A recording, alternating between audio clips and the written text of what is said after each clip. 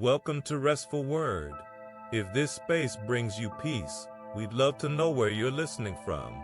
Share your city or country in the comments so we can pray for your corner of the world. God of comfort and kindness, we come to you now in the gentle quiet of this moment. We set down our worries, our lists, and the weight we've been carrying, and we take up your nearness. Breathe peace over every mind listening, and let your calm settle like soft night rain. Where there has been anxiety, give assurance. Where there has been restlessness, give steady breath. Where there has been loneliness, remind every heart that you are here. We ask you to guard this time of rest. Let your words be a soft light that guides us into sleep. Restore what is tired, heal what is tense, and speak kindly to our thoughts. Surround every home with safety, every bed with warmth, and every listener with your faithful love. Teach us to release what we cannot control and to trust that you are already at work in the dark and in the dawn. Thank you for this community, gathered from many places. Knit us together in hope and gentleness. Give us grace for tomorrow and deep, unhurried rest tonight. In Jesus' name, Amen. In the quiet stillness of this moment, as the world outside grows hushed and the demands of the day begin to recede, an invitation is gently extended. It is not an invitation to strive or to achieve, but simply to rest. The words from the prophet Isaiah echo through the ages, a soft whisper meant for a weary soul. You will keep in perfect peace those whose minds are steadfast, because they trust in you. Trust in the Lord forever, for the Lord Himself is the rock eternal.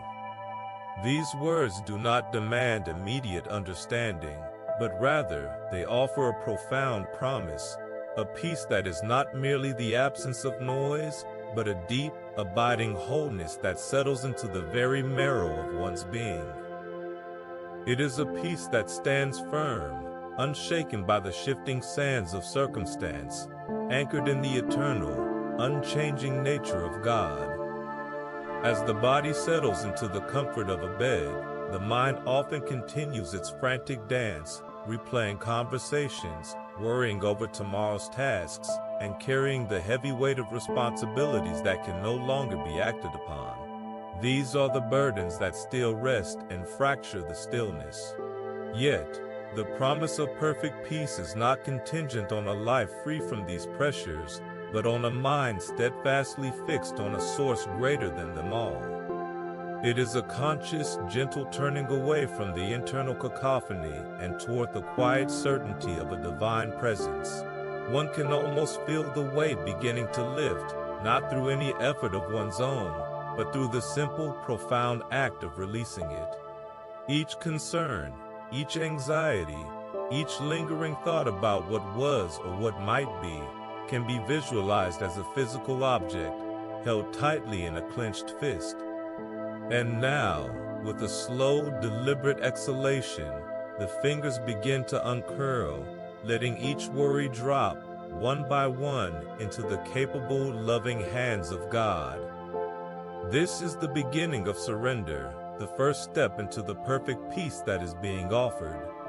It is an embrace of God's presence, not as a distant, abstract concept, but as a tangible reality in the room, a comforting warmth that surrounds and permeates the space.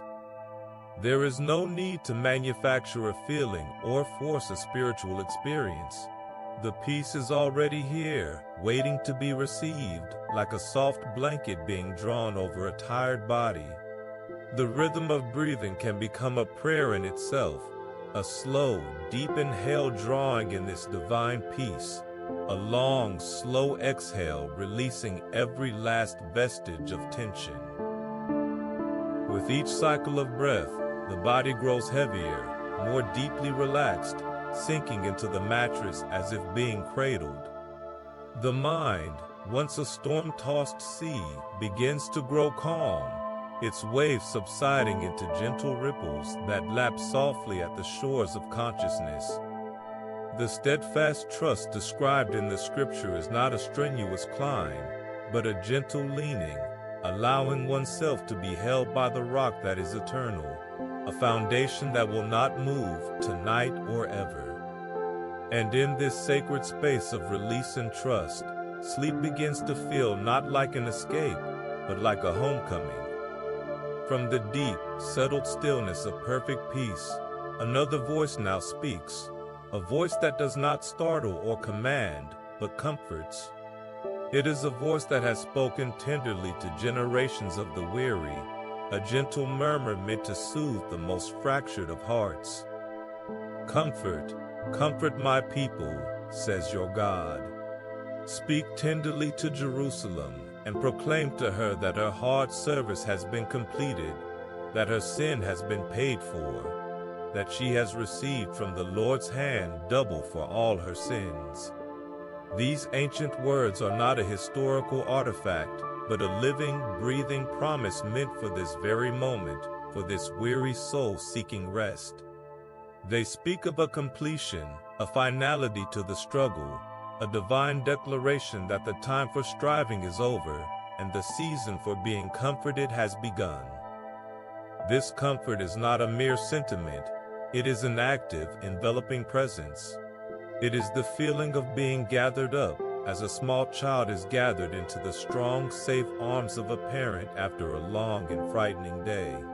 There is no need to explain the fears or justify the exhaustion.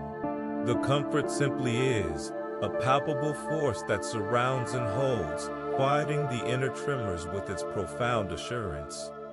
Every muscle, having carried the tension of the day, can now relent, surrendering to this divine embrace. The shoulders, so often hunched against anticipated blows, can soften and drop. The jaw, clenched in subconscious vigilance, can finally unclench. The brow, furrowed with concentration or worry, can smooth itself out.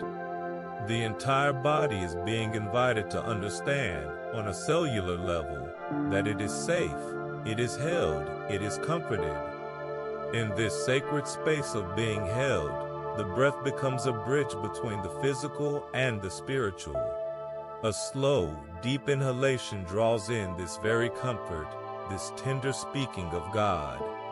The air itself feels charged with grace, filling the lungs with peace and the spirit with quiet assurance.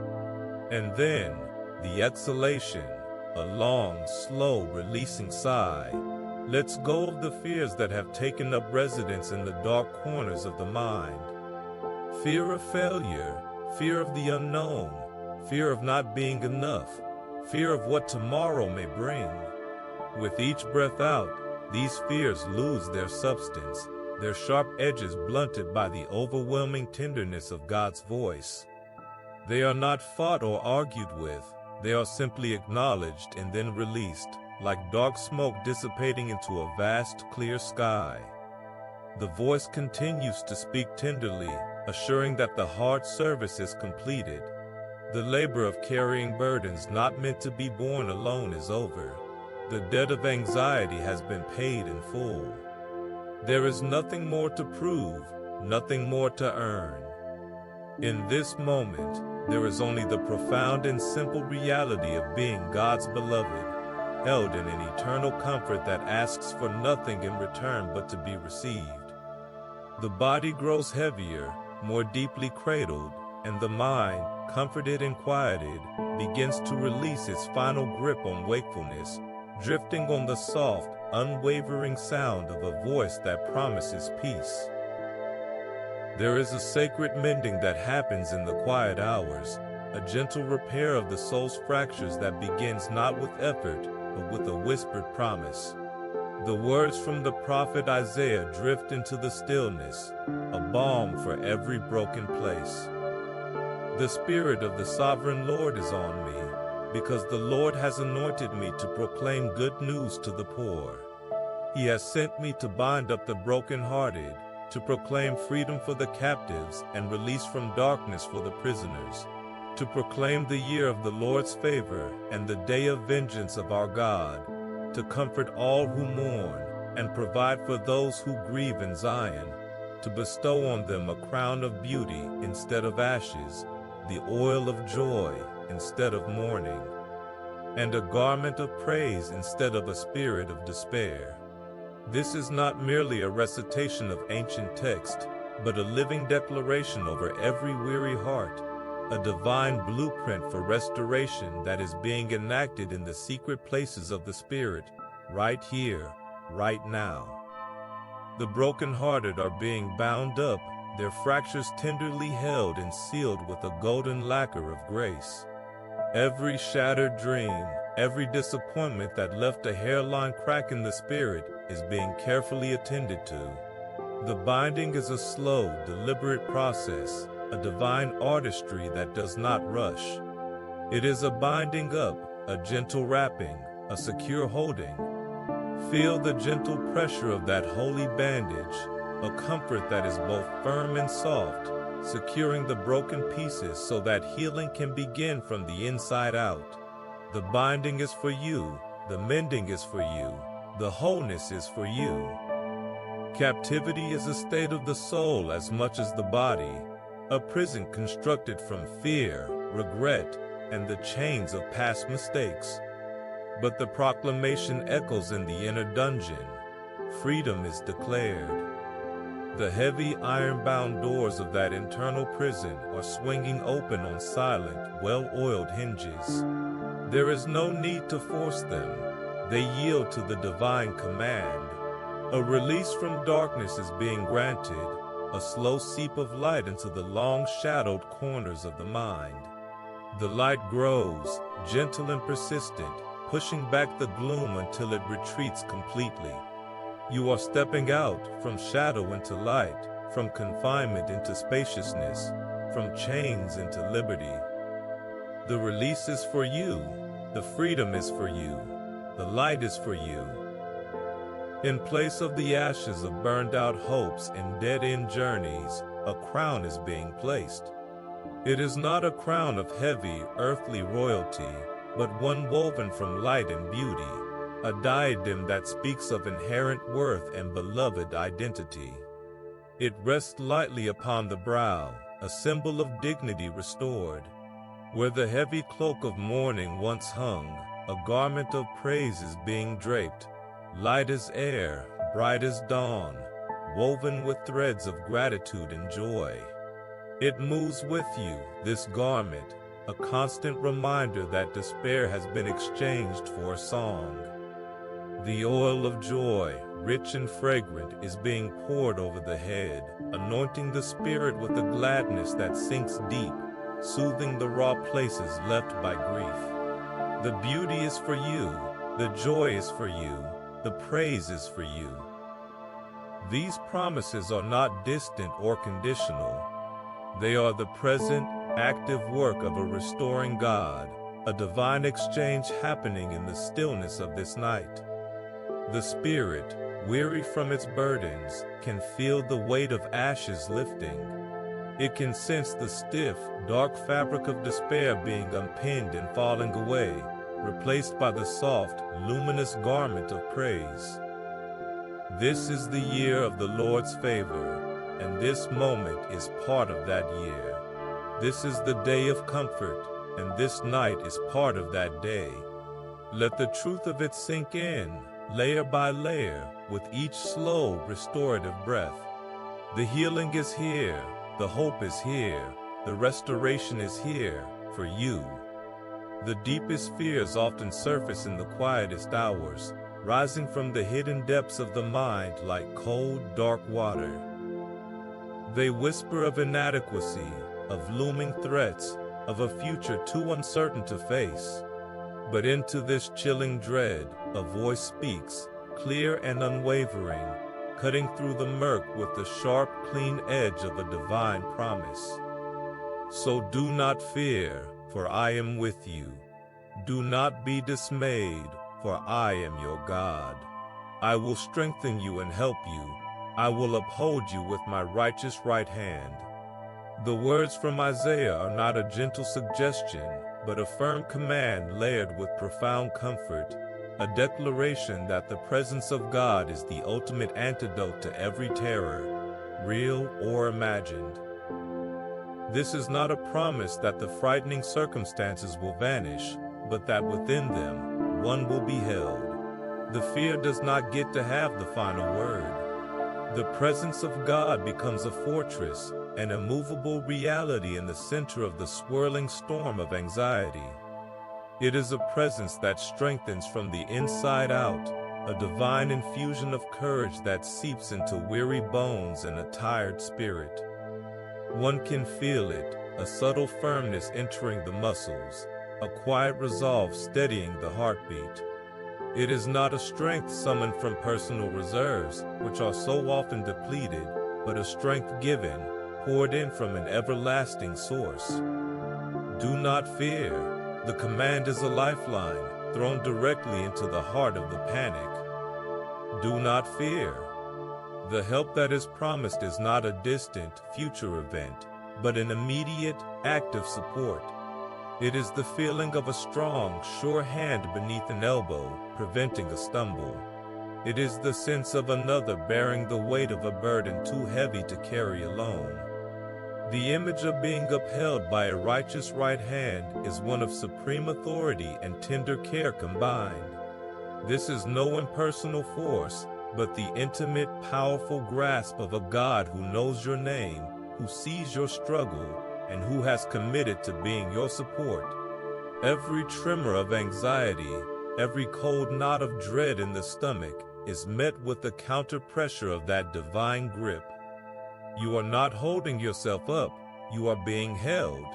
You are not fighting this battle alone, you are being helped. Do not fear. Let the truth of it dismantle the architecture of your worry, brick by brick. Do not fear. The repetition of the phrase becomes a rhythmic anchor, a mantra against the chaos. With each slow, deliberate breath, the words can be internalized. Inhale. Do not fear. Exhale, for I am with you. Inhale. Do not be dismayed. Exhale, for I am your God. The breath itself becomes an act of trust, a physical embodiment of receiving the promise. The fears may return, their shadows dancing at the edges of consciousness, but they are robbed of their power, exposed as liars in the face of this greater truth. The presence of God is more real than the fear. The strength of God is more durable than the anxiety. The help of God is more immediate than the threat. Do not fear. The words are a soft blanket, smothering the flames of panic. Do not fear. They are a cool cloth on a fevered brow. Do not fear. They are the final, gentle command before sleep finally, mercifully pulls the veil over the waking world, leaving only the sure and certain knowledge of being upheld. Imagine a river, not of water, but of pure, flowing peace. It begins in the high, hidden places of God's own heart, a secret spring of tranquility that has never known disturbance. Its course is eternal, winding through the ages, and its banks are lush with the foliage of grace and mercy. This is the river promised in the words of the prophet, a divine current meant to wash over the soul's dry and cracked riverbeds. If only you had paid attention to my commands, your peace would have been like a river, your well-being like the waves of the sea. The verse is not a rebuke in this quiet space, but a breathtaking invitation to step into that flow now, to let its ceaseless, gentle motion carry away every worry, every weight into the vast ocean of God's care. The river does not demand, it simply offers. One can mentally step to its edge, feeling the cool, misty air that rises from its surface. The water is clear, revealing smooth, worn stones at its bottom, stones that represent old anxieties, long surrendered fears, all made smooth and harmless by the constant flow of grace. There is no turbulence here, only a deep, powerful, and serene movement. To step into this river is to surrender completely. The current is not strong enough to pull one under, but it is persistent enough to lift the feet from the muddy bottom of personal striving. It invites a leaning back, a letting go, allowing the water to support the entire weight of the body and soul. The worries clutched so tightly, the concerns for tomorrow, the regrets of yesterday, the frantic plans and lists, are like leaves plucked from a tree. One by one, they can be released onto the surface of the river, where they are caught by the current, spun gently for a moment, and then carried smoothly away, around a bend and out of sight, into God's keeping. This surrender is the deepest form of relaxation. It is an acknowledgement that the burden was never meant to be carried alone. As the river of peace flows around, its sound is a constant, low whisper, a holy hush that drowns out the static of the mind. It speaks of a well-being that is as constant and rhythmic as the waves of the sea, a divine affirmation that rises and falls with the certainty of the tides. There is no need to grasp for this peace. It is enough to float within it, to be immersed in it. The muscles, which have learned the habit of tension, now learn the deeper habit of release. The jaw softens, the shoulders drop, the hands uncurl, all responding to the supportive embrace of the water. The mind, once a frantic navigator trying to chart its own course, now relinquishes the map and simply trusts the current. The river flows on, endless and sure. It flows through the night and into the dawn, through every season of the soul. Its destination is the heart of God, and to be in its flow is to be carried ever closer to that center of all calm. There is nothing to do, nothing to fix, nothing to solve. There is only the gentle, rocking motion of the current, the soft sound of flowing peace, and the profound, deepening sense that every care has been surrendered to a care that is infinitely greater. The body grows heavy with rest, the breath slows to match the river's tranquil pace, and the soul, cradled in this divine flow, finds the deep, deep relaxation that is the precursor to healing sleep. The world can feel like a place of relentless winds, where worries howl and fears lash like driven rain against the fragile walls of the soul. In the dark of night, these storms can seem most violent, their fury amplified by silence and solitude. But there is a refuge, a place of absolute safety that no tempest can penetrate. The words of the prophet rise like ancient, unshakable stonework against the gale. You have been a refuge for the poor, a refuge for the needy in their distress, a shelter from the storm and a shade from the heat. This is the promise of God, not as a distant metaphor, but as a present, tangible reality, a fortress for the spirit, a sanctuary where the heart can finally cease its frantic flight and know itself to be secure. Visualize this shelter now. It is not a flimsy structure, but a stronghold carved from the very bedrock of eternity. Its walls are thick and high, built from promises that have withstood the centuries. The door is heavy, made of a wood that does not splinter, and as it swings shut behind, the sound of the storm outside becomes a muffled, distant thing. Inside, the air is still and warm, scented with the fragrance of cedar and peace. A single soft light glows from a central hearth, its flames dancing in a gentle, unwavering rhythm that casts deep, comforting shadows on the walls. This is your safe place, designed for you, prepared for you, a personalized haven within the heart of God. Here, in this sacred space, every distress finds its antidote. The cold dread that has coiled in the stomach begins to unknot, warmed by the radiating peace of the shelter. The frantic pounding of the heart slows to a calm, steady beat, synchronizing with the deep, quiet pulse of this divine refuge. There is no need to explain the storm, to justify the fear, or to muster a brave face. The shelter simply accepts the weary traveler, offering rest without condition.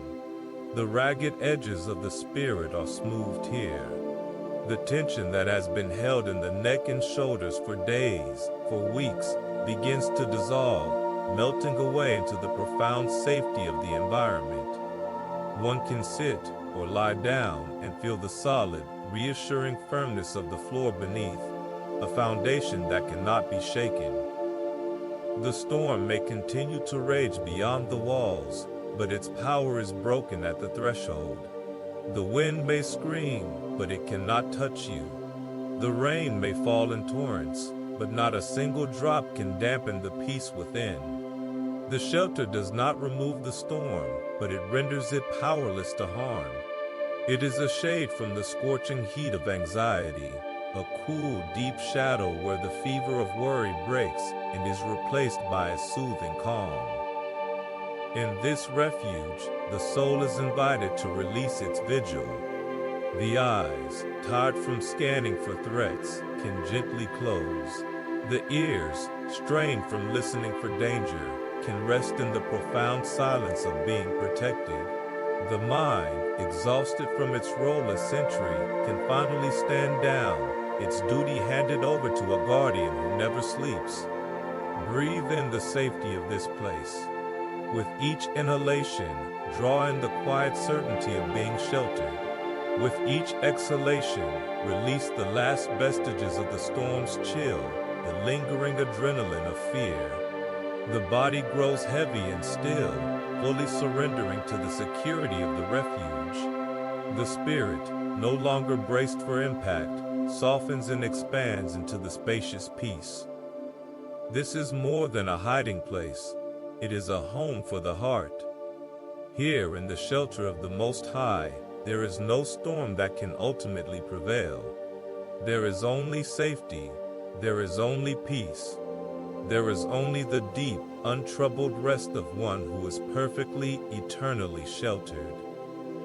In the quiet, drifting space between wakefulness and sleep, where thoughts grow soft and time itself seems to slow, a promise echoes with the gentle persistence of a heartbeat.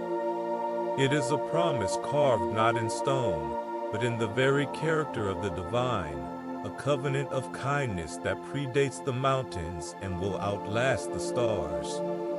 Though the mountains be shaken and the hills be removed, yet my unfailing love for you will not be shaken, nor my covenant of peace be removed, says the Lord, who has compassion on you. The words from Isaiah are not a fleeting sentiment, but a declaration of an eternal reality, a love so steadfast and secure that it forms the unshakable foundation upon which a weary soul can finally rest.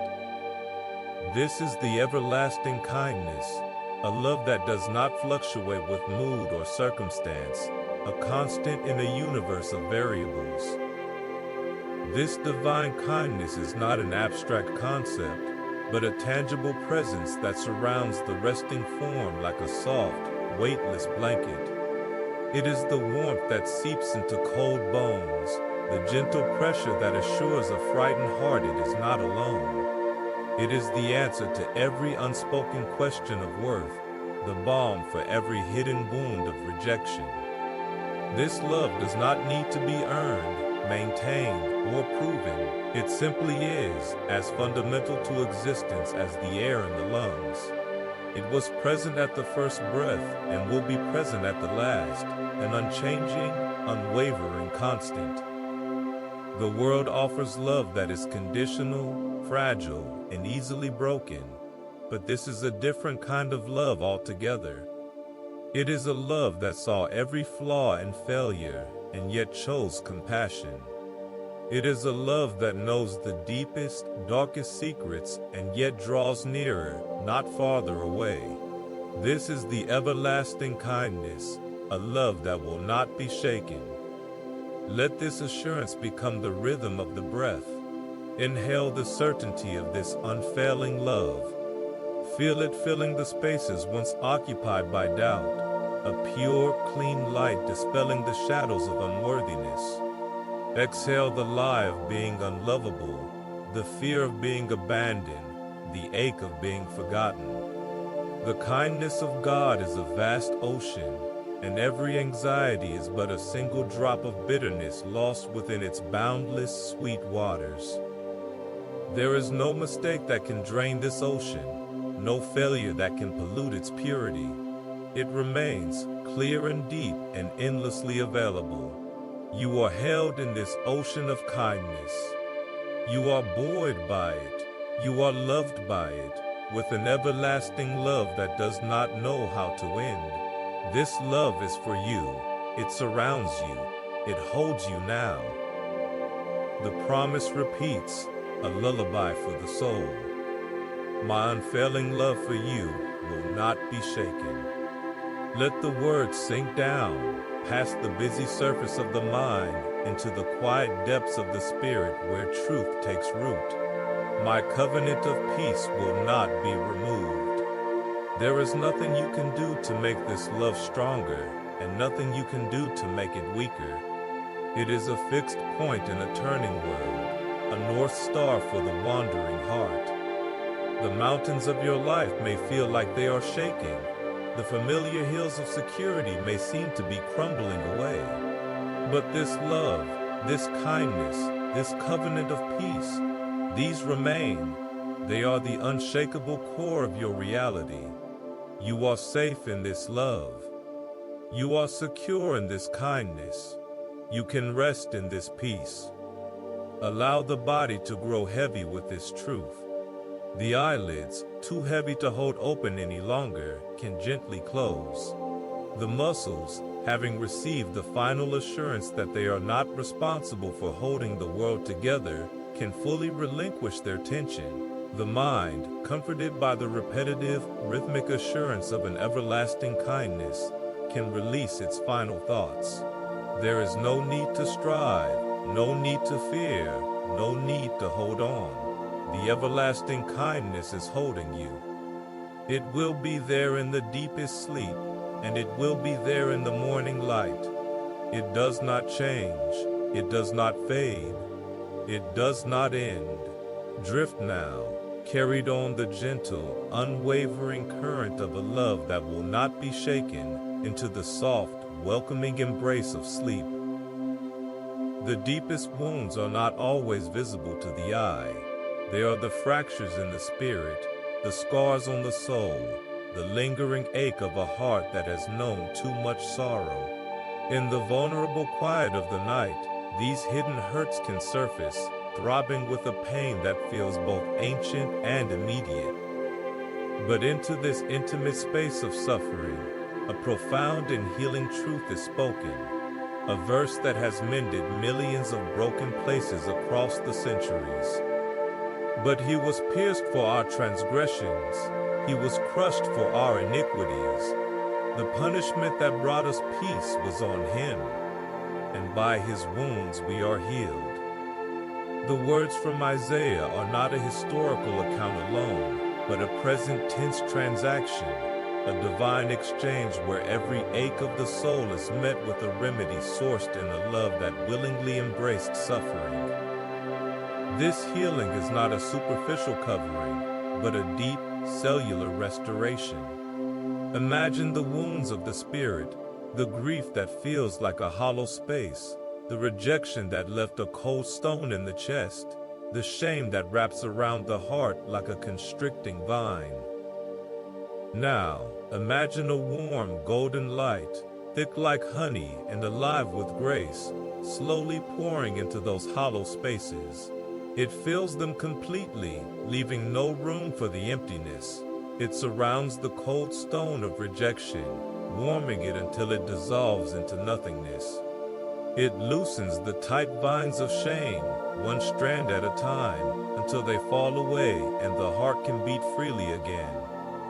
This is the healing that flows from his wounds, a healing that seeks out the most hidden, tender parts of the soul, and ministers to them with unimaginable gentleness. The pain was yours, but the healing is His. The brokenness was yours, but the wholeness is His gift. The peace that comes from this healing is not the absence of conflict, but the presence of a profound, unassailable wholeness. It is the peace of a bone, once fractured, that has knit itself back together, stronger at the broken place. It is the peace of a tapestry, once torn, that has been rewoven with threads of gold, making the mended scar more beautiful than the original fabric. This peace is the direct result of a punishment He bore, a weight He carried, so that you would not have to.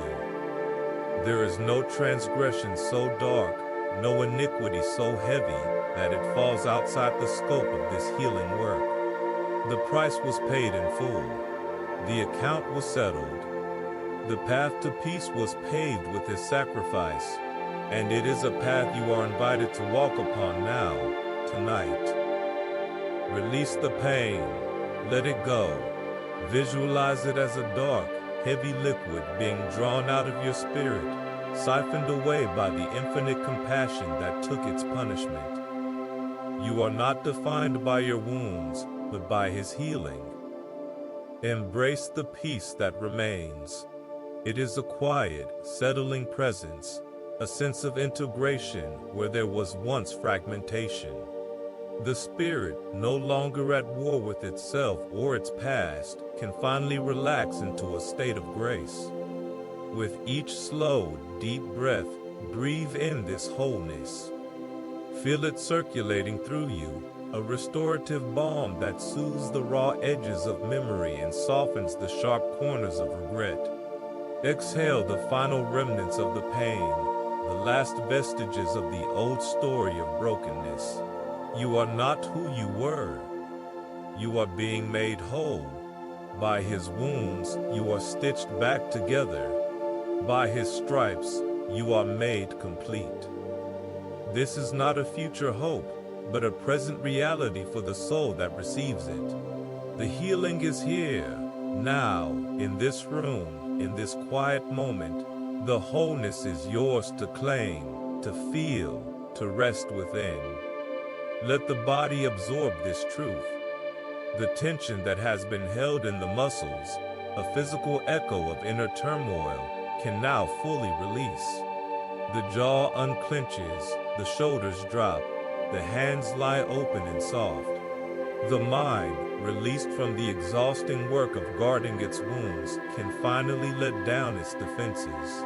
There is no enemy to fight here, only a healer to receive. There is no penance to perform, only a peace to embrace. The journey to wholeness is complete in Him. There is nothing left to do but rest in the finished work. So rest now. Rest in the healing. Rest in the wholeness. Rest in the profound, purchased peace that flows from His wounds to yours, mending every fracture, soothing every ache, and lulling the once troubled spirit into a deep and perfect sleep. The deepest dark is not found in the absence of the sun, but in the secret shadowed places of a troubled heart, where fear coils like a serpent and the future looms as an impenetrable gloom. It is a darkness that can feel absolute, smothering hope and silencing the songs of the soul. Yet, into this profound blackness, a single piercing declaration is made, a prophecy that has shattered the night for countless generations. The people walking in darkness have seen a great light. On those living in the land of deep darkness, a light has dawned. The words from Isaiah are not a mere prediction of a distant event, but the announcement of a present and eternal reality, a dawn that is breaking, here and now, within the very core of your being, scattering the shadows of anxiety and guiding you from turmoil into tranquil calm. This light does not arrive with the blaring force of a noonday sun, but with the gentle, persistent certainty of a new day's first glow. It begins as the faintest hint of silver on the horizon of the spirit, a subtle illumination that proves the night is not endless. It is the light of divine presence, a soft radiance that emanates from the heart of God, and it seeks out every corner of the inner world that has been claimed by fear. Watch as it touches the cold dread that has settled in the stomach, warming it, loosening its grip. See how its rays find the tangled knots of worry in the mind, patiently unraveling them strand by strand. This light does not accuse or expose. It simply reveals the truth that you are not alone in the dark. You are seen, you are known, and a great light is shining upon you, for you. The dawn is a process, a slow, beautiful unfolding. The deep indigo of midnight anxiety gradually softens to a lavender hope, then to a rose-colored peace, and finally to the clear, golden light of calm assurance. With each passing moment in this divine twilight, the landscape of the soul is transformed. What once seemed like monstrous shapes in the darkness are revealed to be harmless shadows, illusions magnified by fear. The path forward, which seemed so treacherous and uncertain, is now gently lit, one step at a time. There is no need to see the entire journey. The light provides enough illumination for the next breath, the next moment, the next surrender. This is the dawning that guides you, a tender leading from the land of deep darkness into a kingdom of unshakable peace. Breathe in this breaking light. With each inhalation, draw in its clarifying purity, allowing it to fill the lungs and the spirit, pushing out the stale air of despair. With each exhalation, release the remnants of the night, the chilling thoughts, the heavy apprehensions, the belief that the darkness is all there is. The light is not a temporary visitor, it is a permanent dawn. It has risen upon you and it will not set. It is the great light that banishes the deep darkness, not by violently attacking it, but by the simple, overwhelming power of its presence. The darkness cannot comprehend it, and it cannot overcome it. You are walking in this light now. You are living in its gentle, unwavering glow. Allow this dawning to settle over you like a soft, warm blanket. Feel its comforting weight, a tangible assurance that the night of anxiety is over. The body, which had been braced against the cold of fear, now softens and warms in this new light. The mind, which had been straining to see in the gloom, can now relax its frantic efforts and simply rest in the illumination provided. The light guides you, not to frantic activity, but to a deeper, more profound stillness. It leads you from the frantic pacing of worry to the quiet center of calm. There is nothing to fear in this light. There is only peace. There is only safety. There is only the gentle, guiding radiance of a love that has pierced the darkest night, leading you home to rest. In the disorienting fog of uncertainty, where every path appears shrouded and the next step feels like a plunge into the unknown, a promise emerges not as a blazing beacon, but as a steady, guiding hand in the darkness.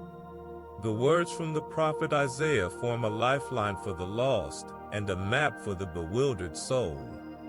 I will lead the blind by ways they have not known. Along unfamiliar paths I will guide them. I will turn the darkness into light before them and make the rough places smooth. This is the divine assurance for when human sight fails, when plans dissolve into mist, and the only certainty is the presence of the one who knows the way. It is a promise of guidance that does not require understanding, only trust, a gentle leading through the labyrinth of life's most confusing chapters. The imagery is profound in its comfort. To be the blind, in this sacred sense, is to be released from the exhausting burden of figuring everything out. It is an admission that personal vision is limited, that the future is a closed book, and that the frantic scrambling for control is a futile effort. But this blindness is not a curse. It is the precondition for a more profound kind of sight. It makes space for a guidance that is infallible. The Lord will lead. The words are a gentle pressure on the elbow, a quiet voice saying, "This way." The paths are unfamiliar, yes, but they are not random. They are chosen by a wisdom that sees the end from the beginning, routes that bypass dead ends and avoid hidden pitfalls. There is no need to see the entire journey. There is only the need to feel the guiding hand and take the next small, trusting step. He will lead, He will guide, He will make a way. And then, the transformation begins.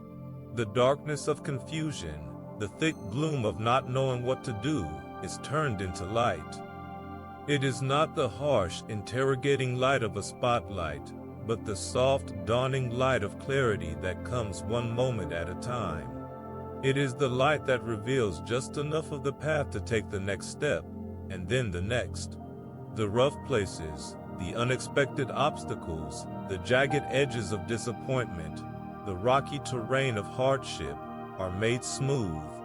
This is not a promise of a path without challenges, but of a path where the challenges are subdued, their sharpness filed down by a grace that prepares the way. The mountains of opposition become manageable hills, the valleys of despair are filled with hope. He turns the darkness, He makes the rough places smooth. The repetition of the divine action is a lullaby for an anxious mind, a rhythmic assurance that the work of guidance is God's alone. Let this truth sink into weary muscles and a tired spirit.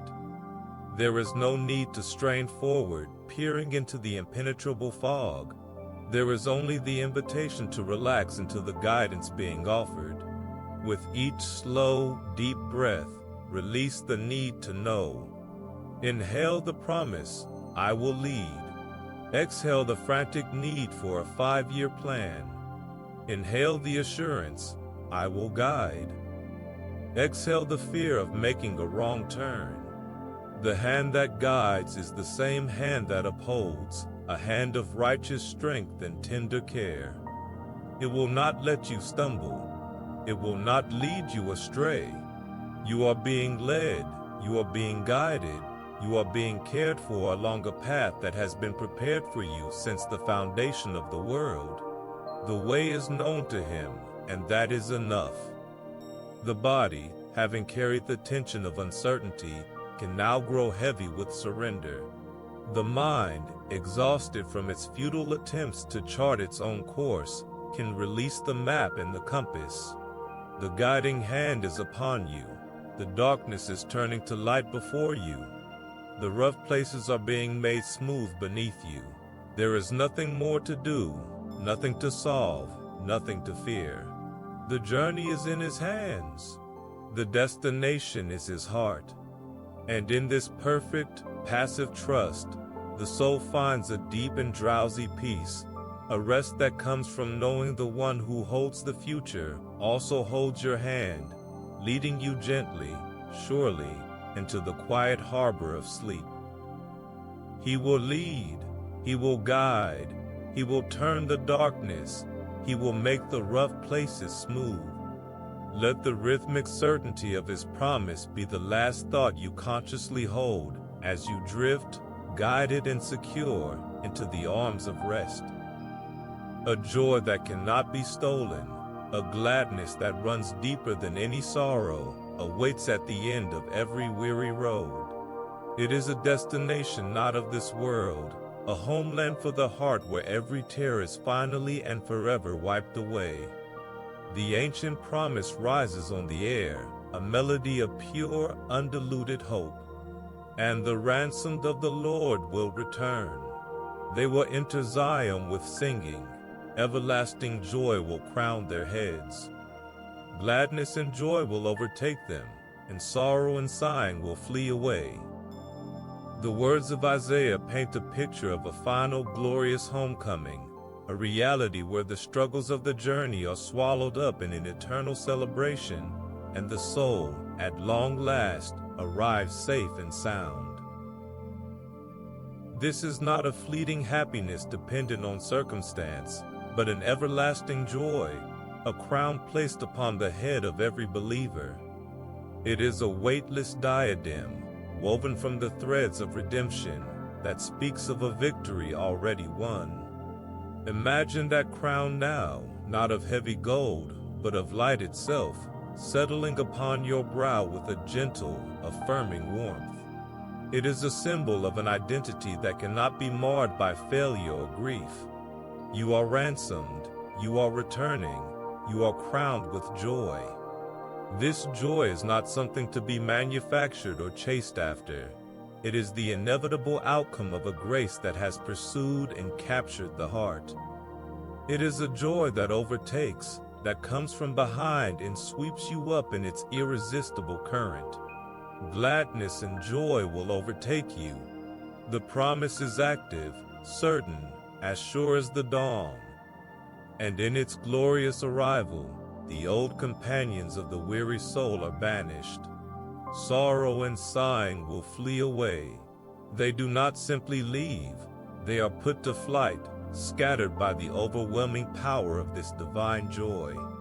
The deep, weary sighs that have become a constant refrain, the exhalations of disappointment, of fatigue, of heartache, will cease. They will be replaced by songs, by laughter that springs from a well that will never run dry. The burden of sorrow, carried for so long that its weight feels like a part of you, will be lifted, and in its absence, a lightness of spirit will remain that you had almost forgotten was possible. Sorrow and sighing will flee away. The repetition is a comfort, a hammer driving the truth deep into the foundation of the soul, until it becomes the only reality that matters.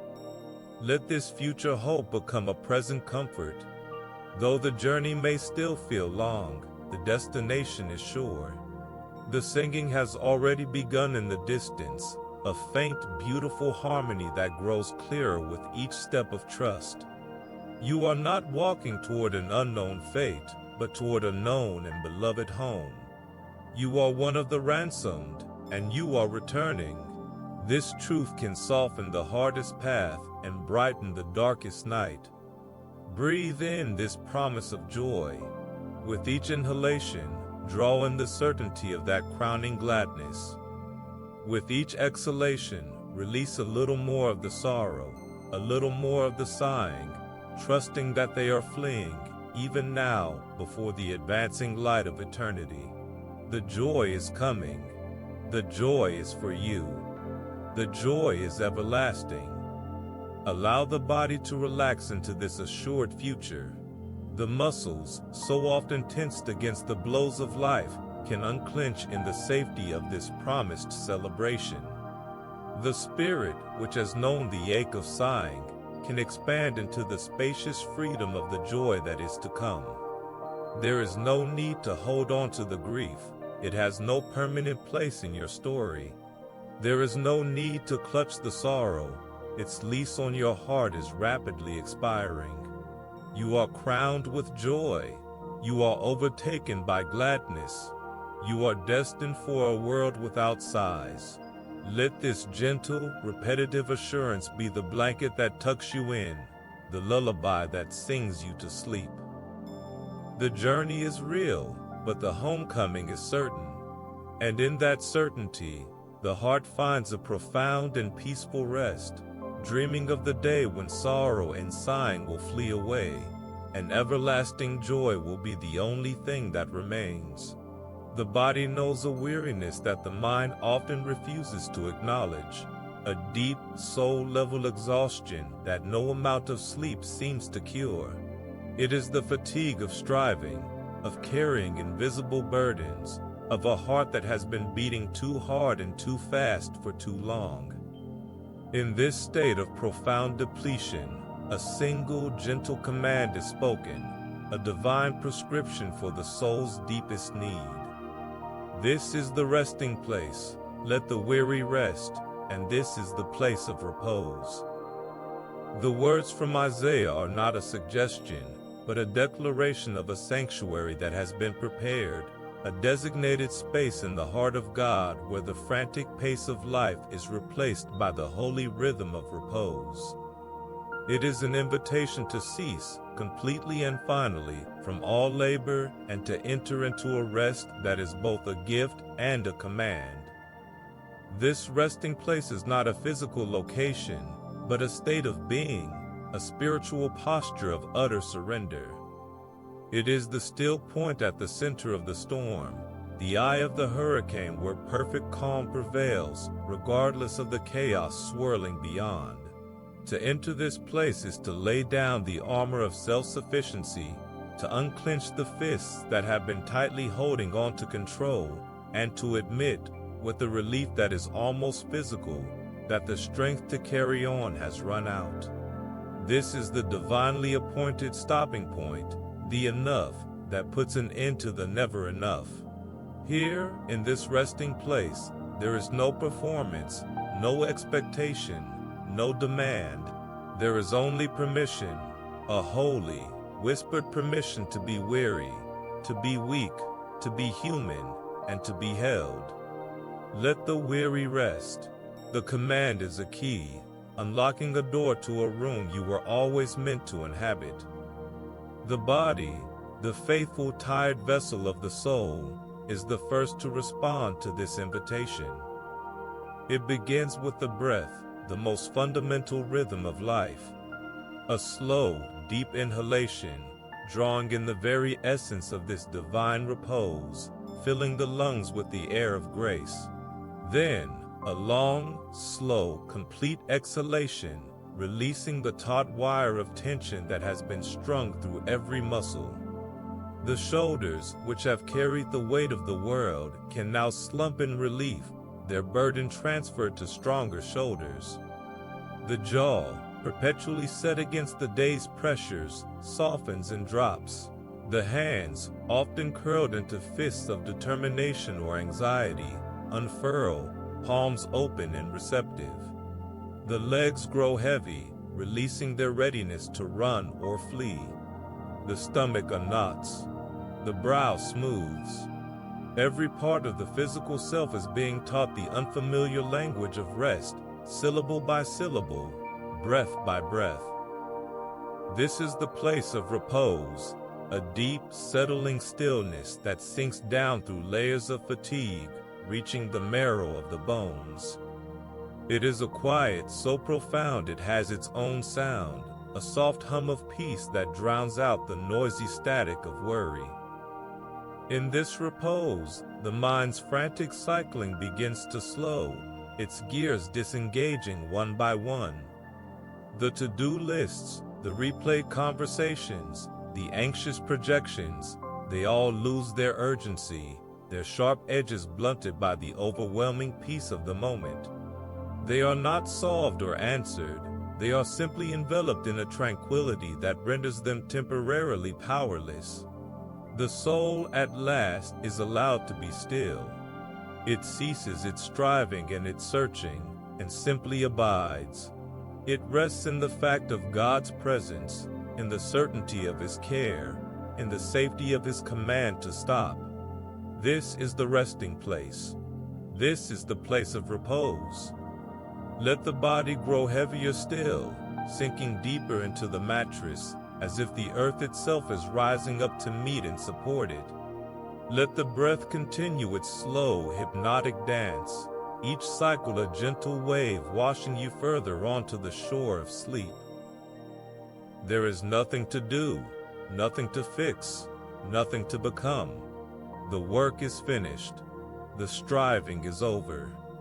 The weariness has been acknowledged and is now being tenderly ministered to by the one who never grows weary.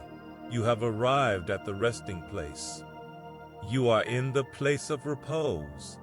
Let this truth be the final anchor for your consciousness, the last thought you hold before surrendering completely to the deep, healing, and restorative rest that God, in His everlasting kindness, has prepared for the weary.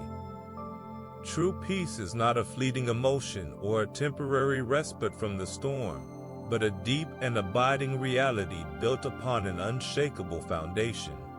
The prophet's words reveal the source of this profound tranquility, a blueprint for a soul at rest. The fruit of that righteousness will be peace. Its effect will be quietness and confidence forever. My people will live in peaceful dwelling places, in secure homes, in undisturbed places of rest. This promise from Isaiah-18 speaks of a peace that is the direct and inevitable result of a life aligned with the divine, a quietness that flows not from the absence of trouble, but from the presence of a right relationship with God. It is a peace that constructs an inner sanctuary so secure that no external chaos can breach its walls. This righteousness is not a garment to be donned through frantic effort, but a posture to be received through humble trust. It is the state of a heart that has ceased its rebellion and found its home in the gracious embrace of its Creator. From this alignment, peace grows like a fruitful tree, its roots sunk deep into the soil of grace. Its first fruit is quietness, not the silence of emptiness, but the rich, full stillness of a soul that has stopped wrestling and started resting. It is the quiet of a weaned child with its mother, content and secure, needing nothing more than the assurance of that nearness.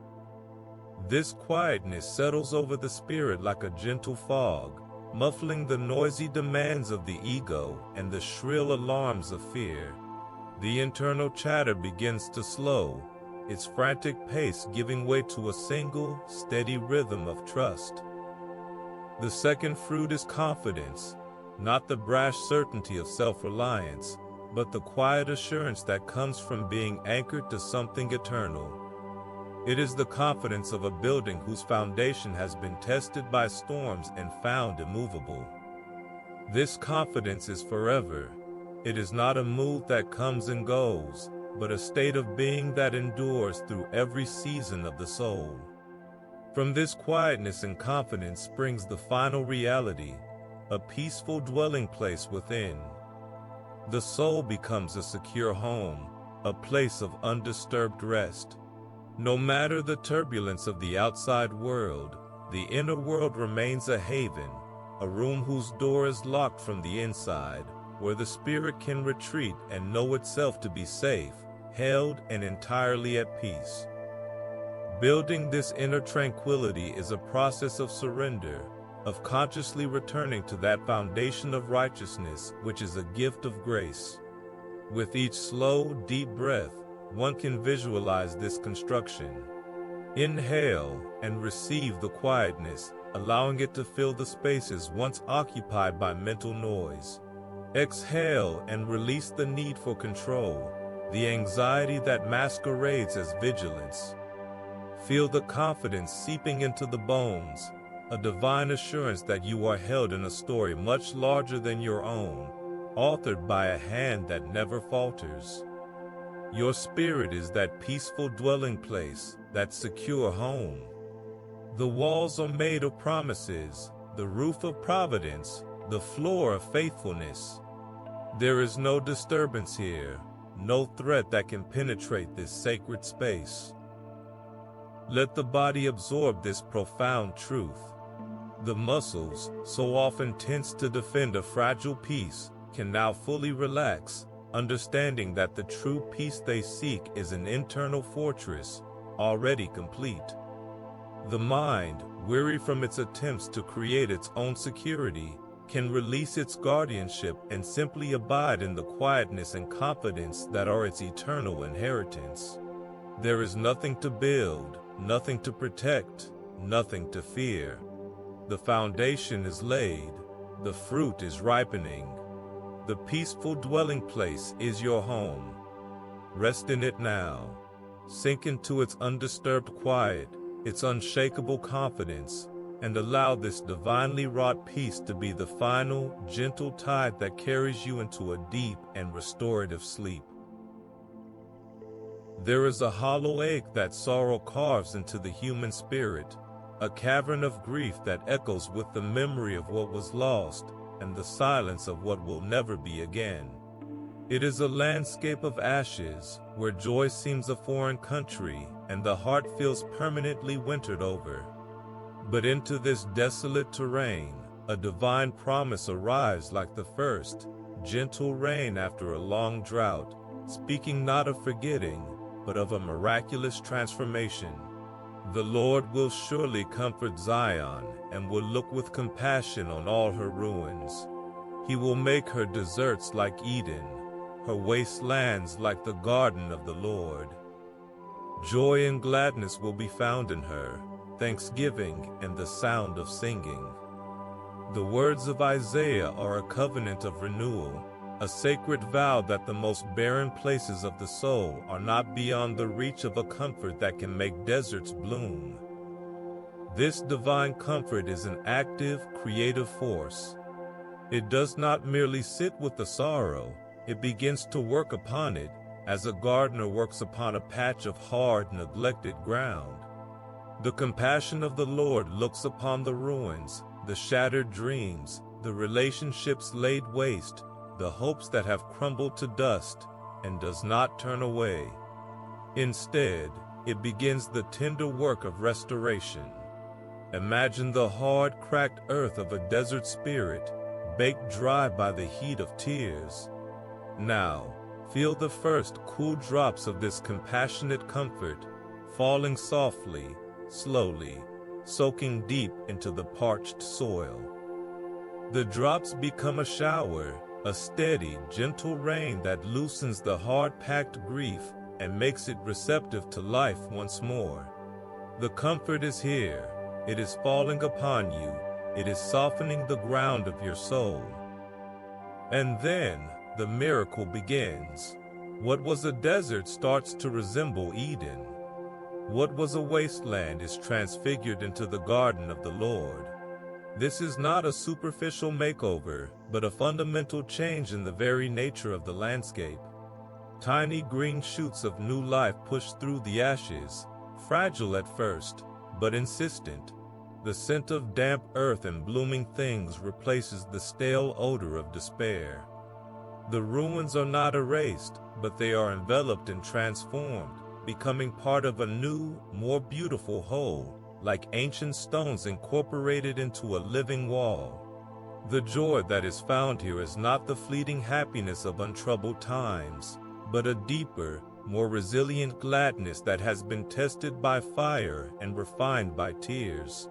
It is a joy that knows the value of the garden because it remembers the desert.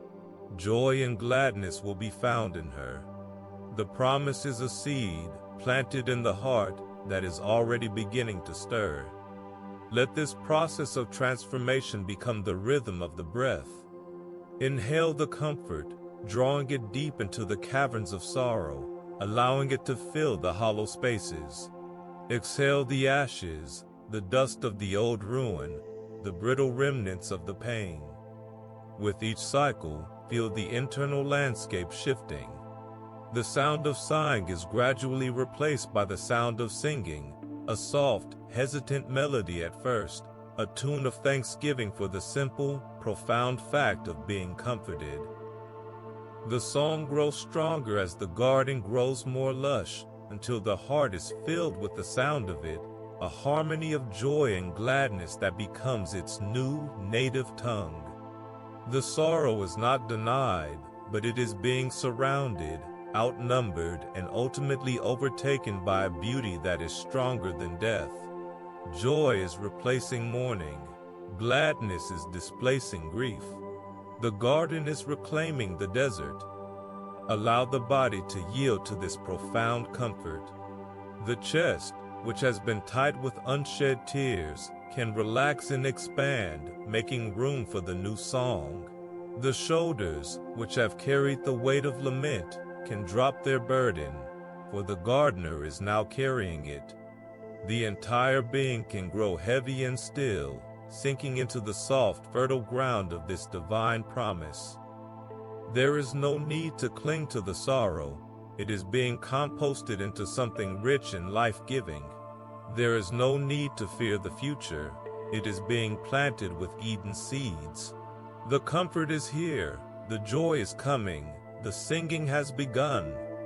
Let these soothing, repetitive truths be the gentle hands that smooth your brow, and the quiet lullaby that guides you from the lonely wilderness of grief into the peaceful, sheltered garden of sleep.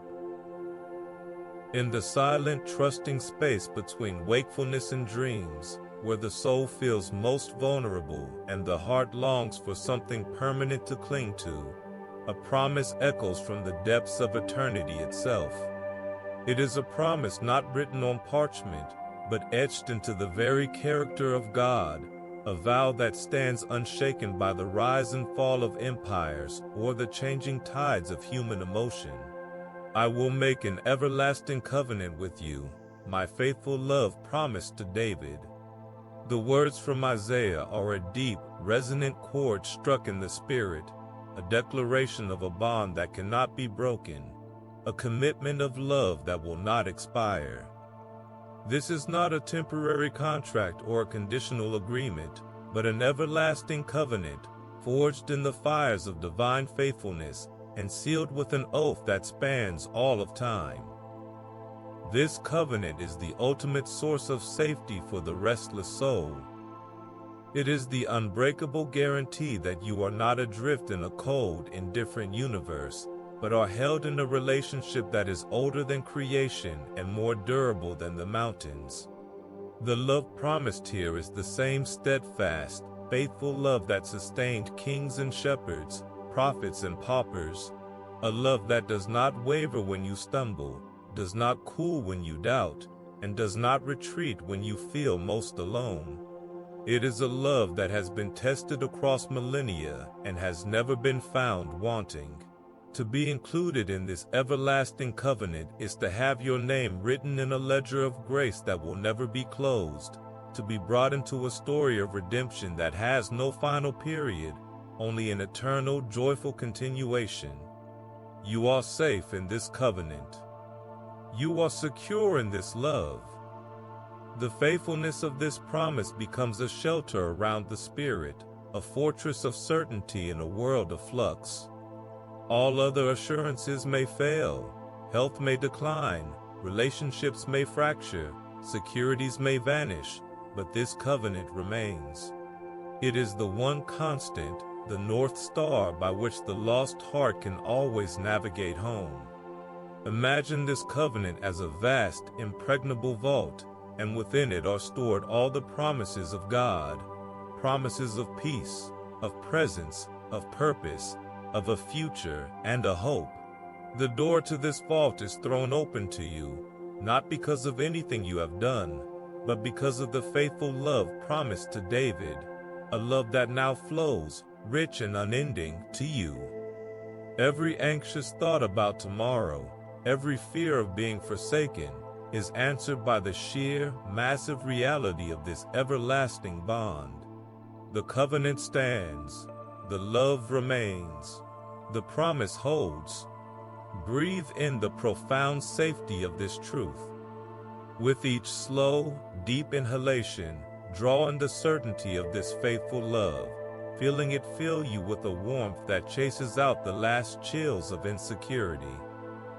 With each long, slow exhalation, release the need for any other guarantee, the frantic search for a security that the world cannot provide. You are held by a covenant that will not be revoked. You are loved with a love that will not let you go. This is the foundation upon which a weary soul can finally fully rest. There is no threat strong enough to break this bond, no darkness deep enough to extinguish this light, no chaos violent enough to disturb the peace of this eternal agreement. You are safe. You are secure. You are loved with an everlasting love. Let the body grow heavy with this divine assurance. The muscles, which have carried the tension of self-preservation, can now relinquish their guard, knowing they are protected by a covenant keeper who never sleeps. The mind, which has tirelessly calculated risks and scanned for threats, can now power down its defenses, its vigilance replaced by a tranquil trust in a promise that is yes and amen. The spirit, once a flickering flame in the wind, is now shielded by the hurricane-proof glass of God's faithful love. There is nothing more to prove, nothing more to earn, nothing more to fear. The work is done. The covenant is sealed. The love is yours. Drift now, cradled in the unshakable safety of this everlasting promise, and let its rhythmic, faithful heartbeat lull you into the deepest, most peaceful sleep you have ever known. In the frantic rush of a world that prizes noise and motion, true strength often feels like a distant, unattainable peak. The soul, conditioned to strive and struggle, can mistake its own exhaustion for virtue and its anxiety for vigilance.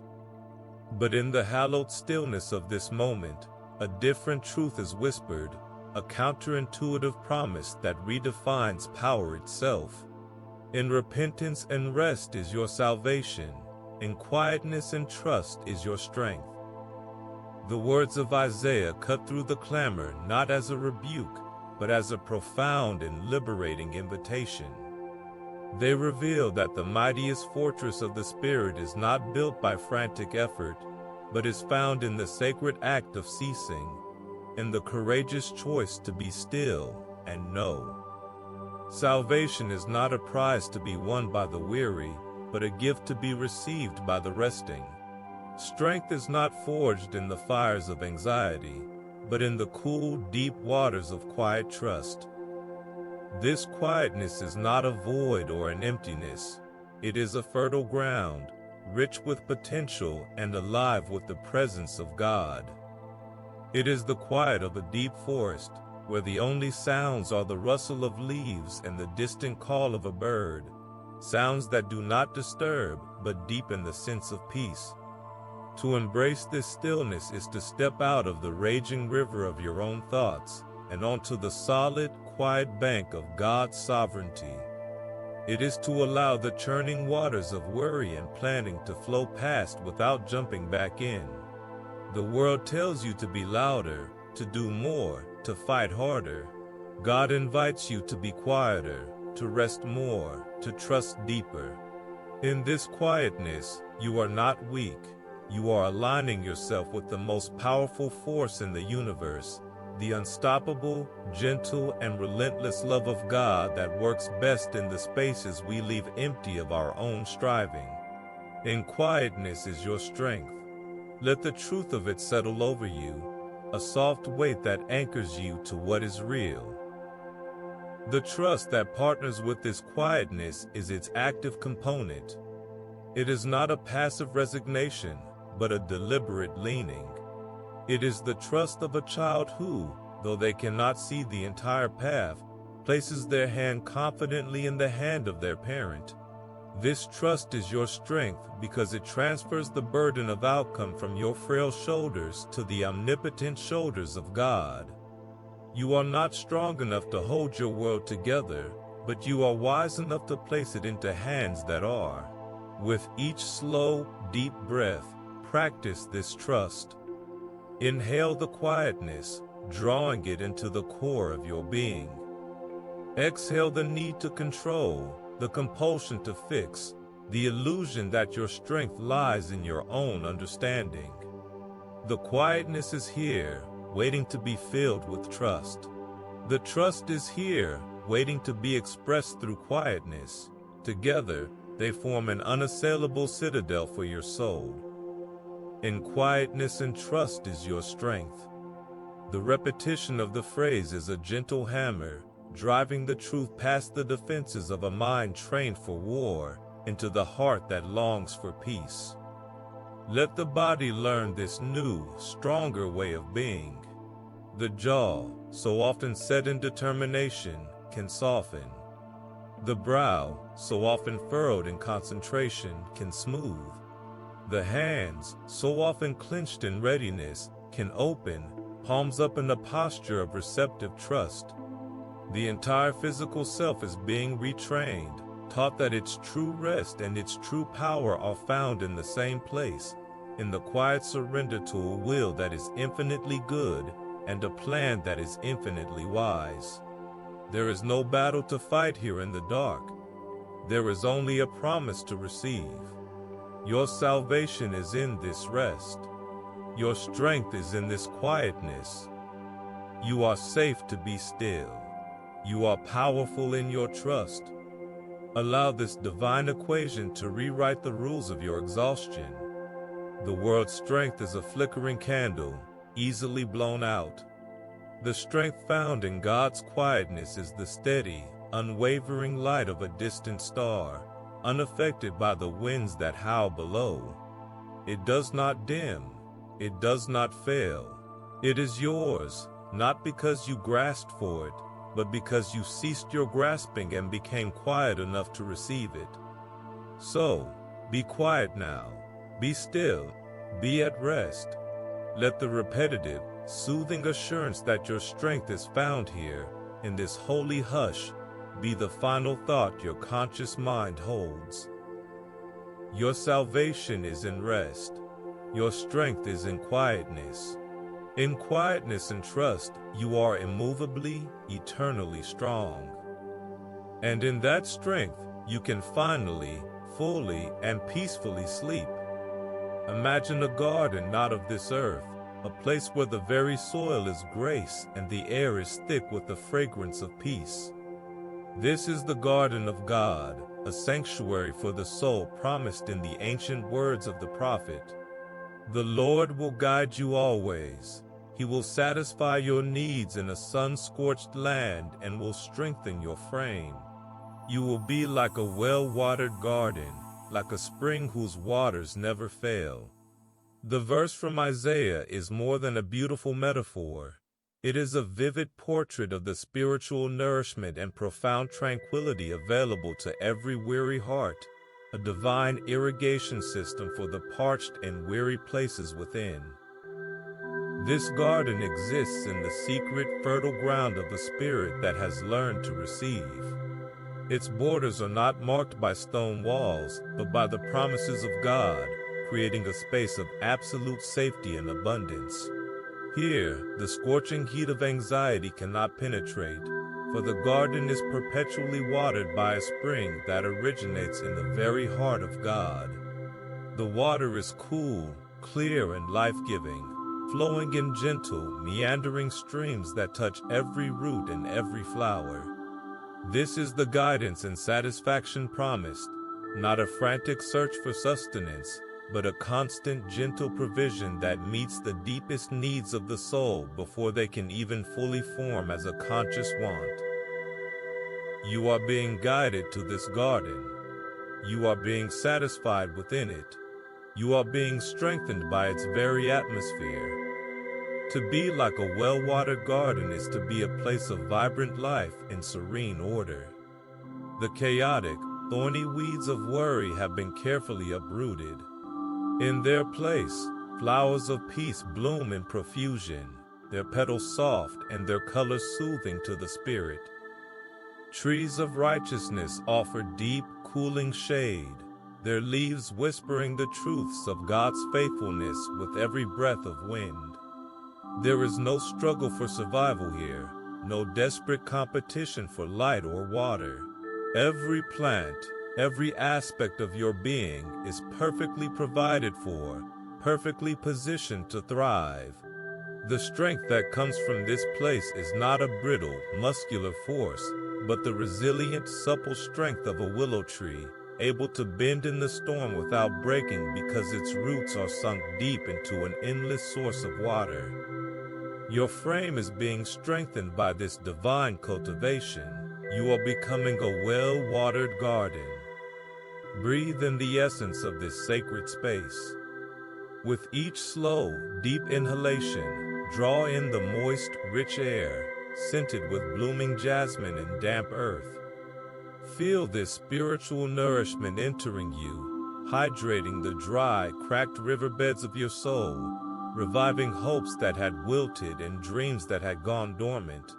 With each long, slow exhalation, release the dust of the sun-scorched land, the brittle anxieties, the arid fears, the desperate thirst for control.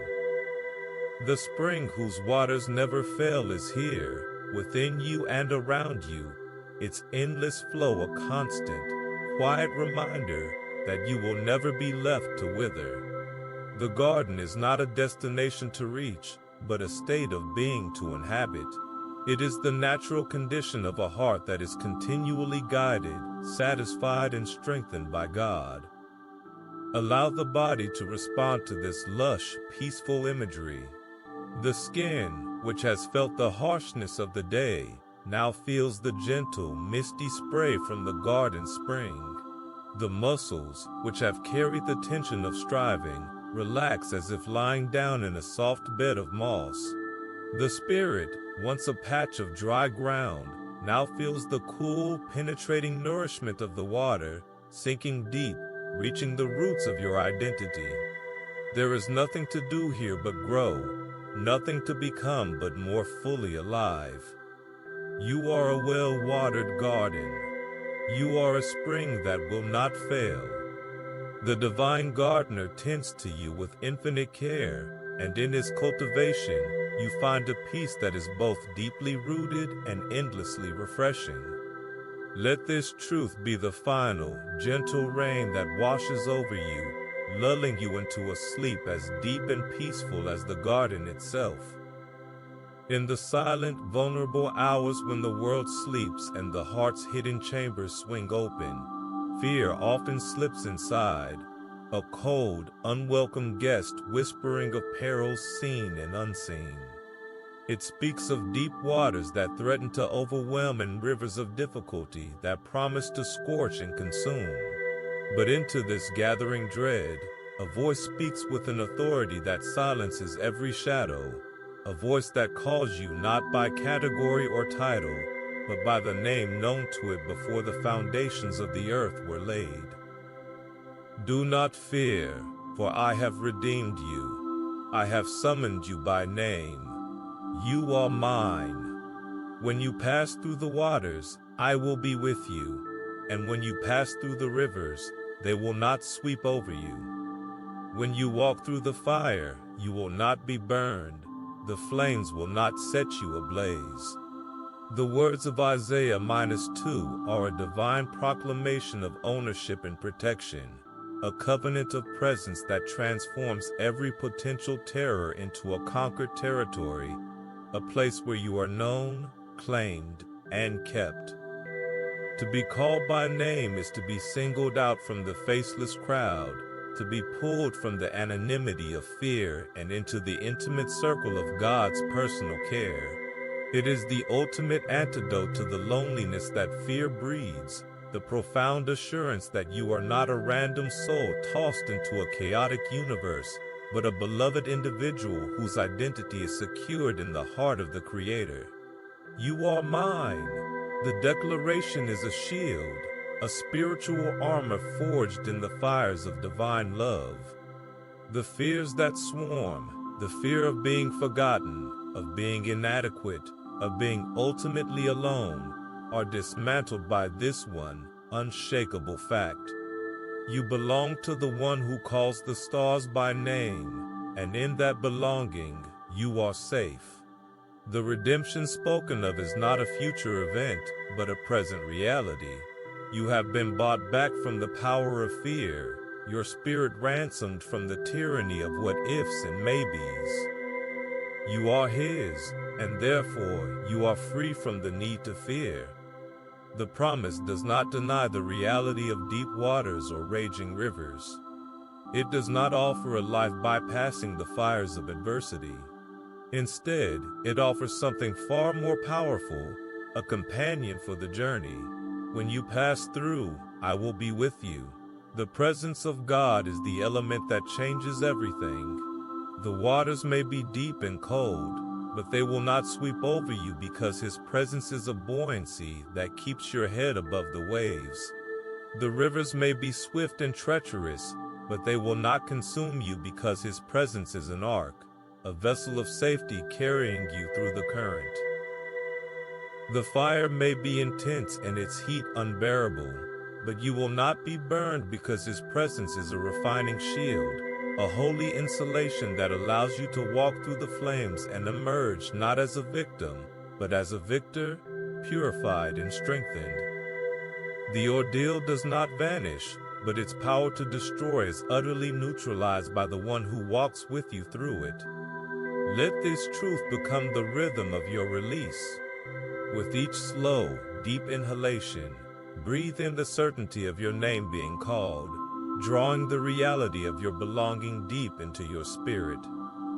Feel the cold grip of anxiety loosen its hold, finger by finger, as the warmth of this divine ownership spreads through you.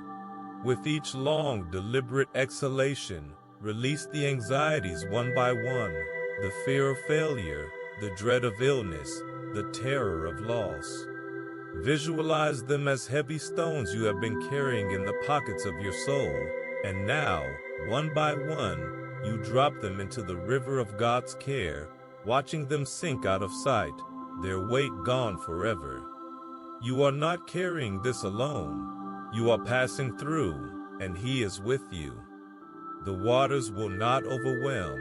The fire will not burn. The promise is your protection. Allow the body to fully absorb this profound safety. The muscles, which have been braced against imagined threats, can now soften completely, their tension melting away in the warmth of being known and kept. The mind, which has been a battlefield of fearful scenarios, can now stand down, its vigil ended by the arrival of the true guardian. The spirit, once a trembling leaf in the wind, is now rooted in the unshakable truth of its redemption. You are called. You are His. You are protected. There is no fear that can stand against this threefold cord. Let the repetitive, soothing assurance of His presence be the final blanket that tucks you in, the last whisper you hear before consciousness fades. You are passing through, and He is with you. The waters will not sweep over you. The flames will not set you ablaze. In this absolute named and personal protection, every anxiety is released, and the soul finds the deep, fearless sleep of one who is perfectly and eternally safe. From the deep, silent well of God's faithfulness, a song begins to rise, a melody not of this world but of the next, a harmony of pure, unending joy. It is the song of salvation, a tune born in the heart of God and gifted to the redeemed soul, a lyrical promise that turns fear into faith and sorrow into celebration. The words of the prophet form the chorus, an ancient hymn for a modern heart. Surely God is my salvation. I will trust and not be afraid. The Lord Himself is my strength and my defense. He has become my salvation. With joy you will draw water from the wells of salvation. The verses from Isaiah -3 are more than a declaration. They are an invitation to join the eternal anthem, to feel the rhythm of a deliverance so complete it can only be expressed in song, and to partake in the refreshing, life-giving draught of a grace that never runs dry. This song begins not on the lips, but in the spirit, a quiet hum of trust that displaces the gnawing static of fear. To say, surely God is my salvation, is to anchor the soul to a historical fact and a present reality. It is to look back at the cross and forward to eternity, and declare that the outcome is already irrevocably decided. Victory is won, the defense is mounted, the strength is provided. There is no room for fear in this equation, for fear is a phantom, a shadow cast by a light that has already been extinguished by the dawn of God's saving power. I will trust and not be afraid. The phrase is a melodic refrain, a simple, powerful truth that can be repeated with each beat of the heart, a lullaby against the lies of the enemy. The Lord Himself is your strength, a fortress not of stone, but of spirit, an inner citadel that grows stronger the more it is leaned upon. He has become your salvation. It is finished. The song is yours to sing. And from this place of secured salvation flows the water, cool and clear, from wells that were dug by divine hands at the foundation of the world. This is not a meager trickle, but an artesian spring of joy, bursting up from the depths with an unstoppable force. With joy you will draw water. The act is not one of laborious effort, but of effortless reception.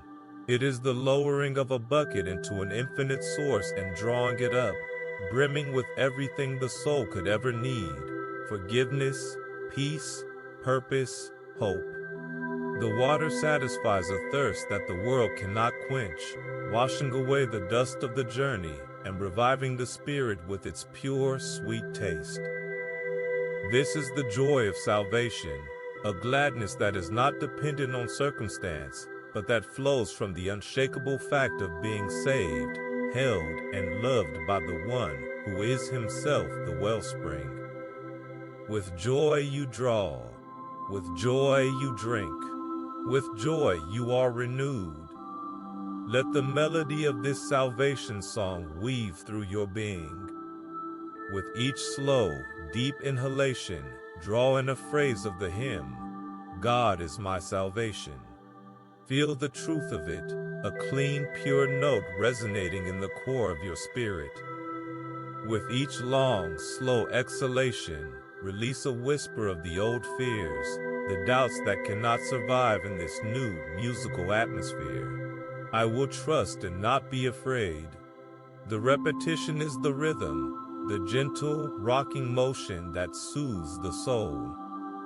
The song grows louder internally, not as a noise, but as a pervasive peace that fills all the silent, empty spaces where worry used to dwell.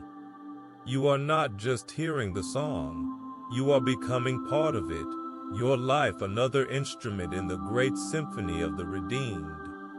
The Lord is your strength, the Lord is your song.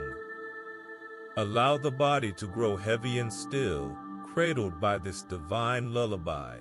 The muscles, which have carried the tension of self-reliance, can now relax in the strength that is provided.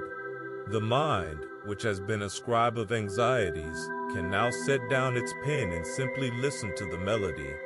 The spirit, once a dry riverbed, now feels the cool, joyful water of salvation flowing through it, quenching a thirst it had almost forgotten it possessed.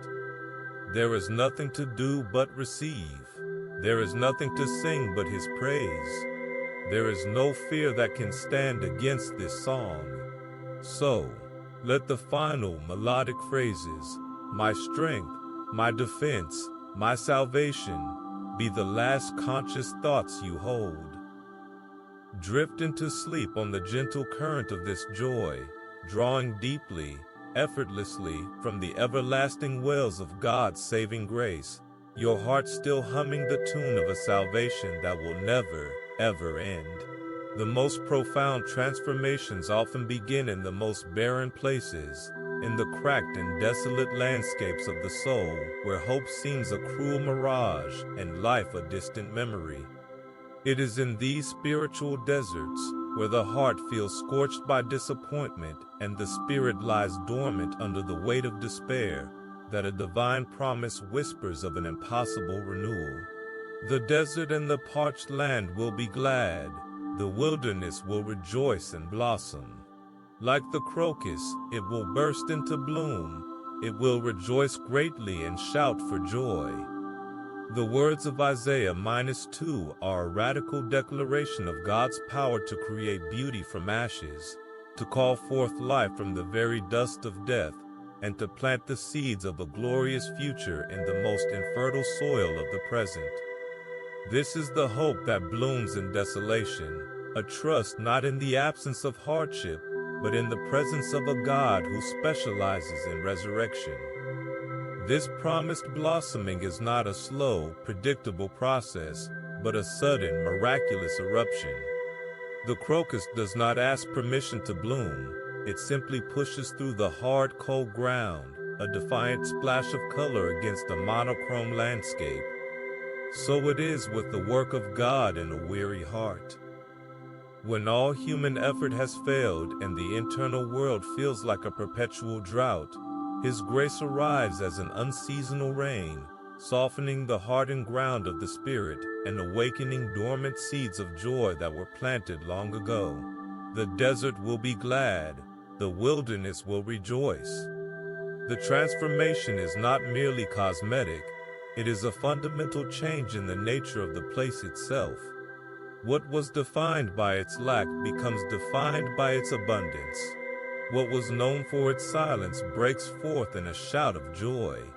This is the divine reversal, the holy alchemy that turns mourning into dancing and emptiness into a garden. To trust in this renewal is to engage in a radical act of faith. It is to look at the cracked earth of a broken dream and believe in the coming flowers. It is to feel the chill of a lonely heart and believe in the warmth of a future embrace. This trust is the water that prepares the desert for its blooming. It is the act of surrendering the barrenness, not in despair, but in expectation, handing over the empty, aching spaces to the one who spoke a universe into being from the void. The renewal may not follow a human timetable. The crocus blooms in its own time, according to a rhythm known only to its creator. But the promise is sure. The desert will not remain a desert.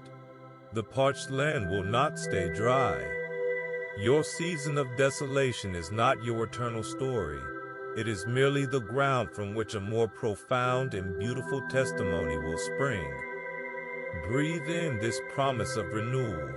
With each slow, deep inhalation, draw in the faith that sees the blossom in the bud, the garden in the wilderness.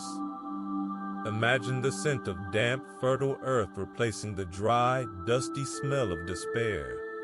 Visualize the first, tender green shoots pushing up through the cracks in your spirit, fragile but determined, heralding a coming glory. With each long, slow exhalation, release the need to understand the process, the frustration with the current barrenness, the lie that this is all there will ever be. You are not looking at a permanent wasteland. You are standing on the threshold of a great blossoming. The desert is glad for you. The wilderness rejoices over you. Your story is destined to burst into bloom. Allow the body to absorb this profound hope. The tension that comes from fighting a losing battle against despair can now be released. The jaw softens, the shoulders drop, and the hands open, symbolically letting go of the dead, dry branches of the past. The spirit, which has felt so small and brittle in the vastness of its trial, now begins to expand, making room for the joy that is coming, for the song that is being composed in the silence. There is nothing to do but wait and trust, to be still and know that He is God, even here, especially here, in the desert. His faithfulness is the sun that coaxes the crocus from the ground. His promise is the rain that assures the blossom. Your only work is to believe in the renewal. So, rest in that belief. Let the repetitive, soothing imagery of deserts blooming and wildernesses shouting for joy be the gentle lullaby that quietens your fears. Your desolation is the raw material for His masterpiece. Your hope is the seed He is watering even now. Trust in the renewal, and let that trust carry you into a peaceful sleep, dreaming of deserts in glorious, triumphant bloom. He tends His flock like a shepherd. He gathers the lambs in His arms and carries them close to His heart. He gently leads those that have young. The ancient, tender words of Isaiah drift into the quiet of the room, not as a distant command, but as a present, palpable reality. This is the care of the shepherd, a vigilance that never wanes, a gentleness that knows no haste, a strength that is expressed not in force, but in the most profound and intimate keeping. The soul, so often feeling like a stray lamb on a windswept hill, is here invited to understand its true identity. not as lost, but as found, not as alone, but as gathered, not as wandering, but as being gently, purposefully led. The imagery unfolds in the mind's eye, a living portrait of divine tenderness. The shepherd's hands are not calloused from wrath, but worn with care, their touch knowing the exact contour of every need, the precise weight of every weariness. He does not drive the flock from behind with shouts and prods, but walks ahead, his voice a familiar and calming sound that the sheep know and trust. And for the most vulnerable, the lambs too young to keep up, the ewes heavy with young, there is a special provision. He gathers them. He does not merely wait for them to stumble forward. He bends down, his presence a shelter, and gathers them into the strong cradle of his arms. He carries them close to his heart, where the steady, reassuring rhythm of his love becomes their own. This is the gathering for you, the carrying for you, the closeness for you. And for those who bear a different kind of weight, the burdens of responsibility, the care for others, the inner young that are your dreams, your hopes, your fears, his method is a gentle leading. He gently leads those that have young. There is no impatient tugging, no frustrated sigh at your slow pace. His guidance is calibrated to your capacity, his path chosen for its gentleness as much as its destination. He leads you beside still waters, through meadows of peace, along the soft, grassy tracks that will not jar or jostle the precious life you carry within. His leading is a form of carrying, his guidance a profound expression of his care. He is gently leading you now, in this moment, away from the rocky terrain of anxiety and onto the smooth path of trust. He is gently leading you, his pace perfectly matched to your weariness. He is gently leading you, his eyes scanning the path ahead for any stone you might stumble over. Let the truth of this shepherdly care sink deep, layer by layer, with each slow, surrendering breath. Inhale and feel yourself being gathered, your scattered thoughts and fears drawn into the safety of his presence. Exhale and feel the release of the need to find your own way, the weight of self-navigation leaving your shoulders. You are carried, you are led. The responsibility for the journey is not yours, but the shepherd's. His arms are strong enough for your weakness. His heart is vast enough for your fears. His guidance is sure enough for your uncertainty. There is nothing to fear on this path, for the one who holds the lambs close to his heart is the one who walks before you. He tends his flock. He gathers the lambs. He gently leads. The soft repetitions are like the steady footfalls of the shepherd on the path, a rhythmic, calming sound that assures you of his constant, nearby presence. Allow your entire being to yield to this gentle leading.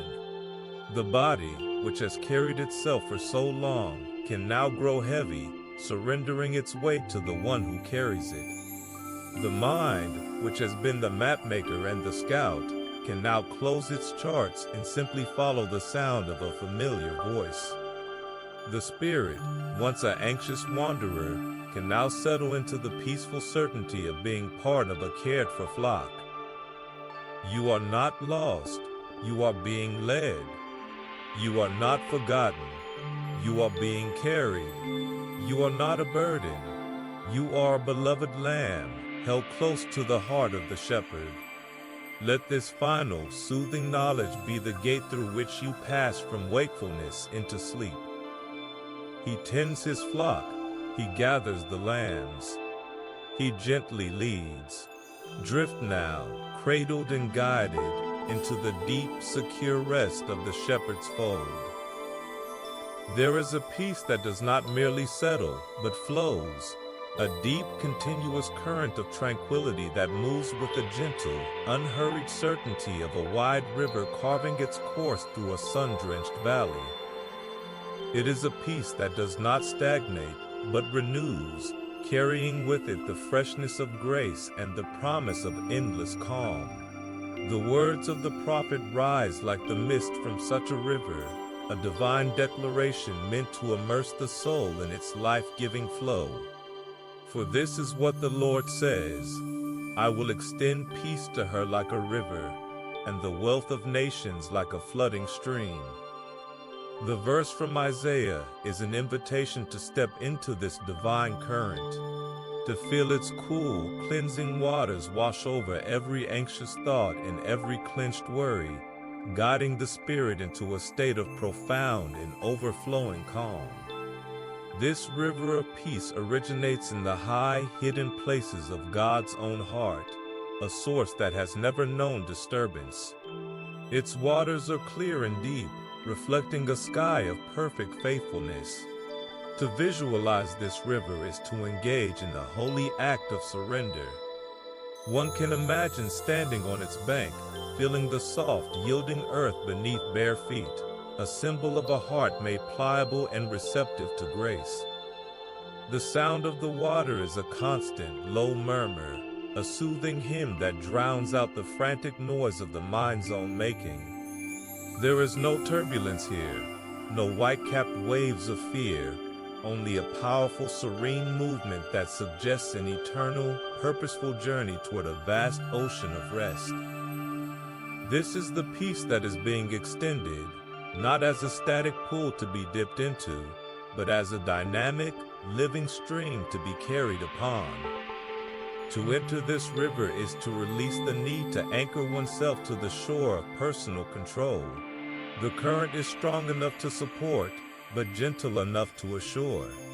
It invites a leaning back, a letting go, allowing the water to bear the full weight of the body and soul. The worries and burdens clutch so tightly, the frantic plans for tomorrow, the heavy regrets of yesterday, are like stones gathered in the hands. One by one, they can be released, dropped into the flowing water where they sink without a sound, their weight swallowed by the river's depth and carried far away from the heart's awareness into the boundless care of God. Each surrendered anxiety creates a small, spreading ring on the water's surface, a visual prayer of release that is instantly absorbed into the greater, seamless flow of peace. As the river of peace flows on, its effect is a deep, cellular relaxation. The muscles, which have learned the habit of bracing against life's pressures, now learn the deeper habit of yielding. The jaw softens, the shoulders drop, and the hands uncurl, all responding to the supportive embrace of the water. The mind, once a frantic captain trying to steer through stormy seas, relinquishes the helm and simply trusts the current. The rhythm of the breath begins to synchronize with the river's tranquil pace, a slow, deep inhalation of its cleansing peace, a long, slow exhalation of every last vestige of tension. The river does not ask for understanding, only for trust. It does not demand effort, only acceptance. Its sole purpose is to carry, to cleanse, and to calm. Breathe in the essence of this flowing peace. With each inhalation, draw in the cool, misty air that hangs above the water, filled with the scent of wet stone and fresh grace. Feel it circulating through you, a spiritual hydration reaching the driest, most cracked places within. With each exhalation, release the dust of the day struggles, the grit of anxiety, the sediment of sorrow. The river takes it all, its endless flow a promise that there is no burden it cannot bear, no worry it cannot carry away. You are not merely observing the river, you are in it, of it, carried by it. The peace of God is not a destination to reach, but a current to inhabit. Allow the body to grow heavy with this surrender, to sink into the feeling of being utterly upheld. The spirit, cradled in this divine flow, finds a rest that is both passive and participatory, a rest that comes from ceasing to swim and simply allowing the water to do its work. The sound of the river becomes a lullaby, its gentle, repetitive motion, a rocking cradle for the soul. There is nothing to do, nowhere to go, no problem to solve. There is only the flow, the peace, the profound and deepening calm. Let this image of the endless, gentle river be the final vision your mind holds, the last sensation your spirit registers before consciousness gently dissolves into the current, carried on the streaming, overflowing peace of God into a sleep as deep and tranquil as the river itself. In the deepest hour of the night, when shadows stretch long and the world seems cloaked in an unending gloom, a single piercing command cuts through the encroaching dark, not with a sword of steel, but with a sword of spirit. Arise, shine, for your light has come, and the glory of the Lord rises upon you. The words of Isaiah are a divine summons, a call to arms for a soul besieged by the dimness of doubt and the murk of despair. This is not a light you must manufacture from your own depleted reserves, but a light that has come, a glory that is rising upon you, an illumination gifted from a source that never fades.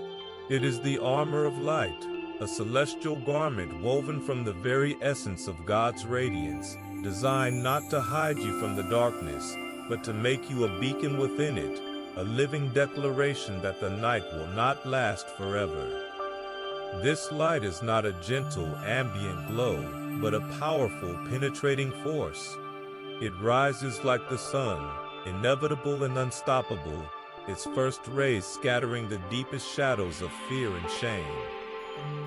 To arise is to shake off the lethargy of hopelessness, to stand up in the midst of your weariness and accept the mantle of this divine brilliance.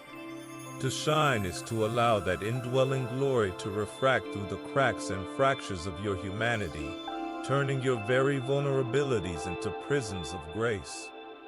The darkness that feels so absolute, the darkness of anxiety, of grief, of uncertainty, is not a power in itself, but merely the absence of light. And the light has come.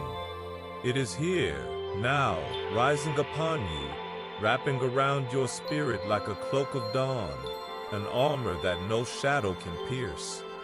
You are not fighting the dark, you are simply putting on the light. This spiritual armor is weightless, yet it offers a protection more complete than any earthly fortress.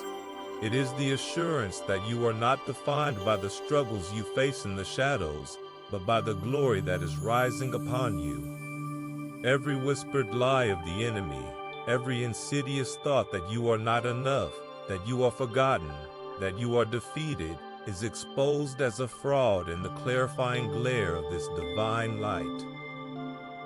The armor does not make you invulnerable to the attacks, but it renders them powerless, for they cannot survive in the environment of God's glorious presence. You are clothed in light. You are crowned with glory. The very atmosphere around your soul becomes hostile to despair, toxic to fear. To wear this armor is to walk in the truth of your identity as a child of the day, a bearer of the dawn, a living stone in a temple built of light. Breathe in this rising glory. With each slow, deep inhalation, draw the light into the core of your being, feeling it ignite a quiet, steady fire in your spirit. Let it fill the hollow spaces carved out by sorrow, warming them from the inside. With each long, deliberate exhalation, release the remnants of the night, the chill of isolation, the damp mist of doubt, the heavy cloak of discouragement. Watch as they dissipate like fog under the morning sun, unable to withstand the advancing glow. The light is not a temporary state, but a permanent condition of the redeemed soul. It has come. It is rising. It is yours. Arise in it. Shine in it. Let the repetitive, commanding truth of this promise be the rhythm that recalibrates your heart. a steady drumbeat of victory against the silent siege of the dark. Allow the body to be enveloped by this luminous assurance. The muscles, which have been tensed against the pressure of the gloom, can now relax, their strength renewed not by strain, but by the simple act of standing in the light. The mind, which has been a battlefield of shadowy thoughts, can now find peace, its landscape illuminated by a clarity that banishes confusion. The spirit, once huddled and small in the vastness of the night, now expands, its boundaries pushed back by the limitless reach of God's glory. There is no need to cower or hide. You are armed. You are illuminated. You are safe. Let this final, radiant certainty be the last thought your conscious mind holds, the image of light breaking over the horizon of your soul, an unending dawn that ushers you, secure and shining, into a sleep as bright and peaceful as the glory that now guards your rest. In the silent, tender hollow of the night, where sorrow finds its voice and the heart's hidden bruises ache with a rhythm all their own, a whisper rises, softer than a breath, yet strong enough to steady a trembling soul. It is a whisper that has traveled across centuries to find you here, in your moment of need. Shout for joy, you heavens, rejoice, you earth, burst into song, you mountains. For the Lord comforts his people and will have compassion on his afflicted ones. The words of Isaiah are not a command to manufacture a feeling you do not possess, but a divine announcement of a reality already in motion. It is the sound of heaven itself rejoicing not over your strength, but over the certain, gentle, and all-encompassing comfort that is even now descending upon the afflicted, the weary, the broken in spirit. The Lord comforts his people. The Lord has compassion on his afflicted ones. The repetition is not empty, but full, a deep well of assurance from which you are invited to drink. This divine comfort is not a distant, theoretical concept, but a near, enveloping presence, as tangible as a warm blanket drawn over chilled shoulders. It is the compassion of a father who sees his child's skinned knee and does not scold the fall, but kneels to clean the wound and speak words of solace.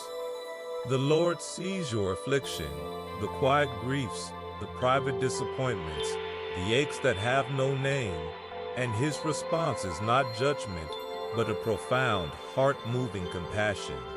He does not minimize your pain or hurry you toward healing. He draws near. He sits with you in the dust of your despair. His comfort is the pressure of a hand on your bowed head, the quiet assurance that you are not alone in this valley, that your suffering has been witnessed by eyes full of infinite kindness. The Lord comforts his people. Let the truth of it sink past the layers of hurt, a balm seeking out the source of the sting. The Lord has compassion on his afflicted ones. This compassion is an active, creative force. It does not merely pat your shoulder and walk away. It begins the slow, gentle work of remaking the fractured places within. Imagine the affliction as a heavy, cold stone lodged in the center of your chest, a weight you have carried for so long it feels like a part of you. Now, feel the warmth of this divine compassion beginning to radiate from within, surrounding that stone, penetrating its coldness. It does not shatter it with force, but patiently warms it until the stone itself begins to soften, to lose its sharp edges, to dissolve into something lighter, something that can be carried, and then, finally, something that can be released. The comfort is here, working from the inside out, a spiritual chemistry turning the lead of sorrow into the gold of a peace that surpasses understanding. He comforts his people. He has compassion on his afflicted ones. The words are the very tools of this alchemy, spoken over you until your spirit begins to believe what your mind cannot yet grasp.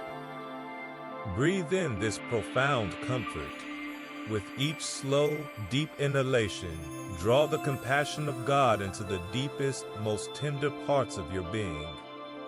Feel it filling the hollows carved by loss, soothing the raw nerves of anxiety, bringing a gentle warmth to the cold places of loneliness. With each long, slow exhalation, release the affliction itself, not as a single, monumental effort, but as a gradual, trusting surrender. Visualize it as a dark vapor leaving your body, dissipating into the boundless, compassionate atmosphere of God's presence, where it is absorbed and transformed into grace. You are not merely receiving comfort, you are being immersed in it. You are not just hearing a promise, you are being remade by it. The Lord comforts His people. Let the rhythm of the phrase match the rhythm of your heart, a soothing cadence that calms the frantic pulse of pain. The Lord has compassion on His afflicted ones. Allow your entire being to yield to this deep, penetrating relaxation. The body, which has been clenched around its wounds like a fist, can now slowly uncurl. The jaw softens, the shoulders drop away from the ears, the hands open, palms up in a posture of receptivity. The mind, which has been circling the same painful thoughts like a trapped bird, can now grow still, its frantic wings folded, soothed by the repetitive, gentle assurance of a compassion that will not let you go. The spirit, once a landscape of affliction, now feels the gentle, constant rain of comfort, each drop a promise, each moment a ministration of grace. There is nothing to do but receive. There is nothing to prove but your need. And in that sacred, vulnerable space, the deepest relaxation begins, a letting go so complete it feels like a form of healing. The Lord comforts His people. The Lord has compassion on His afflicted ones. Let these words be the final, soft blanket of truth that covers you, the lullaby that sings you past your pain and into the deep, comforting and restorative sleep of the beloved. The soul's journey is not a frantic scramble over rocky, uncertain ground, but a walk along a path made straight and level by a divine hand. It is a way of peace, a course charted not by human ambition, but by heavenly grace. The words of the prophet illuminate this sacred trail, a promise that turns every stumbling block into a stepping stone, and every shadowed valley into a place of sure-footed confidence. The path of the righteous is level. You, the upright one, make the way of the righteous smooth. The verse from Isaiah is an invitation to cease the exhausting work of navigating by your own flickering light, and to instead surrender to a guided journey. A walk of such profound peace that it becomes the very gateway to restful sleep. This path is level, not because the terrain of life is easy, but because the one who walks it with you is the upright one, the master surveyor who has gone before, clearing the debris of condemnation and filling in the potholes of past failure with the solid ground of forgiveness. To walk the path of the righteous is not to walk a path of perfect performance, but to walk in the reality of a righteousness that has been gifted to you, a right standing that makes every step secure. The way is smooth not by the absence of obstacles, but by the presence of a guide who transforms those obstacles from threats into testimonies of His faithfulness. You are not called to build the road, but simply to walk upon it, to trust that the one who laid its foundation will also ensure your safe passage. The upright one makes the way smooth. The work is His, the peace is yours. To walk this path now, in the quiet of the night, is to engage in a meditation of surrender. With each slow, deliberate breath, visualize this level way unfolding before your spirit. It is a path of soft earth, flanked by ancient, peaceful trees whose leaves whisper of God's constancy. The light upon it is the soft silver glow of moonlit grace, illuminating just enough of the way for the next step, fostering a trust that needs no map of the entire journey. There is no need to peer anxiously into the shadows that lie beyond the path's edge, for the path itself is your only concern, and it is guaranteed to be level, its surface smooth beneath your feet. The upright one makes it so. With every inhalation, draw in the certainty of this guided walk. With every exhalation, release the fear of stumbling, the anxiety of getting lost, the weight of having to find your own way in the dark. This is the walk that leads to sleep, a gentle, rhythmic progression from striving to surrender, from vigilance to trust. The body, which has carried the tension of the day's journey, can now relax into the motion. The legs grow heavy, no longer braced for a sudden drop or an unseen tripping hazard, but moving with a languid, peaceful cadence. The arms swing softly, free from the burden of carrying tomorrow's worries.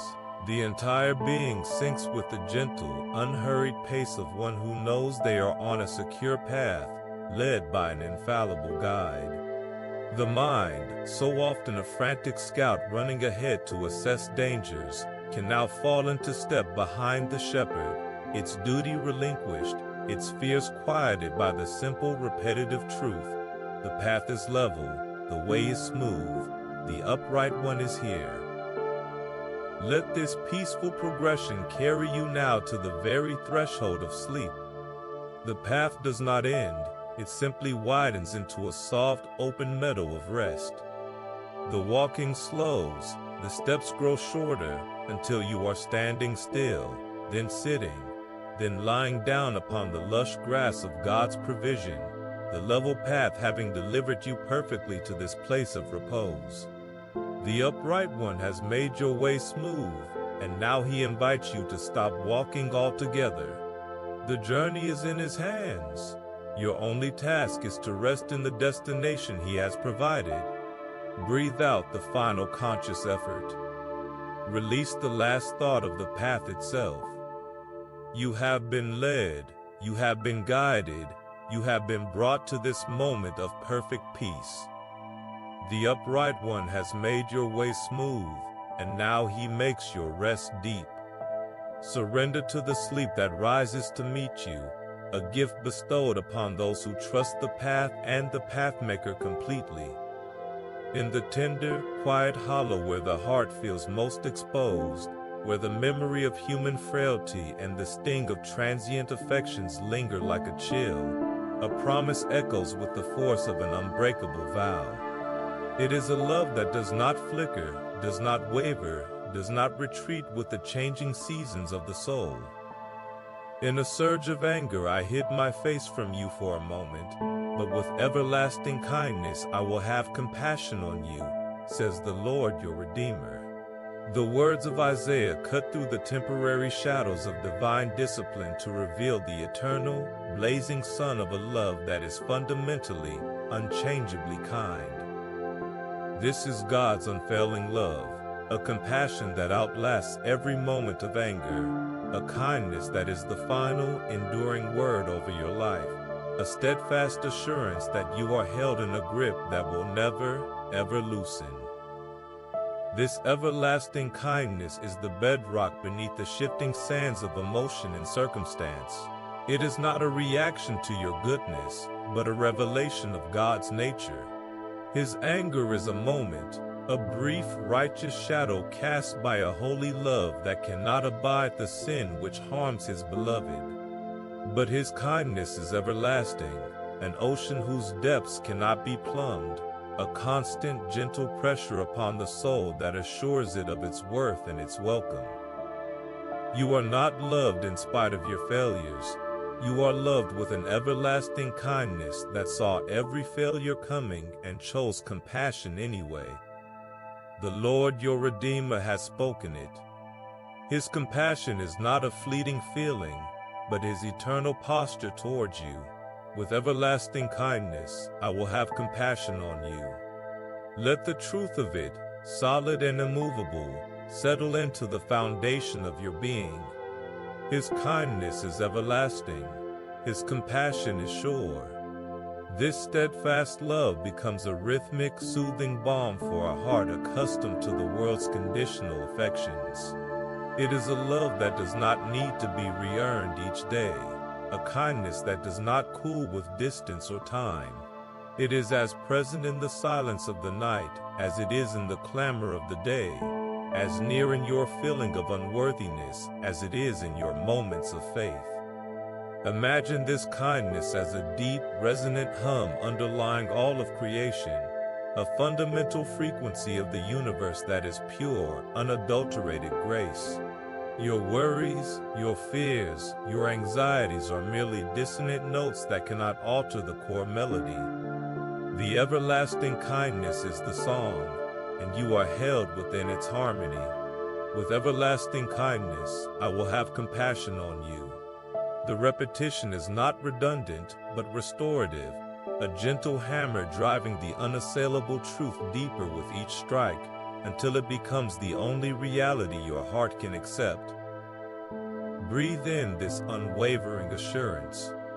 With each slow, deep inhalation, draw the certainty of this everlasting kindness into your lungs, feeling it circulate through your bloodstream, a spiritual oxygen reviving every cell with the truth of your belovedness. With each long, slow exhalation, release the lie of a capricious God, the fear of abandonment, the ache of believing love must be constantly merited. The transaction is complete. The Redeemer has paid the price. The kindness is now an everlasting attribute of your relationship with the divine. It is the air you breathe, the ground you walk on, the constant in your equation. You are compassed about with kindness. You are immersed in compassion. There is no place you can go where this everlasting kindness is not already there, waiting to uphold you.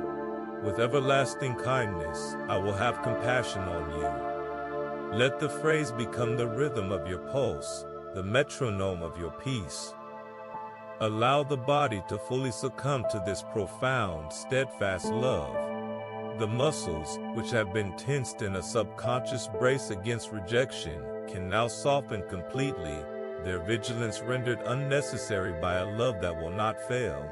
The mind, which has been a scribe recording every reason it might be unlovable, can now set down its pen, its record replaced by the single, everlasting decree of kindness.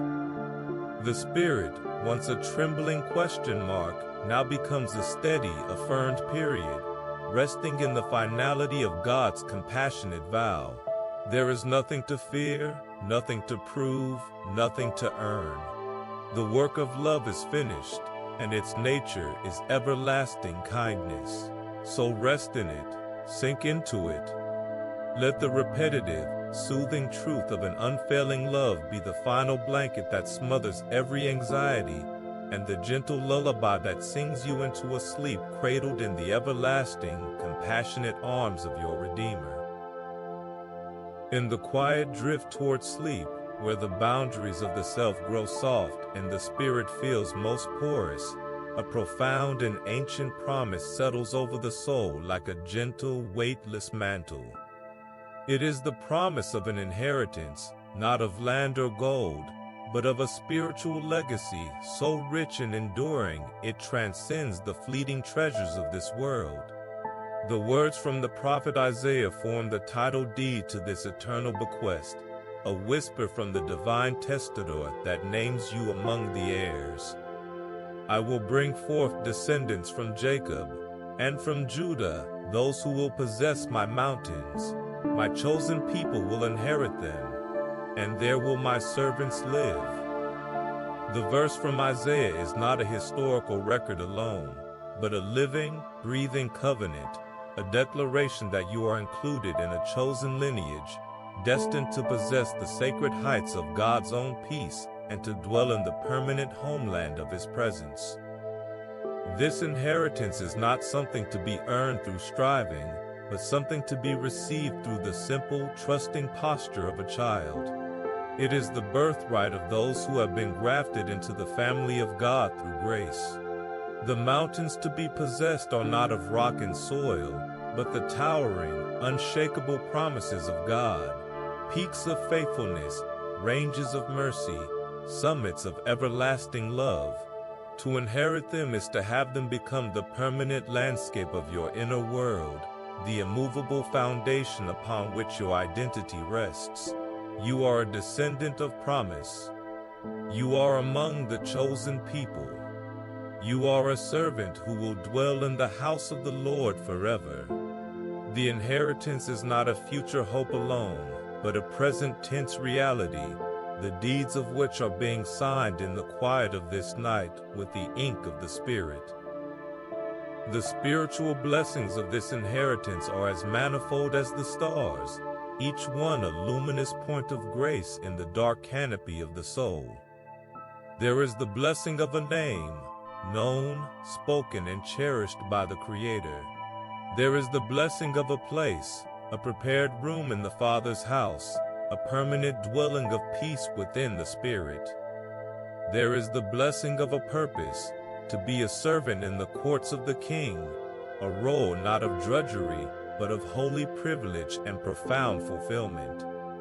These are the true riches, the currency of the kingdom, the wealth that moths cannot destroy and thieves cannot steal. They are yours.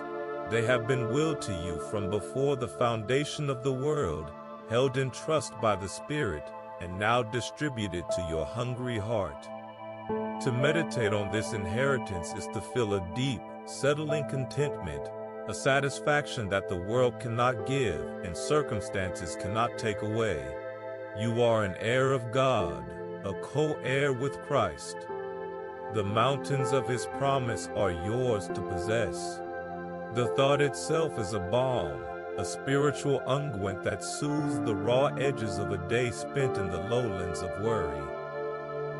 Let the certainty of this divine bequest lull you into a deeper drowsiness. With each slow, deep inhalation, draw in the reality of your chosen status, feeling the truth of it seep into the marrow of your bones. You are an heir. You are included. You belong. With each long, languid exhalation, release the poverty of spirit, the feeling of being an outsider, the anxious striving to secure a legacy of your own making. There is no need to strive. The will has been read. The inheritance is yours. The mountains of God's faithfulness are your eternal possession. The repetitive, gentle musings on this promise begin to blur the lines of conscious thought, softening the mind like a warm cloth on a tired brow. The inheritance is sure. The blessings are real. The dwelling place is prepared. The phrases circle slowly, losing their sharp edges, becoming mere sensations of peace and safety. Allow the body to grow heavy with the weightlessness of this grace. The limbs, once restless with ambition, now lie still, their energy conserved for no other purpose than to rest in the assurance of being provided for. The heart, which may have beat with the frantic rhythm of lack, now slows to a tranquil, steady pace, synchronized with the eternal, unhurried rhythm of divine provision. The spirit, no longer a beggar at the gate, now rests as a beloved child in the mansion, knowing that all it surveys from the quiet vantage point of trust is part of its own boundless inheritance. There is nothing more to want, nothing more to prove. You are rich in the things that matter. You are home in the only place that lasts. Let this final drowsy knowledge of your incorruptible inheritance be the gentle hand that closes your eyes, guiding you into a sleep as deep and secure as the promises you now possess. The relentless, scorching glare of the day's anxieties can leave the soul feeling parched and exposed, a landscape cracked by the heat of worry and the dry winds of fear. But as the cool mantle of night descends, a different reality emerges, one of shelter and profound relief. The words of the prophet paint a picture of a sanctuary not made by human hands, a refuge that exists in the very presence of the divine. Then the Lord will create over all of Mount Zion and over those who assemble there a cloud of smoke by day and a glow of flaming fire by night. Over everything the glory will be a canopy. It will be a shelter and shade from the heat of the day, and a refuge and hiding place from the storm and rain. The promise from Isaiah -6 is an invitation to step out of the blistering sun of your cares and into the cool, deep shadow of God's protective glory, a place where every fevered thought is soothed and every heated anxiety is gently cooled away. This divine shelter is not a distant memory or a future hope, but a present, accessible reality. Imagine the cloud of smoke by day, not a choking smog, but a soft, pervasive mist that diffuses the harsh, interrogating light of worry, turning its blinding glare into a gentle, hazy luminescence. This is the glory of God, manifest as a filter for the soul, taking the searing intensity of your fears and softening them, revealing their true, manageable size. And by night, the glow of flaming fire is not a wild, uncontrolled blaze, but a contained, hearth-like radiance that pushes back the chilling shadows of loneliness and doubt, offering warmth without burning, light without blinding.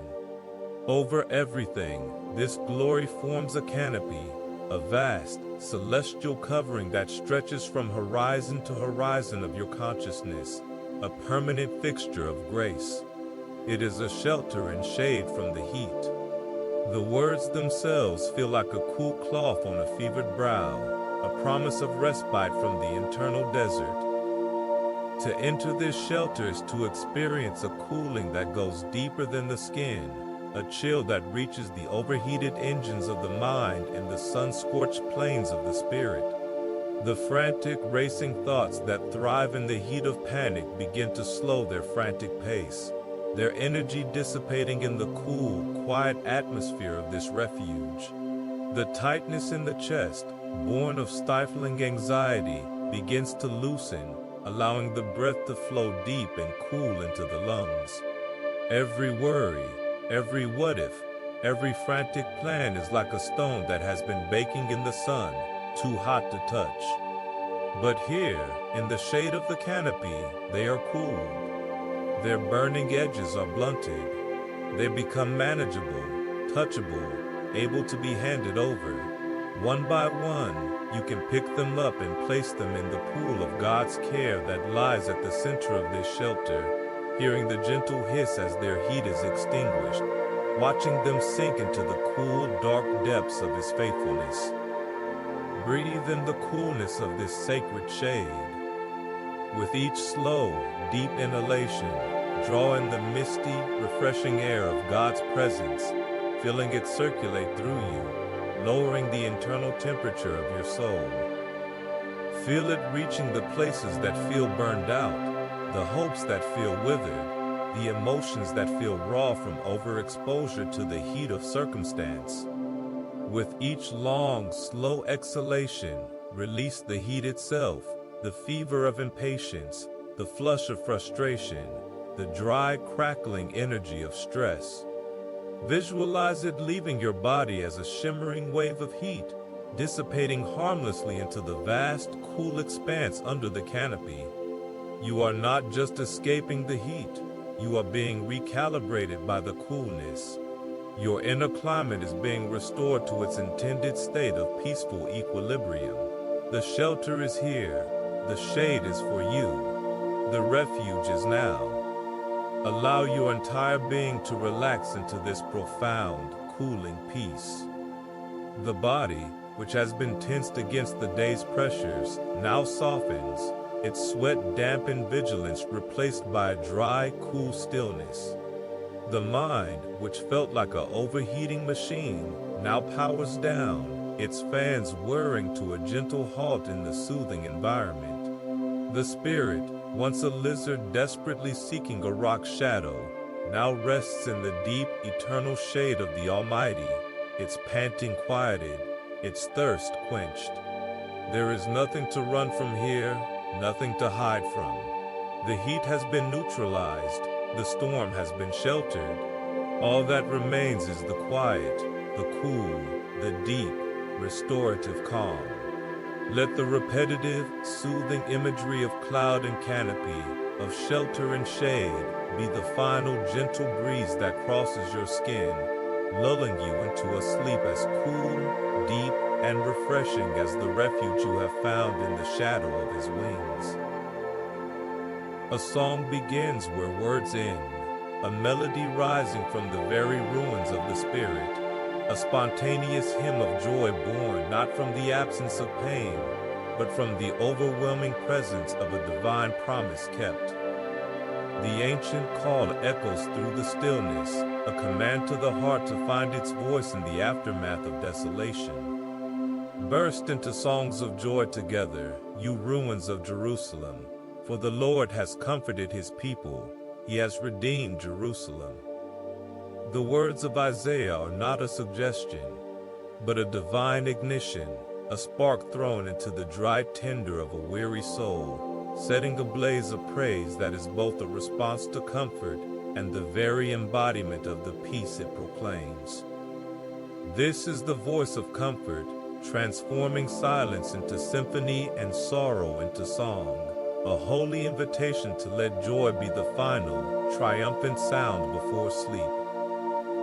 The ruins spoken of are not just crumbled stones of a forgotten city, but the internal wreckage of a heart that has known struggle, the shattered plans, the collapsed hopes, the broken pieces of a life that feels irreparable. And yet, the command is to these very ruins, burst into song.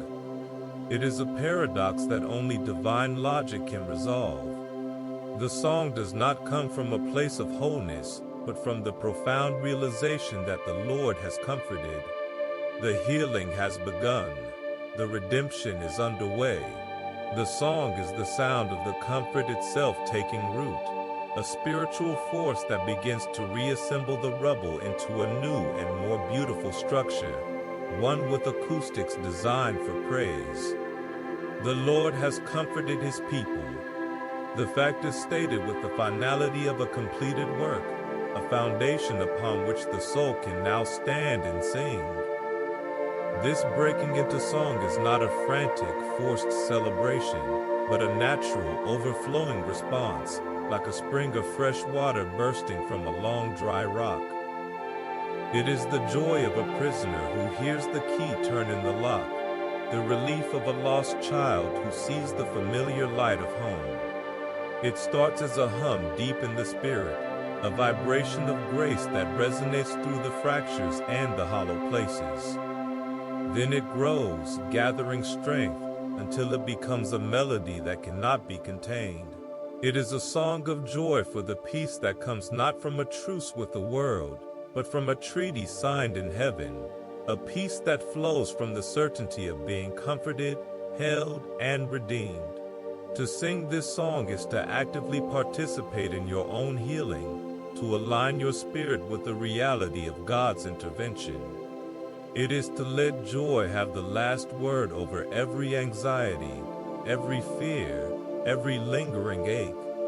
Let the melody of this comfort rise within you now. With each slow, deep inhalation, draw in the reason for the song. The Lord has comforted. Feel the truth of it, a warm, tuning note that brings harmony to the discord within. With each long, resonant exhalation, release a phrase of the old, silent lament, the quiet grief that had no words. In its place, let a new, wordless song of the Spirit begin to form, a gentle, rising tide of gladness that washes over the sharp edges of the day's worries, smoothing them into harmless pebbles on the shore of consciousness. The song is not about your strength, but about his comfort. It is not about your victory, but about his redemption. It is a lullaby of divine accomplishment, a soft, repetitive refrain that whispers, He has comforted, He has redeemed, until the mind releases its grip on every other narrative. Allow the body to be played by this divine music. The chest, which may have been tight with unsung sorrow, now expands, making room for the breath of the song. The vocal cords, though silent, feel the impulse of praise, a subtle inner vibration that relaxes the throat and softens the jaw. The hands, once clenched, now lie open, as if ready to receive the notes of this holy melody. The entire being becomes an instrument of peace, resonating with the frequency of a comfort that is both received and expressed. There is no effort here, only a yielding to the song that the Spirit is singing over you. You are not manufacturing joy, you are channeling it. You are not searching for peace, you are singing its arrival. As the song continues its gentle internal rhythm, let it carry you to the very brink of sleep. The melody softens, its notes stretching out like the fading light of a long, peaceful day. The words dissolve, leaving only the sensation of joy, a quiet, thrumming peace that permeates every cell. The ruins are silent now, not because they are gone, but because they are filled with a song that has transformed their meaning. The Lord has comforted His people. The work is done. The song has been sung. Let this final, melodic assurance be the bridge you cross from wakefulness into dreams, your spirit still humming the tune of a comfort that redeems the night and turns even your sleep into a peaceful, unspoken hymn of joy. The deepest wounds are not those that bleed, but those that weep in silence, the fractures in the spirit that ache with a phantom pain long after the initial blow has fallen. It is a brokenness that feels fundamental, a shattering of the very lens through which the world is viewed, leaving behind a mosaic of sharp edges and misplaced pieces.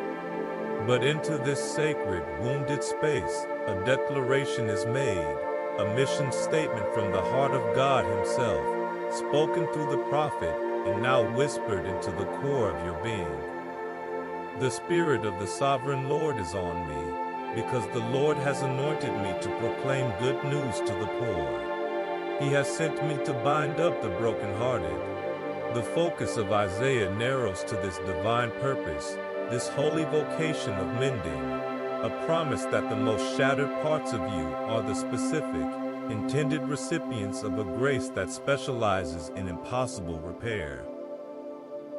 This binding up is not a hasty wrapping, a spiritual bandage slapped over a festering wound. It is the careful, deliberate work of a master physician, one who knows the exact anatomy of the soul. The broken-hearted are being bound up. Imagine the fractured pieces of a cherished vase, scattered and seemingly irredeemable. Now, imagine a liquid gold, warm and alive, being poured over each shard, not to obscure the breaks, but to highlight them, to seal them with a substance more precious and durable than the original clay. This is the kintsugi of the Spirit, the art of binding brokenness with golden grace. The binding is a process, a slow, tender pressure applied to the fissures in your heart, a firm but gentle holding that allows the fractured parts to knit together, stronger and more beautiful at the broken places. The binding is for you. The mending is for you. The golden repair is for you. The words themselves become the balm, the healing repetition, a gentle mantra that sinks past the pain and into the promise. Binding up the brokenhearted. Let the phrase wash over you, not as a distant scripture, but as a present tense surgery of the soul. With each slow, deep inhalation, draw in the reality of this binding, feeling the golden grace flow into the cracks, filling them, securing them, making them whole. It seeks out every hairline fracture of disappointment, every clean break of betrayal, every shattering impact of loss. It does not rush, it does not force. It simply applies itself, a constant, loving pressure that assures the heart it is safe to heal, that it is held in hands that will not let the pieces scatter further. The broken-hearted are being bound up. The repetition is the rhythm of the healing, the steady, reassuring pulse of a love that will not cease its work until every last fracture is sealed.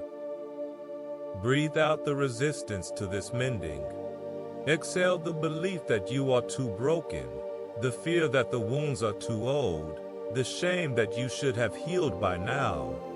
The binding is not contingent on your worthiness, but on His anointing. He was sent for this. This is His purpose. Your broken heart is not a surprise to Him. It is His assignment. With each release of breath, feel a fragment of that resistance leave you, making more room for the golden, healing light to enter.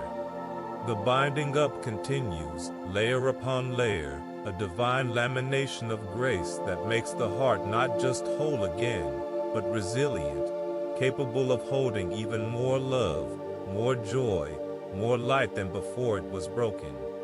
The binding is His work, the healing is His gift, the wholeness is His goal for you. Allow the body to become a passive recipient of this profound internal mending. The chest, which has felt the physical weight of a heavy heart, can now relax, its constriction eased by the gentle pressure of the binding. The shoulders, which have hunched protectively over the pain, can now drop, their vigil ended by the arrival of the true healer.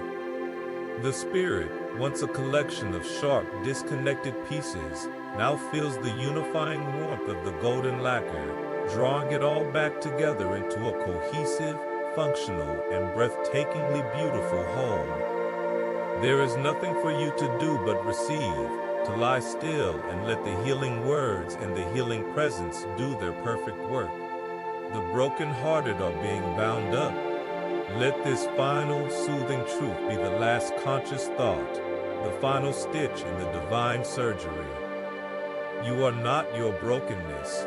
You are His beloved, in the process of being bound, sealed, and made whole. Drift into sleep on that certainty, cradled in the golden, unbreakable grip of a grace that binds up every broken heart.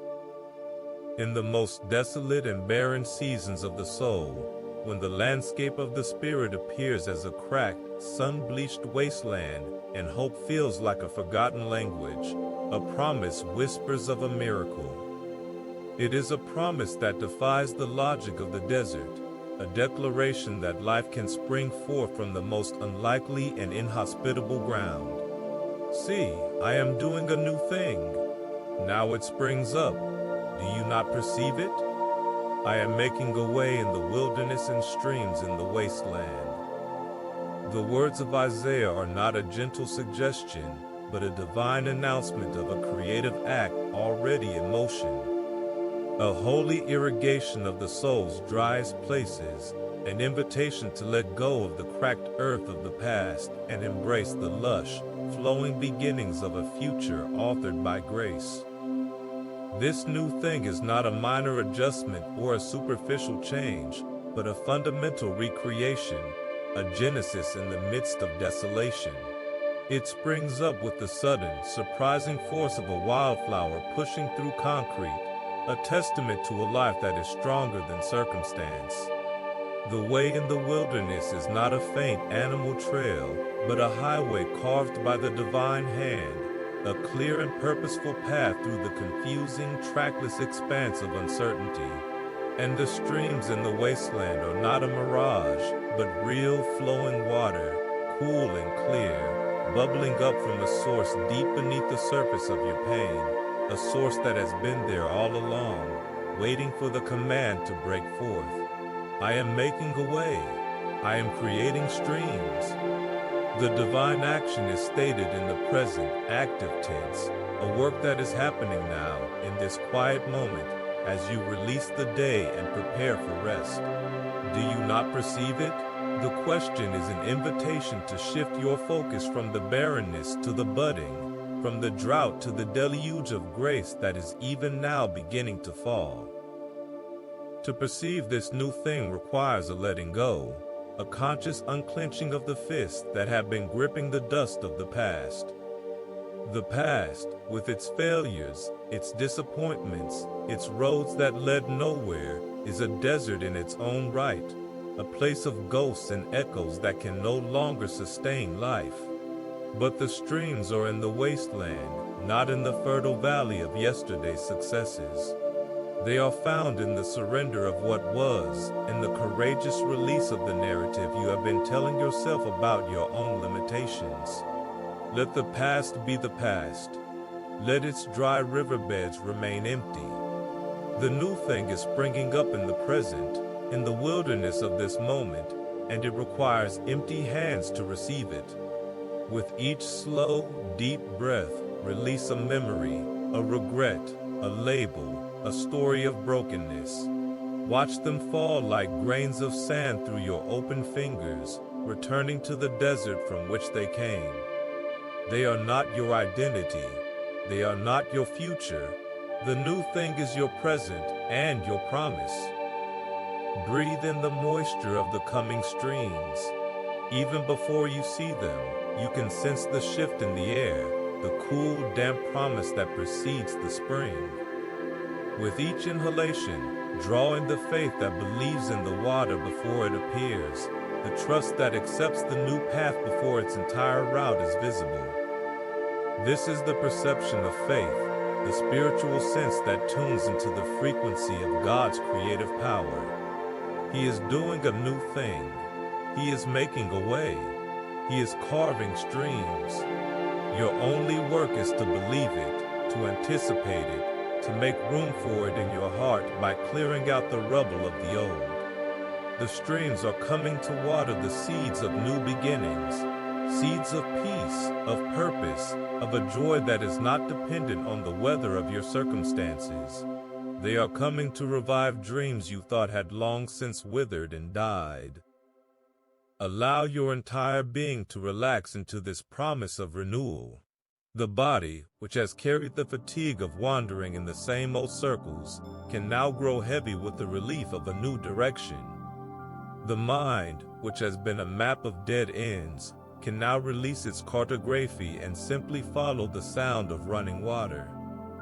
The spirit, once a barren plain, now feels the first, tentative trickle of the stream, a cool sensation that spreads, slowly at first, then with increasing force, until the cracked ground is soaked and the seeds of new life begin to stir and swell in the darkness.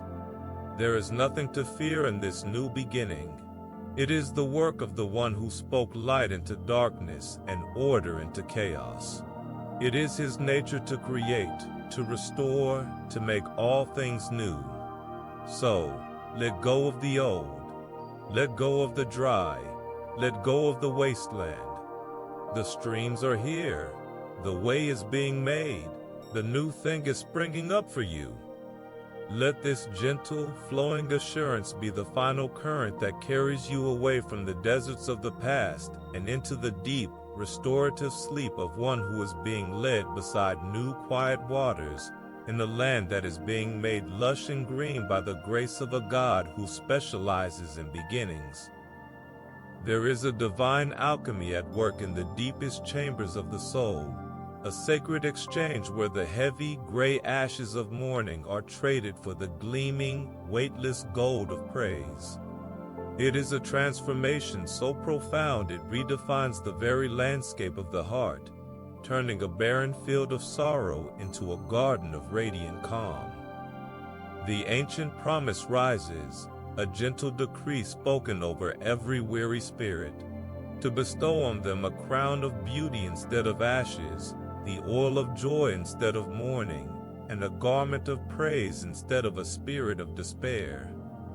The words from Isaiah are not a distant hope, but a present tense reality, a heavenly transaction where grief is not merely soothed, but transmuted, and despair is not just quieted, but rewoven into a tapestry of tranquil glory. This is the promise of the crown of beauty, an adornment of grace that fosters a deep, unshakable inner calm. The exchange begins with the ashes, the fine, powdery residue of burned-out dreams, the cold dust of disappointments that have settled over the spirit. They are the evidence of what has been consumed by the fires of life, a monochrome palette of loss. But the divine hand does not sweep these ashes away with disdain. Instead, it gathers them, these very symbols of desolation, and in a miracle of grace, begins to work them into something new. The crown of beauty is fashioned not from foreign, perfect materials, but from the ashes themselves, refined and repurposed by a love that sees potential in ruin. Imagine the weightless diadem settling upon your brow, not as a marker of forgotten pain, but as a testament to a pain that has been redeemed. It is a beauty born of restoration, a calm that comes from knowing that nothing, not even your deepest grief, is wasted in the economy of God. The ashes were yours, but the beauty is His gift. Then comes the oil, rich and fragrant, poured in a continuous gentle stream over the head, anointing the spirit with a joy that displaces mourning. This is not the boisterous joy of a carefree life, but the deep, resonant gladness of a heart that has been met in its sorrow and comforted. The oil soaks in, reaching the dry, cracked places that tears have carved, bringing a supple resilience to the spirit. It is the oil of consecration, setting you apart not for a life without pain, but for a life where pain is no longer the ruling authority. The mourning, which once felt like a permanent garment, is gently unpinned and falls away, its heavy folds replaced by the lightness of this anointing. The exchange is tangible, a spiritual unction that eases the tension from the soul's muscles and invites a sigh of relief that seems to come from the very bones. The oil of joy is for you, the gladness is for you, the anointing is for you. Finally, the garment is draped around the shoulders, a cloak of praise, woven from threads of gratitude and wonder. It is not a stiff, formal robe, but a soft, flowing mantle that moves with you, its fabric whispering of faithfulness with every shift and sigh. To wear it is to be enveloped in a perspective that looks beyond the immediate ache to the eternal goodness of God. The spirit of despair, that heavy, constricting shroud that limited your vision to only what was broken, is lifted. In its place, the garment of praise allows the heart to breathe freely, to expand into the spacious truth that you are held, you are loved, you are being made beautiful. This praise is not a denial of struggle, but the soul's native language of trust, a quiet, persistent hum that undergirds every thought and feeling, fostering a calm that runs deeper than any temporary storm. Breathe in this holy exchange. With each slow, deep inhalation, receive the beauty for your ashes, drawing the reality of your crowned identity into your spirit. Feel the lightness of the gold, the warmth of the oil, the softness of the garment. With each long, slow exhalation, release the ashes, the mourning, the despair. Visualize them as dark smoke leaving your body, dissipating into the boundless grace that surrounds you, their substance transformed in the very act of letting go. The crown is here, the oil is flowing, the garment is upon you. The divine exchange is complete. You are not who you were. You are crowned with beauty, anointed with joy, and clothed in praise. Allow this truth to settle into a profound cellular calm. The body, which has carried the posture of grief, now relaxes into the dignity of beauty. The mind, once a fortress of despair, now rests behind the walls of praise. The spirit, no longer defined by its losses, now abides in the quiet certainty of its restoration. There is nothing to prove, nothing to mourn, nothing to fear. The work of exchange is finished. You are a bearer of beauty, a vessel of joy, a living song of praise. Let this final, soothing knowledge be the gentle hand that smooths your brow, and the quiet lullaby that sings you into a sleep as deep and peaceful as the calm that now reigns in your beautifully crowned soul. The weight of a lifetime, the accumulated burdens of years carried on weary shoulders, can feel like an immovable mountain in the quiet of the night. It is the heaviness of responsibility shouldered, of cares internalized, of a soul bent under the gravity of its own existence. But into this profound fatigue, a promise is spoken, a vow that spans the entirety of a human life, from its first fragile breath to its final, whispered sigh. Even to your old age and gray hairs I am he who will sustain you. I have made you and I will carry you. I will sustain you and I will rescue you. The words of Isaiah are a covenant of divine constancy, a guarantee of a strength that is not your own, an assurance that the one who began the work of your life is also the one who will bear its weight, from beginning to end, without fail. This promise of being carried is the ultimate antidote to the exhaustion of self-reliance. It is an invitation to cease the futile effort of holding yourself up, to unclench the spiritual muscles that have been straining for so long. I have made you and I will carry you. The logic is flawless, divine. The Creator assumes the responsibility for the sustenance of His creation. The artist does not abandon his masterpiece.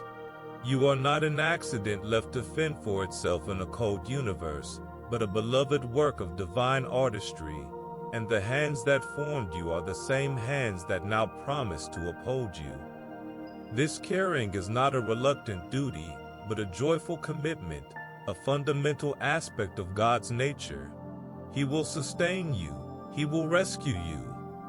The words are pillars, holding up the ceiling of your world when your own strength has crumbled to dust. He will carry you. Let the truth of it, solid and immovable, become the ground upon which your weary soul can finally lie down and rest.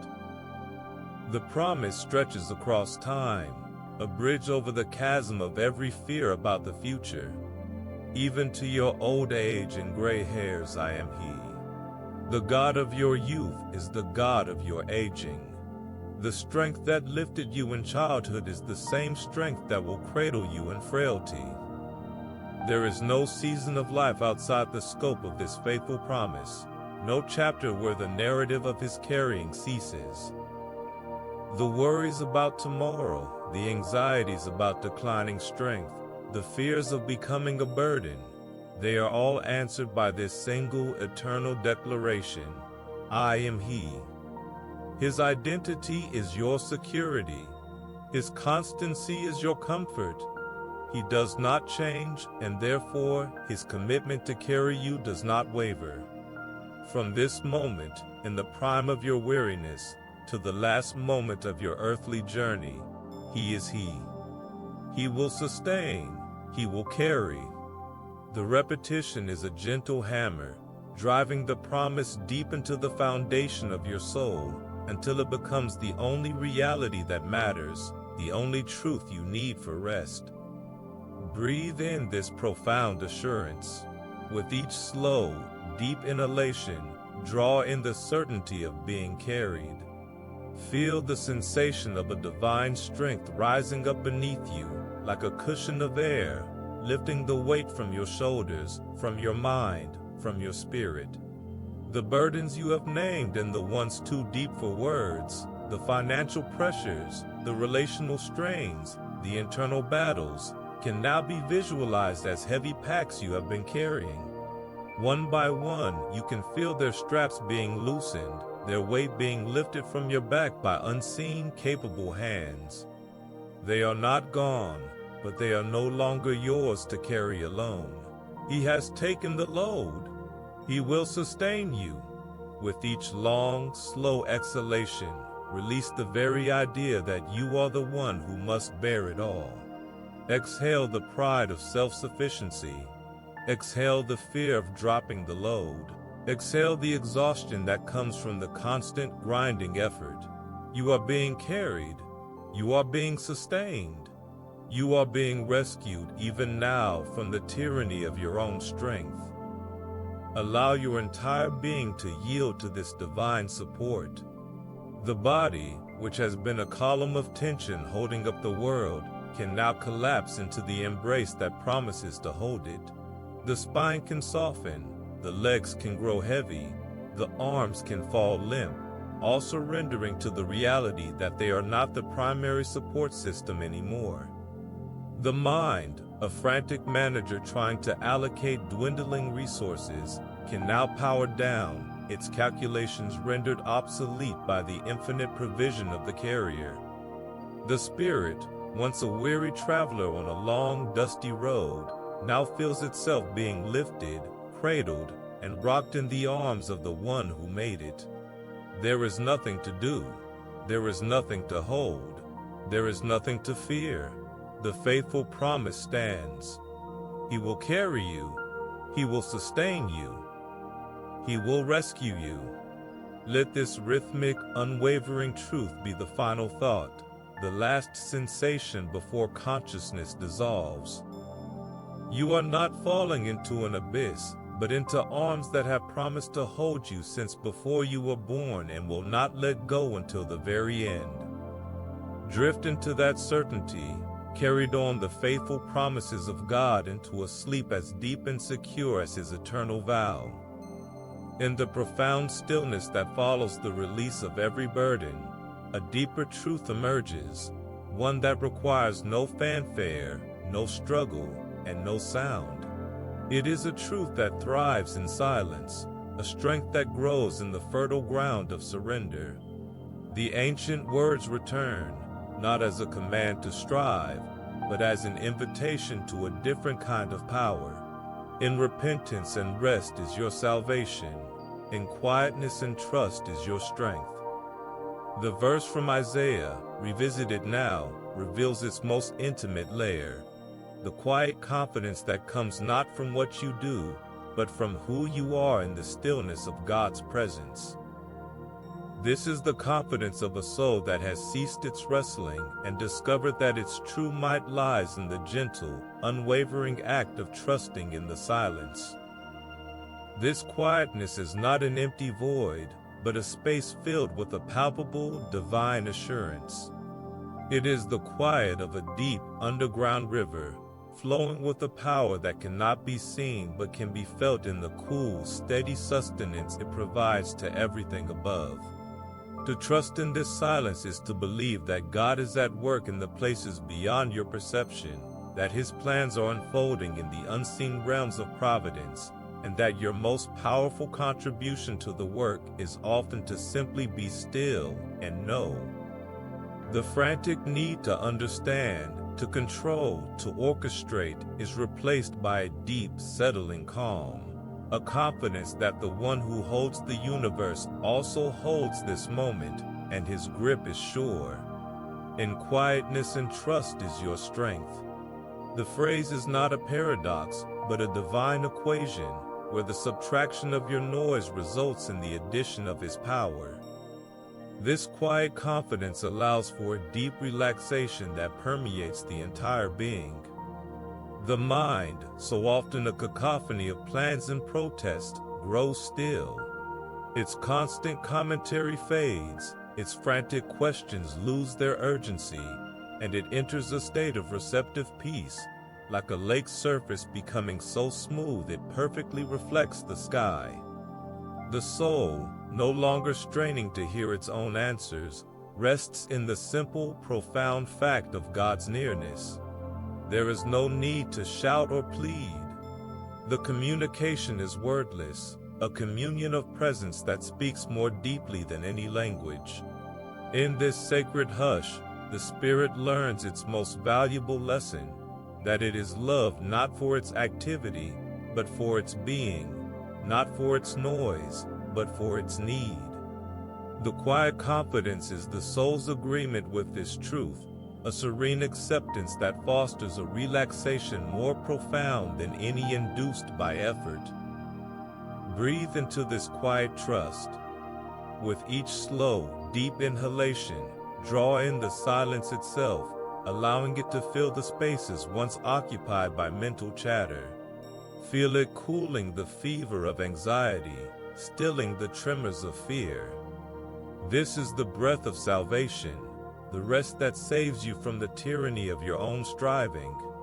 With each long, slow exhalation, release the need for audible confirmation, the desire for a sign, the addiction to noise. Let go of the belief that your worth is tied to your volume. The quietness is not a lack, it is a fullness, the fullness of a trust that needs no external validation because it is rooted in the unchanging character of God. In quietness and trust is your strength. Let the rhythm of your breath become a physical manifestation of this truth, a gentle, repetitive motion that lulls the spirit into a state of perfect, passive confidence. Allow the body to become a testament to this deep, quiet relaxation. Every muscle, from the tiny fibers around the eyes to the large bands in the legs, receives the unspoken command to release. The jaw, so often the seat of hidden tension, softens completely. The shoulders drop, their burden truly gone. The hands lie open and still, symbols of a heart that has nothing to grasp and nothing to defend. The entire physical form sinks into the mattress, not with the heaviness of defeat, but with the weightlessness of one who is fully supported, fully trusted, and fully at peace. The quiet confidence is not a thought you hold, but a state you inhabit. It is the deep, knowing calm that comes when the soul stops telling God how big its storms are and starts telling the storms how big its God is. Let this final, wordless assurance be the gateway to sleep. There are no more phrases to repeat, no more images to hold. The quiet confidence has done its work, weaving a blanket of peace so thick and so warm that no anxiety can penetrate it. You are safe in the silence. You are strong in the trust. You are saved in the rest.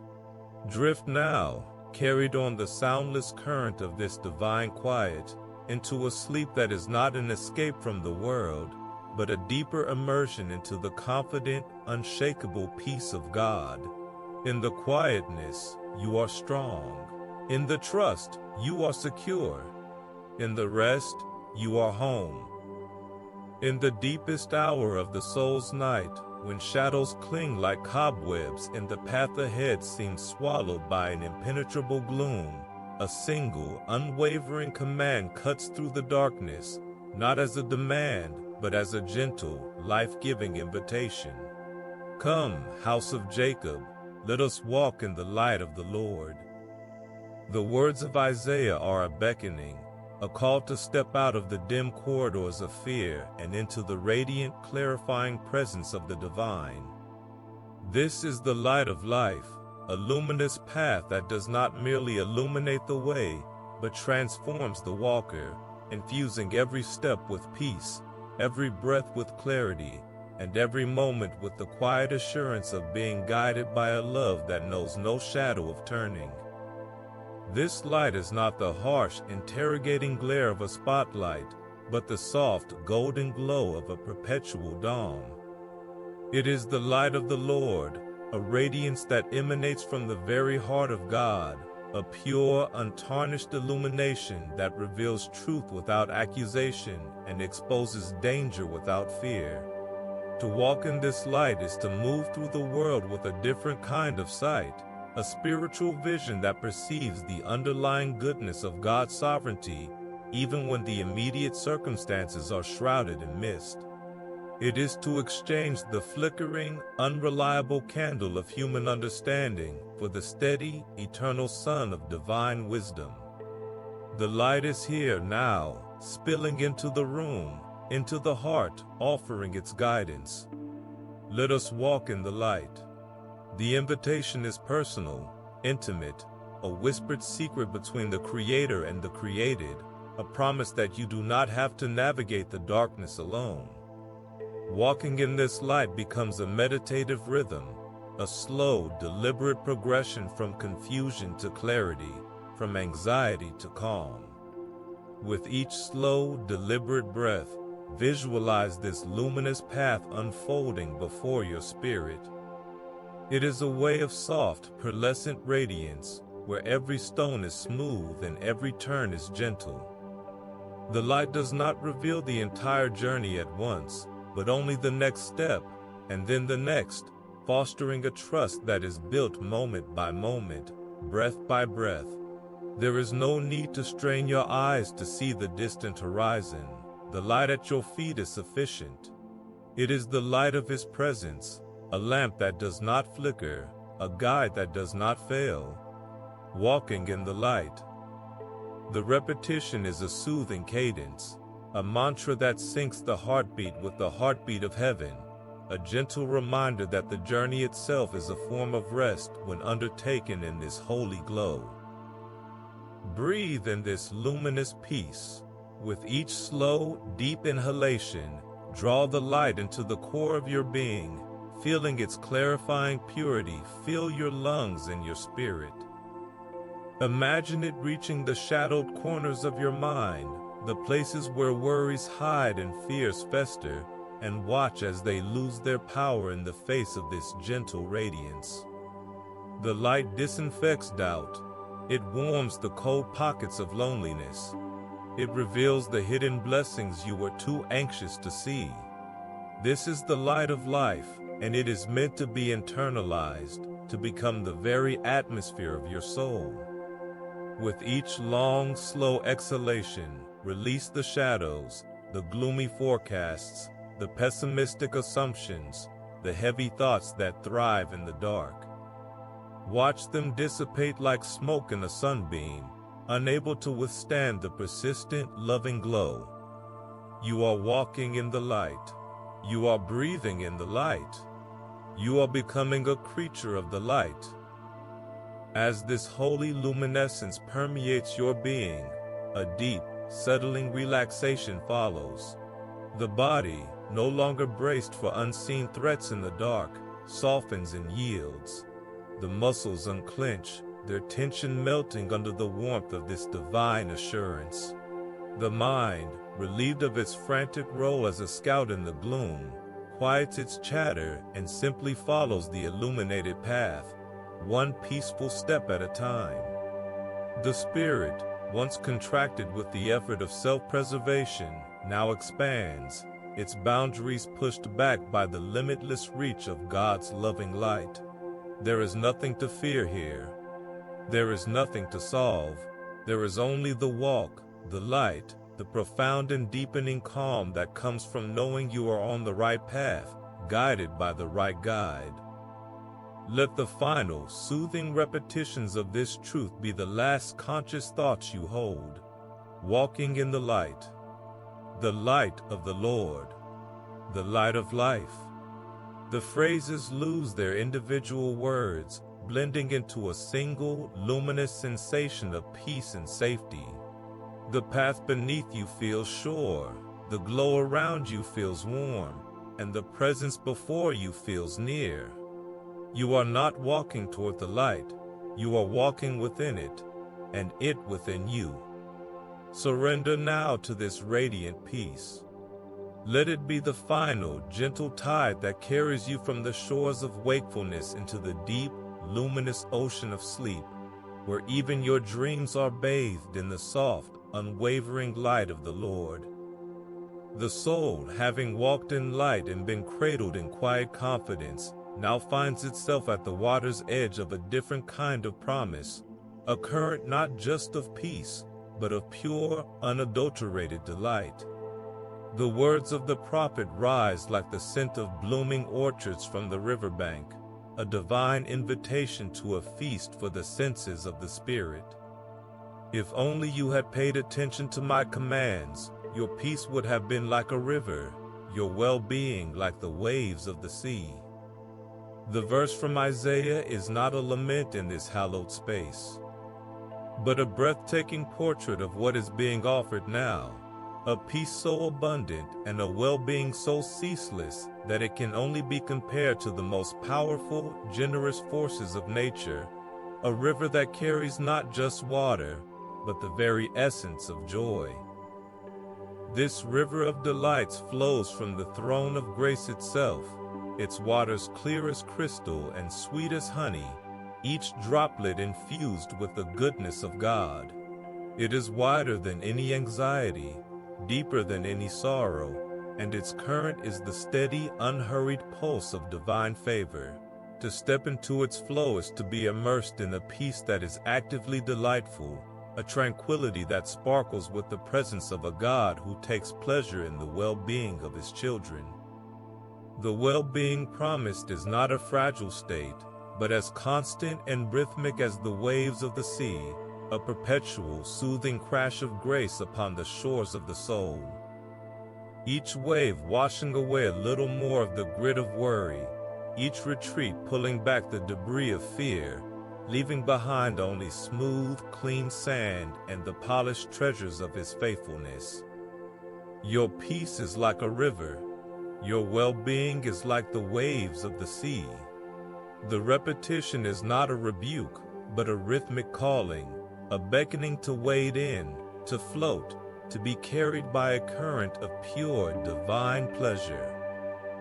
Visualize this river now in the quiet theater of the mind. Its banks are lush and green, heavy with fruit trees whose branches dip into the water, offering their bounty to any who pass.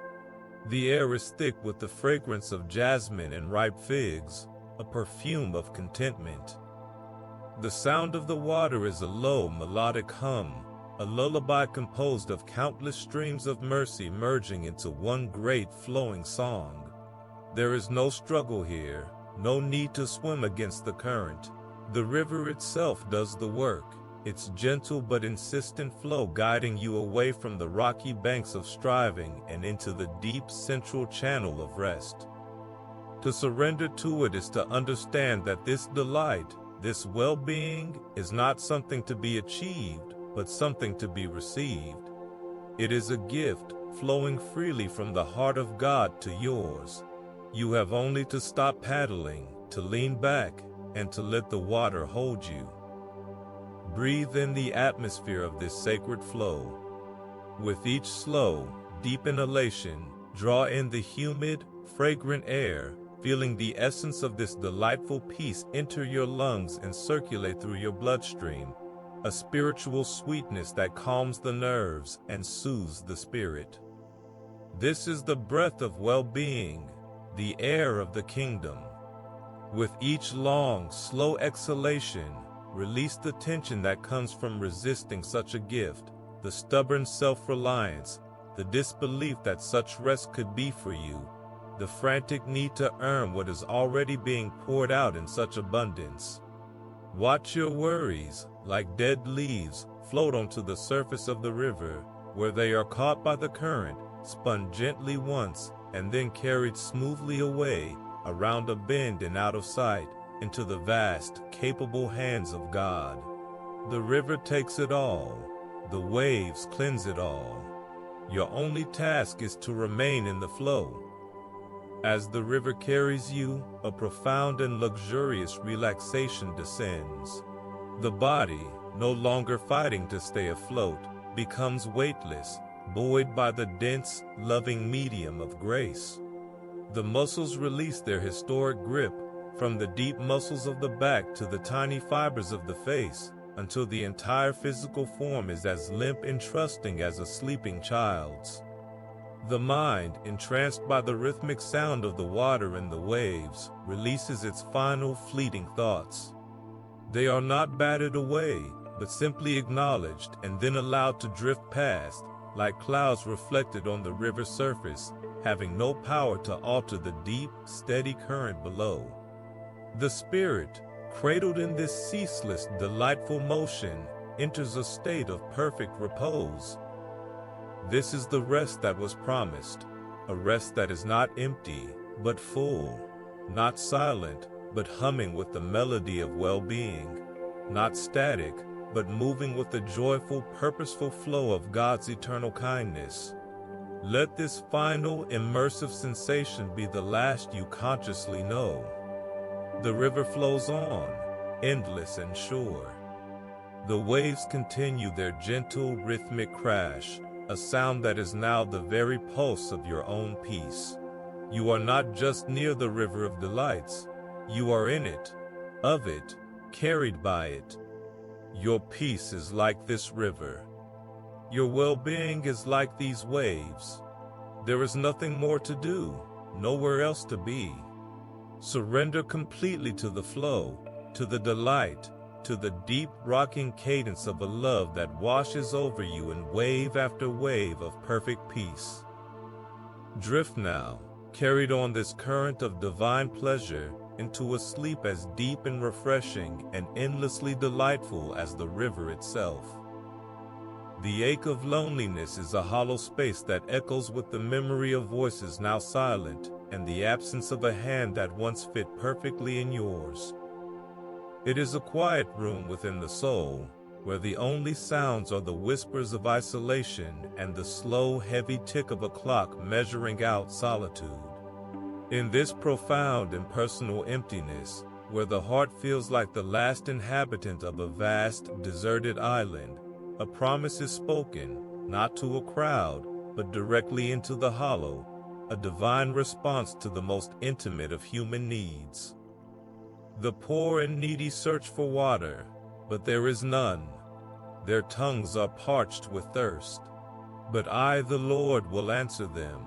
I, the God of Israel, will not forsake them. The words of Isaiah are a gentle, yet unwavering vow, a declaration that the most desperate search of the soul will not end in barrenness, but in the overflowing, personal answer of a God who sees the solitary and comes near. This divine answer is not a general blanket assurance, but a specific, targeted comfort for the parched places of the spirit.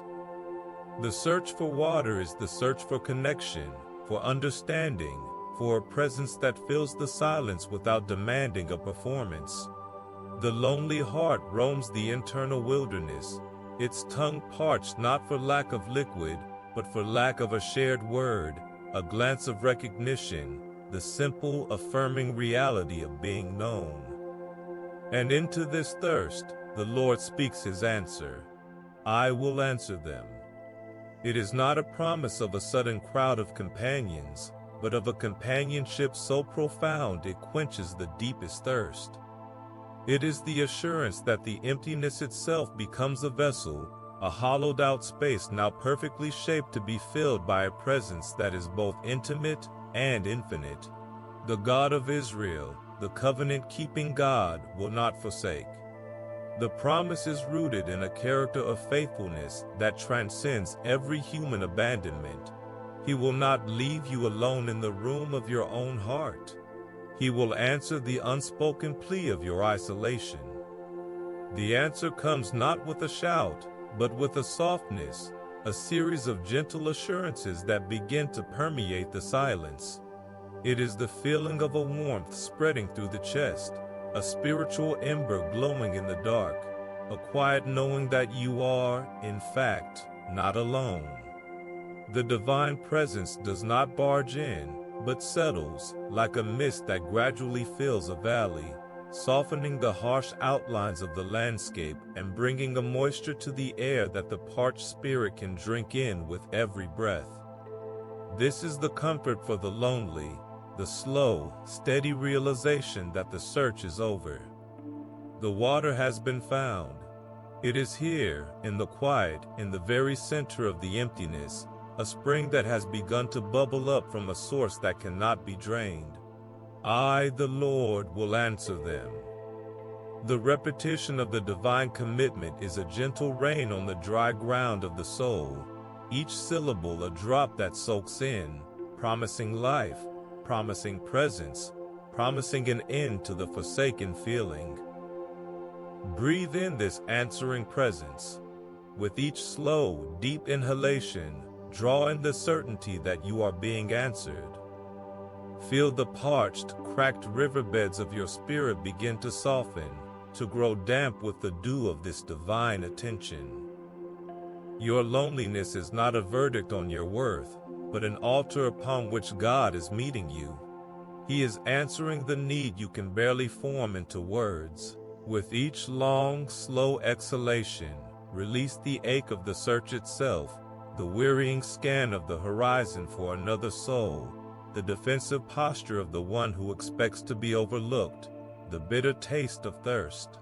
Let it go, breath by breath, as you trust that the answer is already in the room, already in the process of filling the hollow. The poor and needy are you, and the Lord is answering you. The soft assurances blend, one into the other, a lullaby for the lonely, a rhythmic promise that the silence is not empty, but full of a listening, responding God. Allow the body to absorb this profound comfort. The arms, which may have ached to hold or be held, can now relax at your sides, their emptiness transformed into a receptivity for a different kind of embrace. The ears, strained for a sound that never came, can now rest, tuning instead to the profound, silent frequency of a love that needs no words. The heart, which felt like a solitary drum in a vast, empty hall, now senses another rhythm joining its own, a steady, synchronizing beat of a presence that will not leave. The loneliness is not erased, but it is being comforted. It is being answered. The divine response is a companionship that asks for nothing and gives everything. A friendship that fills the silence without breaking it. A love that meets you in the exact center of your aloneness and makes it a place of communion. Let this final, soothing truth be the blanket that covers you. The Lord will answer. He will not forsake. The search is over. The water is here. The soft assurances circle, losing their sharp edges, becoming a single, pervasive sensation of being companioned in the dark. There is no need to be anything but what you are, a soul that was thirsty and is now being quenched. Drift into sleep on that certainty, cradled not by human arms, but by the answering, unforsaking presence of the God who comes to the lonely, who hears the silent search, and who fills the hollow with the quiet, overflowing comfort of his eternal nearness. A word is spoken into the stillness, a single syllable that carries the weight of eternity and the softness of a summer breeze.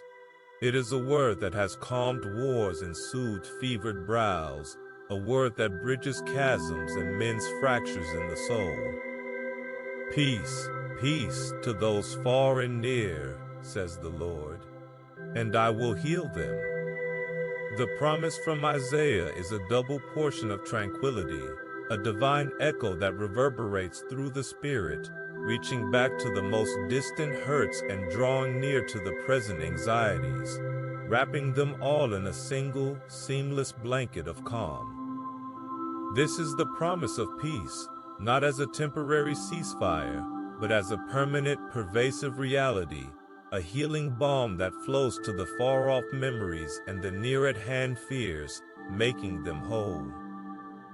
The repetition is intentional, a lullaby in two parts. Peace, peace. The first is an announcement, a declaration from the throne of heaven that the conflict is over, the striving can cease. The second is an infusion, the very substance of that announcement seeping into the pores of the Spirit, a second helping of grace for the places that doubted the first. It is peace for those who are far, far from the person they wanted to be, far from the dreams they once held, far from the sense of God's presence in the weariness of the journey.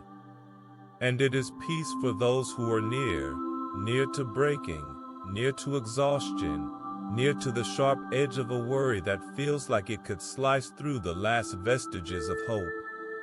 To both, the distant and the immediate, the word is spoken with equal force, equal tenderness. Peace, peace. The healing is for the far-off scars and the fresh wounds alike. I will heal them. The promise is comprehensive, leaving no part of the soul's geography untouched by its restorative power.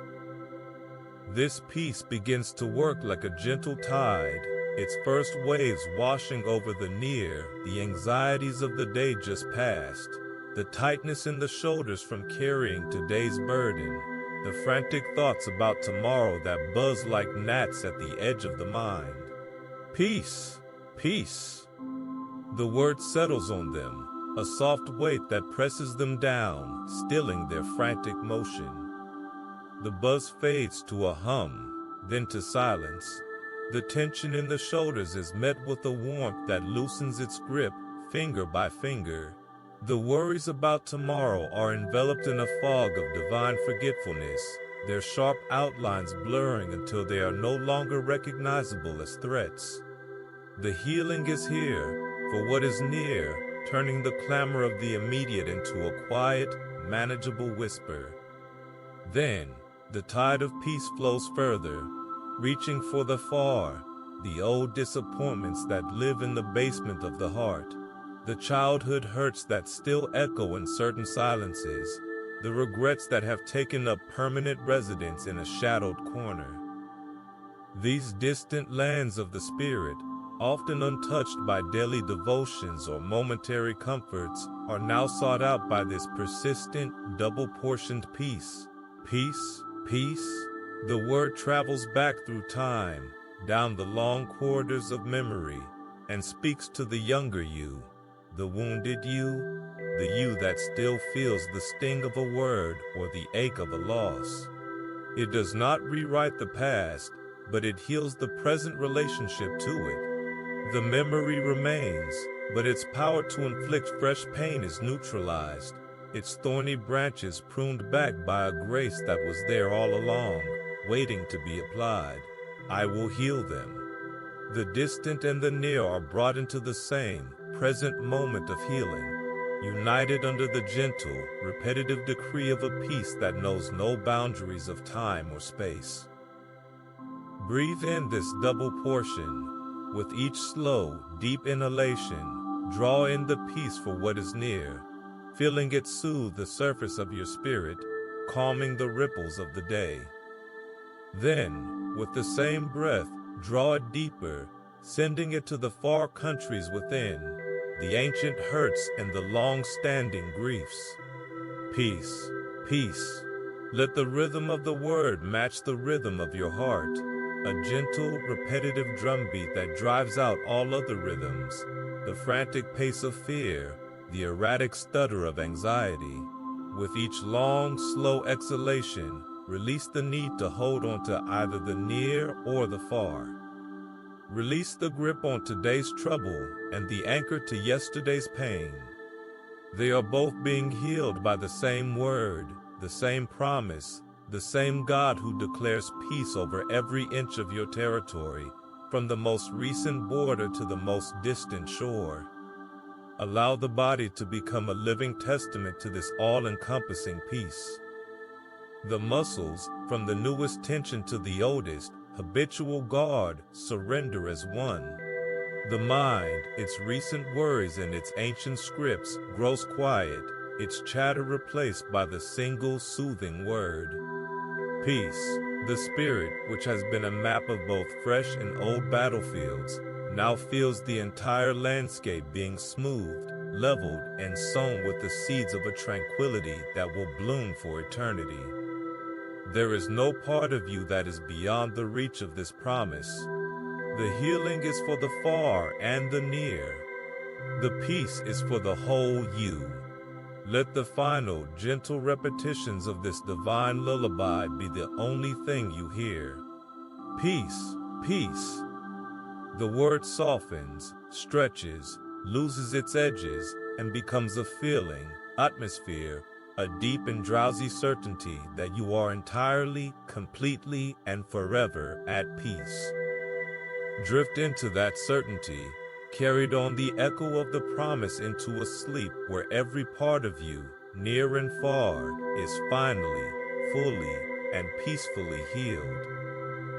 A summons echoes from the heart of the divine, a call to rise not through frantic effort, but through the quiet, unshakable strength of one who has been redeemed and restored.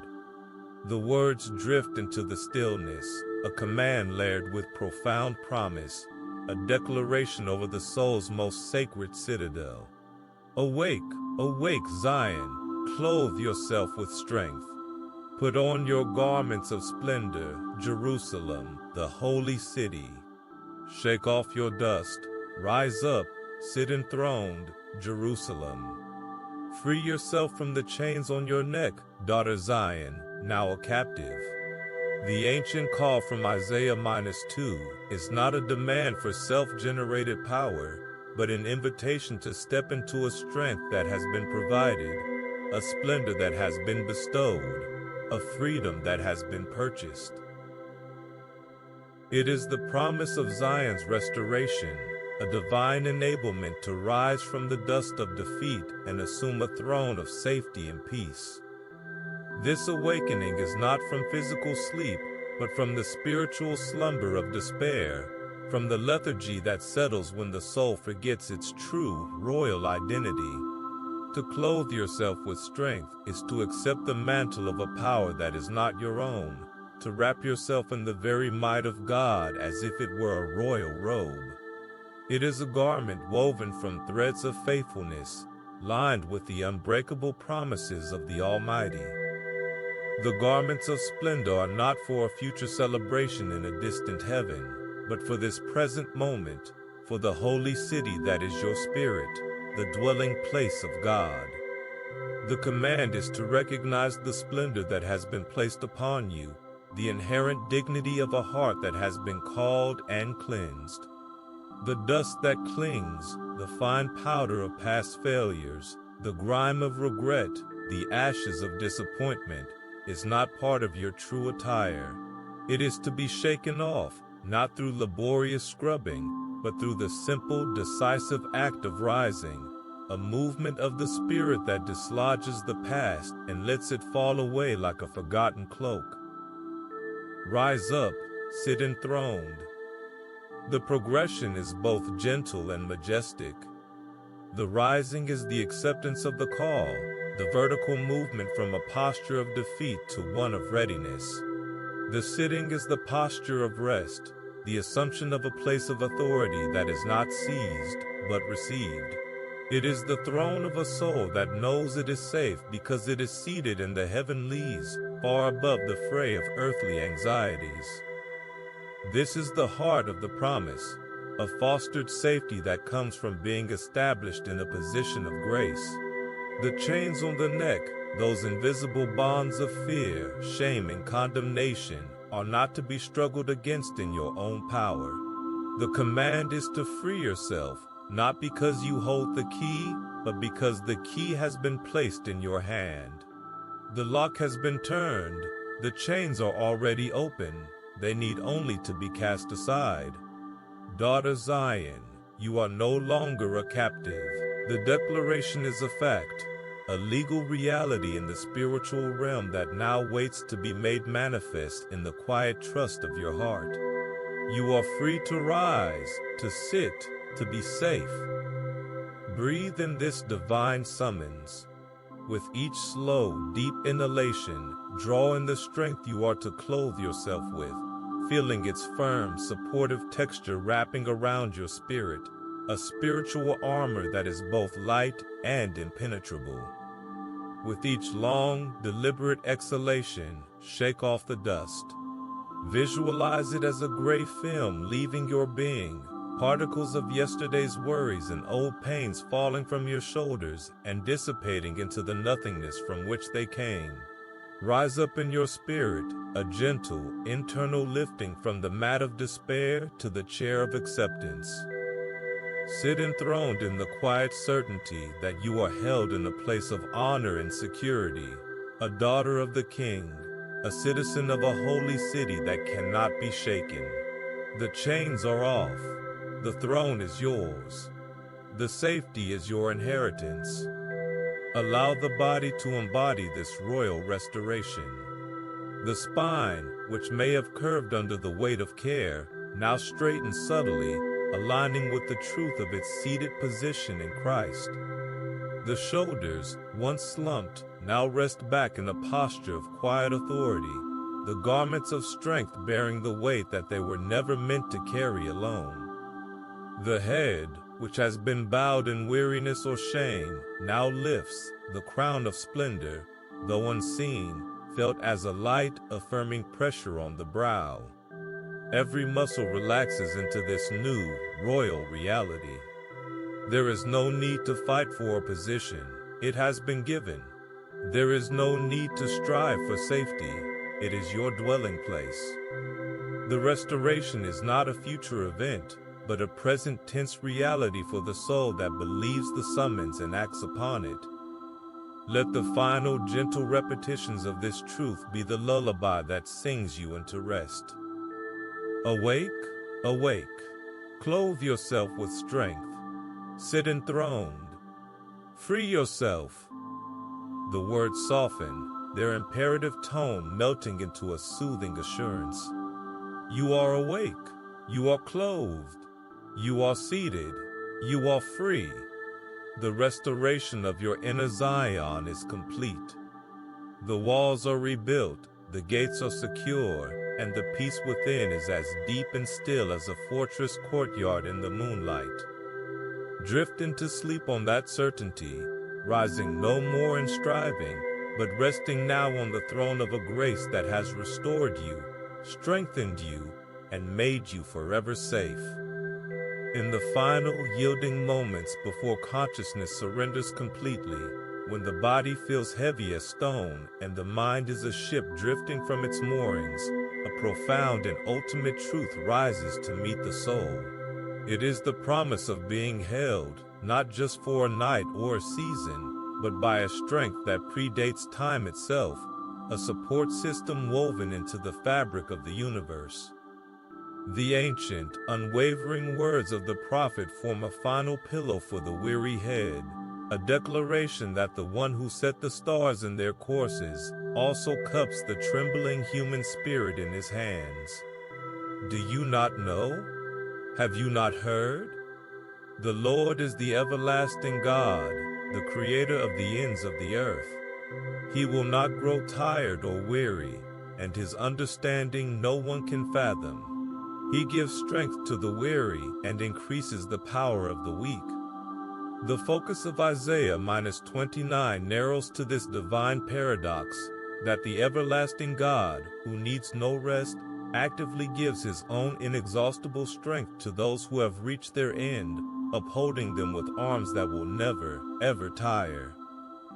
These are the everlasting arms, a concept too vast for the mind to grasp, but perfectly sized for the heart to trust.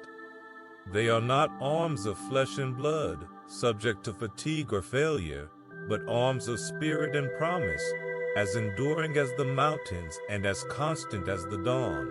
To be upheld by them is to be suspended in a love that knows no limits of patience, no horizon of commitment. The creator of the ends of the earth, the one who measures the oceans in the hollow of his hand, now turns that same immeasurable attention to you.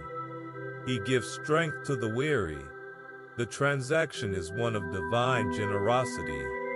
Your weariness is not a disqualification. It is the very qualification for receiving this gift. Your exhaustion is the empty vessel into which he pours his endless power. The weaker you feel, the more his strength is made perfect, the more his everlasting arms become your only necessary reality. To surrender to these arms is the final, deepest act of faith. It is to stop trying to hold yourself up, to cease the internal struggle to remain vigilant and in control. It is to let go completely, to fall back into the supportive embrace that has been waiting all along. Imagine the sensation now, in these last moments of wakefulness. The feeling of a firm, gentle pressure beneath your back, beneath your head, beneath your entire being, lifting you, cradling you, taking the full weight of your body, your mind, your history, your future. The everlasting arms do not tremble under the load. They do not shift or adjust. They are a constant, a given, a foundational truth of existence that you are only now in this vulnerable state, fully allowing yourself to experience. He gives strength to the weary. He increases the power of the weak. The repetition is a final, rhythmic rocking, a lullaby that assures you that your part is over and his part is just beginning. Breathe out the last vestiges of resistance. With each slow, final exhalation, release the illusion of your own strength, the pride that insists on bearing its own burdens, the fear that to be this vulnerable is to be unsafe. The opposite is true. In this surrender, you are at your safest. The everlasting arms are your fortress, your shield, your unshakable foundation. They are the answer to every unspoken prayer for rest, the fulfillment of every longing for a place where you can finally, fully, and fearlessly let go. He will not grow tired or weary. Your understanding of this may be limited, but his commitment to uphold you is not. His understanding is unfathomable, and within its depths lies the perfect, personalized plan to sustain you through this night and every night to come. Allow your entire being to dissolve into this divine support.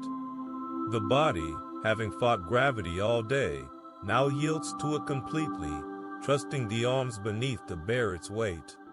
The mind, its last, flickering thoughts like distant stars, now lets them go, its galaxy of worries swallowed by the greater darkness of a peace that needs no light to be real. The spirit, the essence of you, now softens and expands, no longer a clenched fist but an open palm, receiving the gift of rest, of strength, of being utterly and eternally upheld. There is nothing more to do. There is nothing more to be. There is only the fall and the arms that catch you. The everlasting arms, they are here. They are now. They are yours. Let this final, wordless knowing be the gate through which you pass. The promise echoes in the fading consciousness, not as a phrase, but as a feeling. Upheld, sustained, carried. The Lord is the everlasting God. He gives strength. He increases power. The words blur into a single, soothing sensation of safety. The arms are beneath you. The arms are around you. The arms will not let you go. Surrender now to that certainty, to the deep, pulling tide of a sleep that is not an end, but a homecoming into the everlasting, unwavering, and loving arms of God.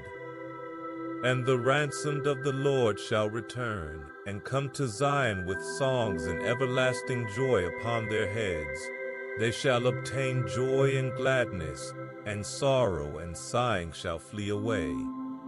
The ancient promise from Isaiah echoes through the stillness, not as a distant melody, but as a present, swelling chorus within the soul, a harmonic convergence of grace that turns every silent ache into a note of an eternal hymn. This is the song of the redeemed, a symphony not composed in the halls of human achievement, but born in the heart of God, a celestial music that plays on an endless loop of joy, its rhythm the very heartbeat of heaven, its melody the story of every captive set free. It is a song that does not ask for your voice, but for your listening, for your surrender to its overwhelming, repetitive theme of everlasting gladness. This song begins where human strength ends, in the quiet realization that the ransom has been paid, the debt canceled, the prison doors thrown wide. The ransomed are returning. It is not a future event, but a present, continuous procession, a slow, joyful march toward a home that is both destination and origin. And they come not in silence, but with songs. The music is inherent to their journey, as natural as breathing, a spontaneous overflow of a heart that knows its chains are broken. The song is one of everlasting joy, a crown not of gold but of light and laughter, placed upon the head of every believer, a diadem that speaks of an identity washed clean, a past forgiven, a future secured. They shall obtain joy and gladness. The promise is not of a fleeting emotion, but of a permanent possession, a state of being that is as much a part of the redeemed soul as its own breath.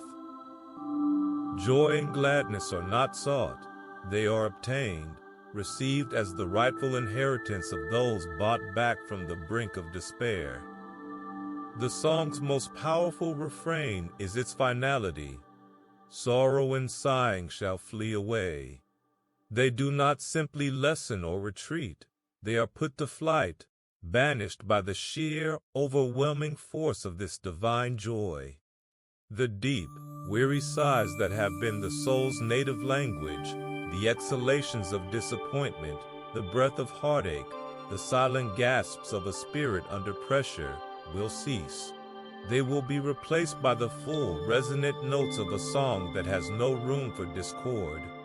The sorrow that has been a constant companion, a shadow that lengthened with every setting sun, will find it cannot exist in the perpetual dawn of this joy.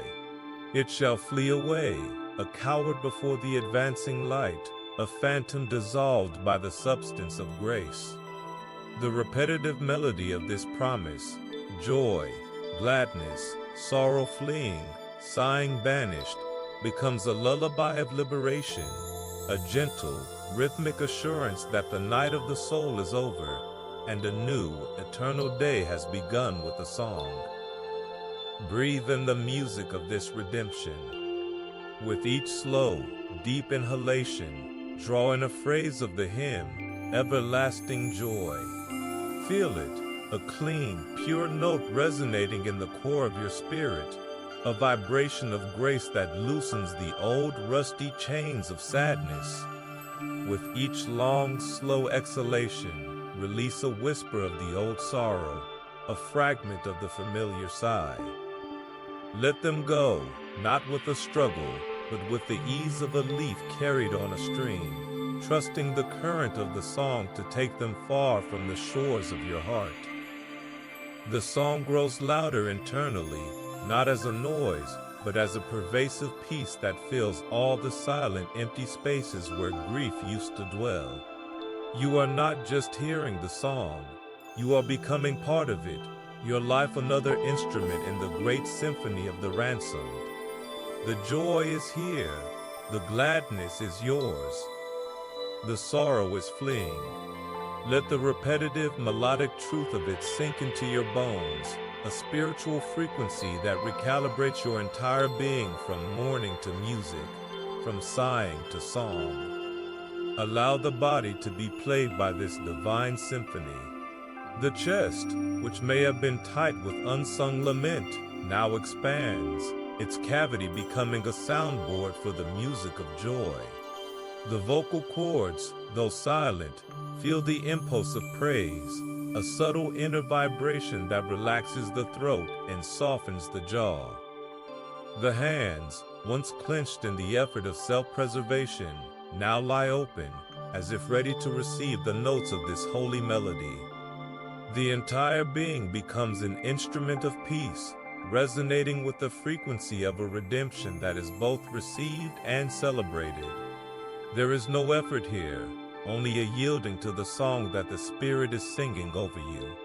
You are not manufacturing joy, you are being immersed in it.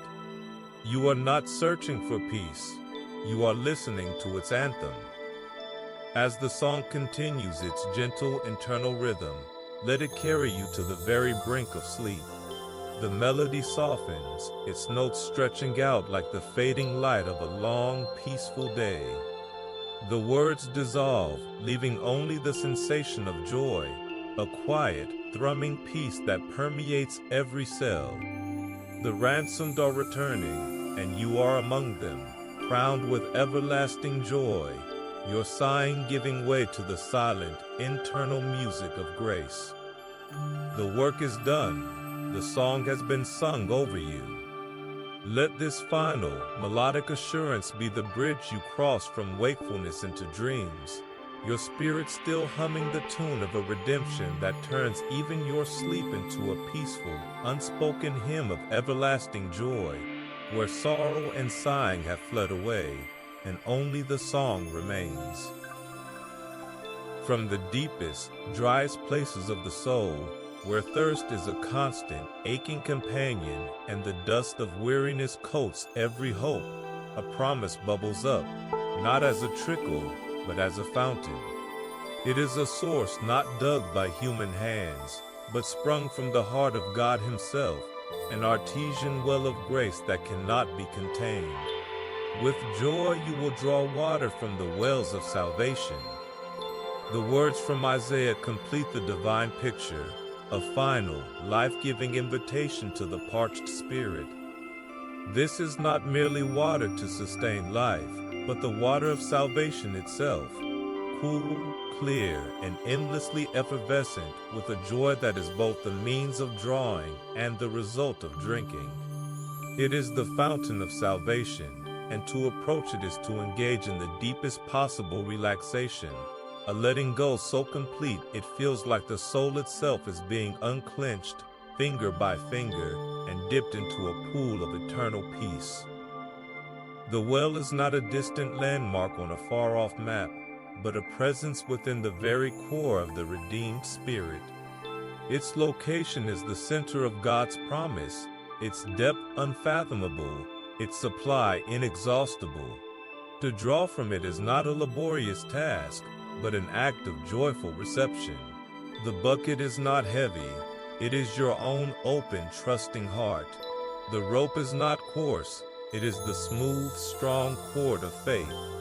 And the action is not one of strain, but of delight. With joy, you will draw. The joy is the very energy that lowers the bucket, the anticipation that knows, with absolute certainty, that it will come up full. There is no fear of finding the well dry, no anxiety that your thirst is too great. The fountain was designed for your thirst, its flow calibrated to your need. The salvation it offers is not a one-time rescue, but a continuous flowing reality, a constant washing, a perpetual quenching, a never-ending immersion in the goodness of God. Approaching this fountain in the mind's eye becomes a meditation of profound surrender. One can visualize a stone basin, ancient and moss-covered, from which water spills over the edges in a continuous, gentle cascade. The sound is not a roar, but a soft, persistent chuckle, a laughter of grace that mocks every fear and soothes every worry. The air around it is cool and moist, fragrant with the scent of wet stone and blooming mercy. To step into this water is to feel its immediate, shocking clarity. It is not numbing, but awakening. It does not drown the senses, but cleanses them. It washes over the feet of the spirit, the part that has walked through the grime of the day, and the fatigue is carried away in its current. It soaks into the skin, a spiritual hydration that reaches the cellular level of the soul, reviving dreams that had withered and hopes that had cracked in the heat of adversity. This is the water of salvation, and to draw it is to be remade from the inside out. Breathe in the atmosphere of this sacred spring. With each slow, deep inhalation, draw in the humid, life-giving air, feeling the promise of this joy enter your lungs. It is the breath of salvation, filling you with the certainty that you are not just surviving, but being revitalized by a source that will never run dry.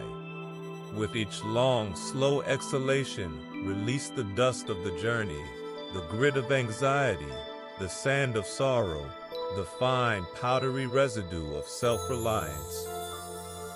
Watch it all wash away, carried off by the overflow of the fountain, lost in the boundless ocean of God's care. The drawing is for you. The joy is for you. The salvation is for you. The repetitive, gentle motion of this mental drawing, the lowering of the bucket, the feeling of its weight in the water, the smooth pull upward, the sight of the brimming, clear liquid becomes a rhythmic, hypnotic guide, leading the mind away from its troubles and into a single, focused act of receptive joy. As the fountain continues its endless flow, a deep, cellular relaxation follows. The body, which has carried the tension of thirst for so long, now understands that its need is met.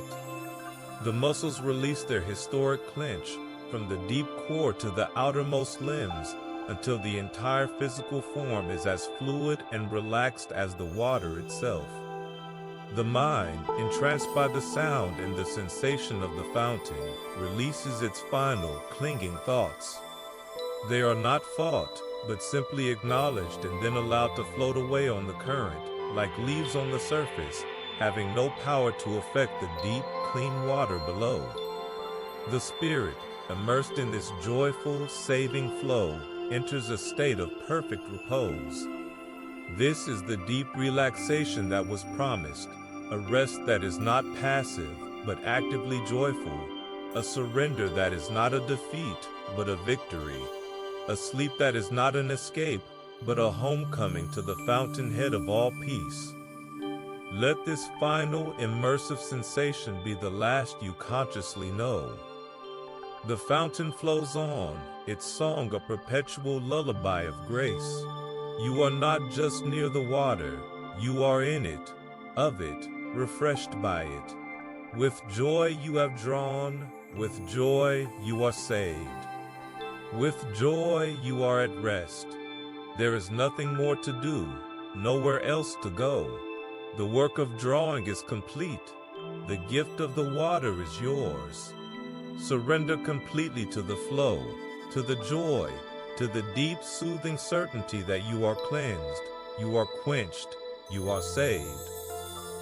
Drift now, carried on this current of divine delight, into a sleep as deep and refreshing and endlessly joyful as the fountain of salvation itself. In the silent, vulnerable hours when the soul feels most exposed to the arrows of fear and the whispers of doubt, a divine defense rises, not as a wall of stone, but as an invisible, impenetrable barrier woven from the very substance of trust. The ancient words of the prophet paint a picture not of a passive peace, but of an active, vigilant protection. Prepare the table, watch in the watchtower, eat, drink, arise ye princes, and anoint the shield. The command from Isaiah, though spoken in a different context, becomes in this quiet space a profound metaphor for the soul's posture of faith, a deliberate turning from the perceived threat to the certain protector, a raising of the shield of faith that renders every fiery dart of the enemy harmless. This is the shield of faith, a spiritual armor that does not remove the battle, but makes the soul invulnerable within it, a divine protection that repeats its assurances until the heart grows calm and the spirit finds comfort in its unbreachable cover. This shield is not a heavy, cumbersome object to be dragged, but a lightweight, responsive extension of the spirit, activated by a single, conscious decision to believe. To anoint the shield is to apply the oil of trust, to acknowledge that the true defense does not lie in personal strength or clever strategy, but in the faithful character of God. The princes who are called to arise are the noble parts of the soul, the aspects of the spirit that have been given authority in Christ, and their anointing is an act of surrender, a declaration that the battle belongs to the Lord. The table is prepared in the presence of enemies. The feast of God's peace is spread even as the shadows gather. To eat and drink is to partake of His promises, to internalize His faithfulness, to draw nourishment from the certainty that He is a shield to all who take refuge in Him.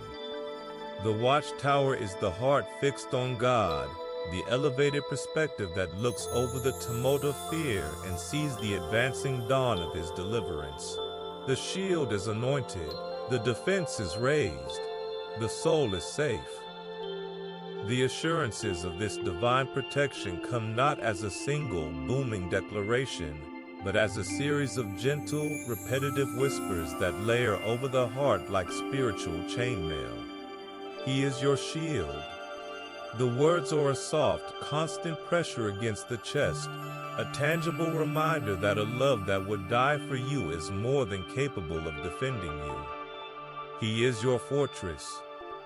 The promise is a surrounding presence, a spiritual citadel whose walls are made of promises that have withstood the siege of millennia. He will cover you with his feathers, and under his wings you will find refuge. The imagery is intimate, a protection that is as close as breath, as personal as a heartbeat. Your faith is the shield that extinguishes the flaming arrows.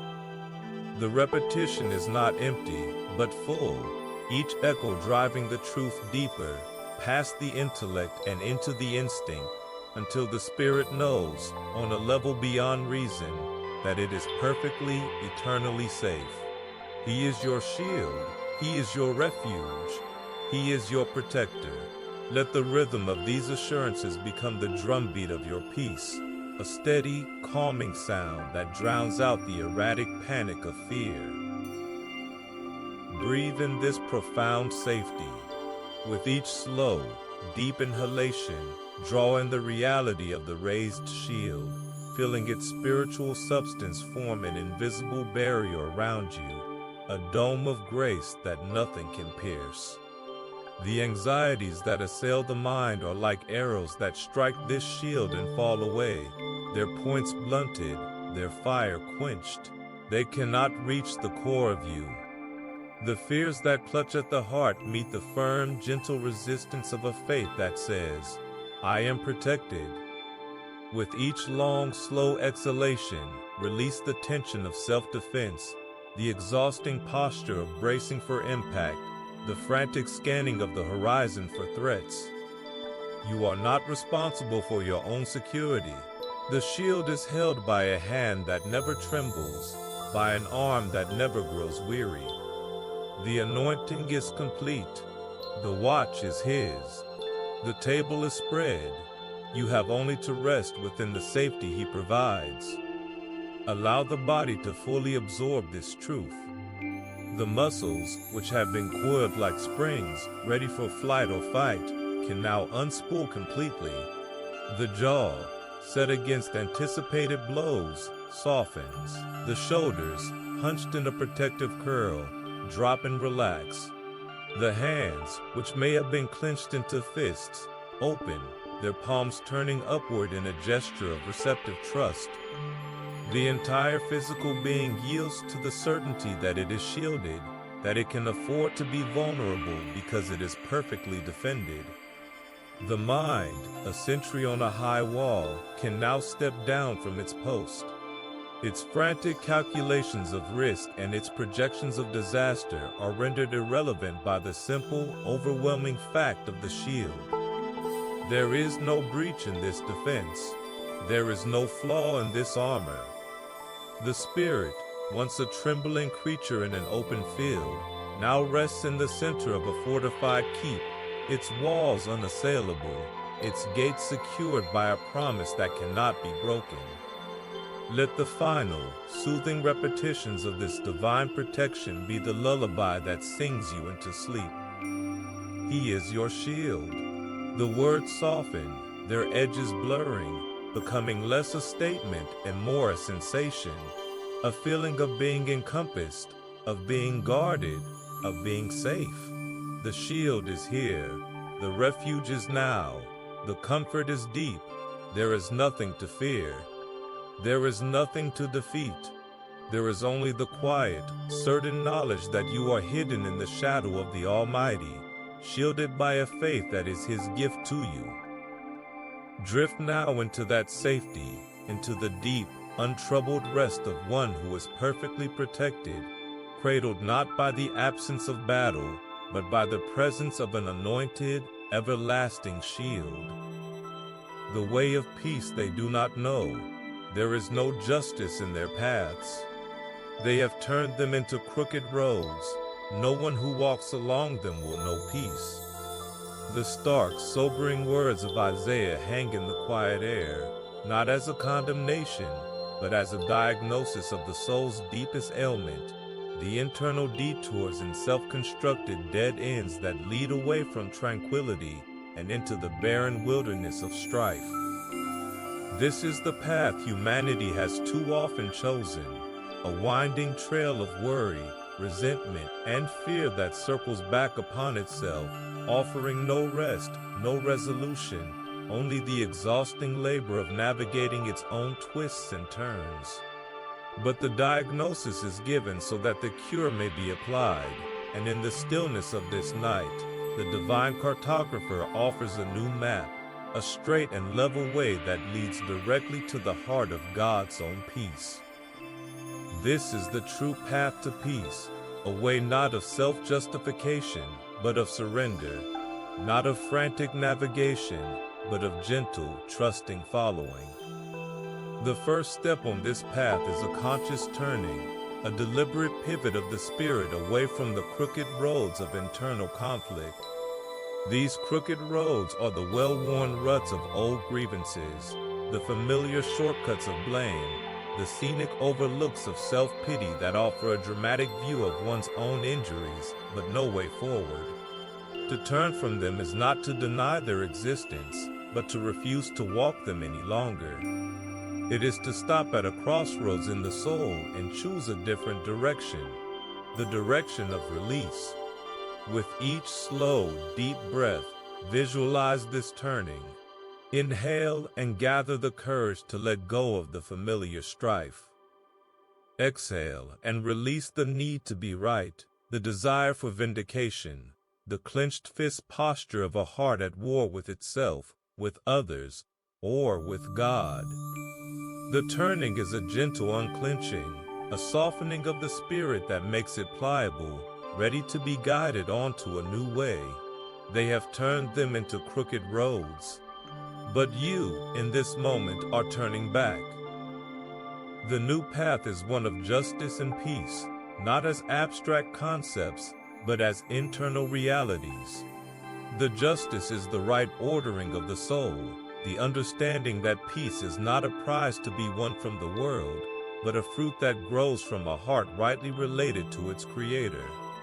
This path is straight because its course is charted by truth, and its destination is the very presence of God, where peace is not an attribute but the atmosphere.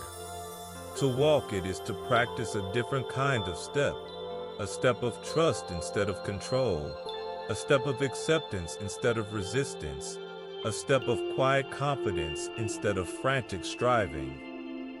No one who walks along them will know peace, but you are now walking a different path. With each footfall in the Spirit, feel the firm, level ground of God's promises beneath you. This is the way of peace, and you are on it now, leaving the crooked, exhausting trails behind. Fostering tranquility on this path is an active receptivity. It is not a passive waiting for peace to descend, but a cooperative walking that cultivates it with every surrendered thought. The mind, so accustomed to mapping the crooked roads, must be retrained to follow the straight one. This happens through gentle, meditative prompts that redirect its focus. When a worry arises, see it as a signpost pointing back to the old crooked way. Do not follow it. Instead, acknowledge it, and then consciously turn your inner gaze back to the straight path, to the one who walks it with you. When a ripple of anger or resentment stirs, feel it as a tremor on the wrong road. Do not build a house there. Breathe it out, and with the next breath, draw in the calm air of the true path. The way of peace is known by walking it, by repeatedly choosing its simplicity over the complex, self-defeating labyrinths of the soul's own making. Breathe in the clarity of this straight path. With each inhalation, draw in the purposefulness of a journey that has a sure destination. There are no confusing forks here, no hidden pitfalls. The way is clear because the guide is sure. With each exhalation, release the dust kicked up from the old crooked roads, the confusion, the second guessing, the turmoil that comes from trusting your own flawed sense of direction. The path to peace is not a mystery to be solved, but a gift to be received, a way of being that is entered through the narrow gate of surrender and walked in the wide, merciful spaces of grace. You are on it now. You are walking it. You are knowing peace, not as a distant theory, but as the very ground beneath your feet. Allow the body to sink with this straight and peaceful way. The muscles, which have been tensed for the uneven terrain of strife, now relax into the smooth, easy gait of trust. The spine aligns, no longer twisted by the burden of carrying conflicts. The shoulders drop, their load transferred to the one who carries you on this path. The entire being settles into a rhythm of movement that is also a rhythm of rest, a walking that feels like floating, a progression that feels like coming home. The mind, its internal compass now calibrated to true north, grows still. Its frantic calculations cease. Its role is no longer to navigate, but to behold, to receive, to rest in the certainty of the path and the presence of the pathmaker. The spirit, once lost in a maze of its own design, now moves with a quiet, steady purpose toward the center of all calm. Let the final, gentle knowing of this truth lull you into sleep. The crooked roads are behind you. The straight path is beneath you. The peace of God is before you, around you, within you. You have turned from strife. You are walking in tranquility. The way is known, and you are on it. Drift now, carried on the straight, sure current of this divine path, into a sleep that is not an interruption of the journey, but its deepest, most peaceful expression. The path to peace ends not in a destination, but in a rest that is itself the purest form of arrival. In the quiet drift toward sleep, where the mind's maps grow blurry and the will to navigate one's own course finally falters, a profound and gentle promise rises to meet the weary traveler. It is the promise of a guidance that requires no personal chart or compass, a leading that flows as naturally and ceaselessly as a spring from the heart of God. The Lord will guide you always. He will satisfy your needs in a sun-scorched land and will strengthen your frame. You will be like a well-watered garden, like a spring whose waters never fail. The words from Isaiah are not a distant directive, but a present, breathing reality, a divine pledge to lead the soul step by step through the unknown, transforming its internal deserts into lush, tranquil landscapes of trust, and lulling the spirit into a state of drowsy, secure surrender. This guidance is not a harsh tug or a demanding shout, but a soft, persistent pressure on the elbow, a whisper in the inner ear that says, "This way." It is the assurance that every twist and turn of life's path, even though shrouded in the deepest fog of uncertainty, is under the supervision of a wisdom that sees the end from the beginning. The Lord will guide you always. The promise spans all time, all circumstances. There is no moment of the day or night, no season of confusion or clarity, where this leading ceases. It is a constant, like the pull of gravity or the breath in the lungs, an ever-present orientation toward peace. To receive it is to release the exhausting burden of figuring it all out, to unclench the mental fists that have been clutching the steering wheel of life, and to simply lean into the turn, trusting the driver completely. He will guide you always. The repetition of the phrase is a soft, rhythmic rocking, a lullaby against the fear of getting lost, a gentle assurance that the path, though unseen, is perfectly known. The destination of this guidance is not merely a point on a horizon, but a state of being, a well-watered garden. Imagine the soul, once a patch of dry, cracked earth, now being irrigated by a divine network of streams. The scorching heat of anxiety cannot wither this garden, for its roots drink from a source that never runs dry. Every need, every thirst of the spirit is satisfied from within this cultivated peace. The strengthening of the frame is not a muscular, worldly power, but the resilient, supple strength of a willow, able to bend in the storm without breaking because it is deeply, continually nourished. You will be like a well-watered garden. The imagery itself is drowsy, evoking the feeling of soft, damp soil, the heavy scent of blooming flowers at dusk, the gentle hum of life thriving in quiet abundance. There is no struggle for survival here, only a passive, joyful reception of all that is needed for life and peace. Breathe in this promise of continual guidance. With each slow, deep inhalation, draw in the certainty of being led. Feel it as a cool, gentle current in the spirit, pulling you forward without effort, guiding you away from the rocky outcrops of worry and onto the smooth, grassy tracks of trust. With each long, slow exhalation, release the need to see the entire route, the frantic desire for a 5-year plan, the fear of a wrong turn. The guide knows the way. The spring will not fail. The garden is your destiny.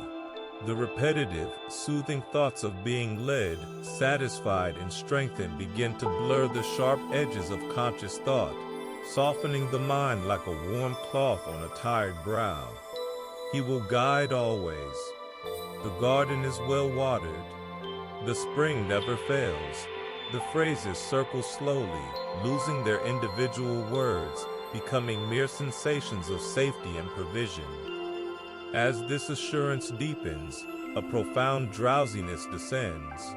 The body, no longer braced to find its own way, grows heavy with the relief of surrender. The muscles of the face, so often set in concentration, soften into the slackness of rest.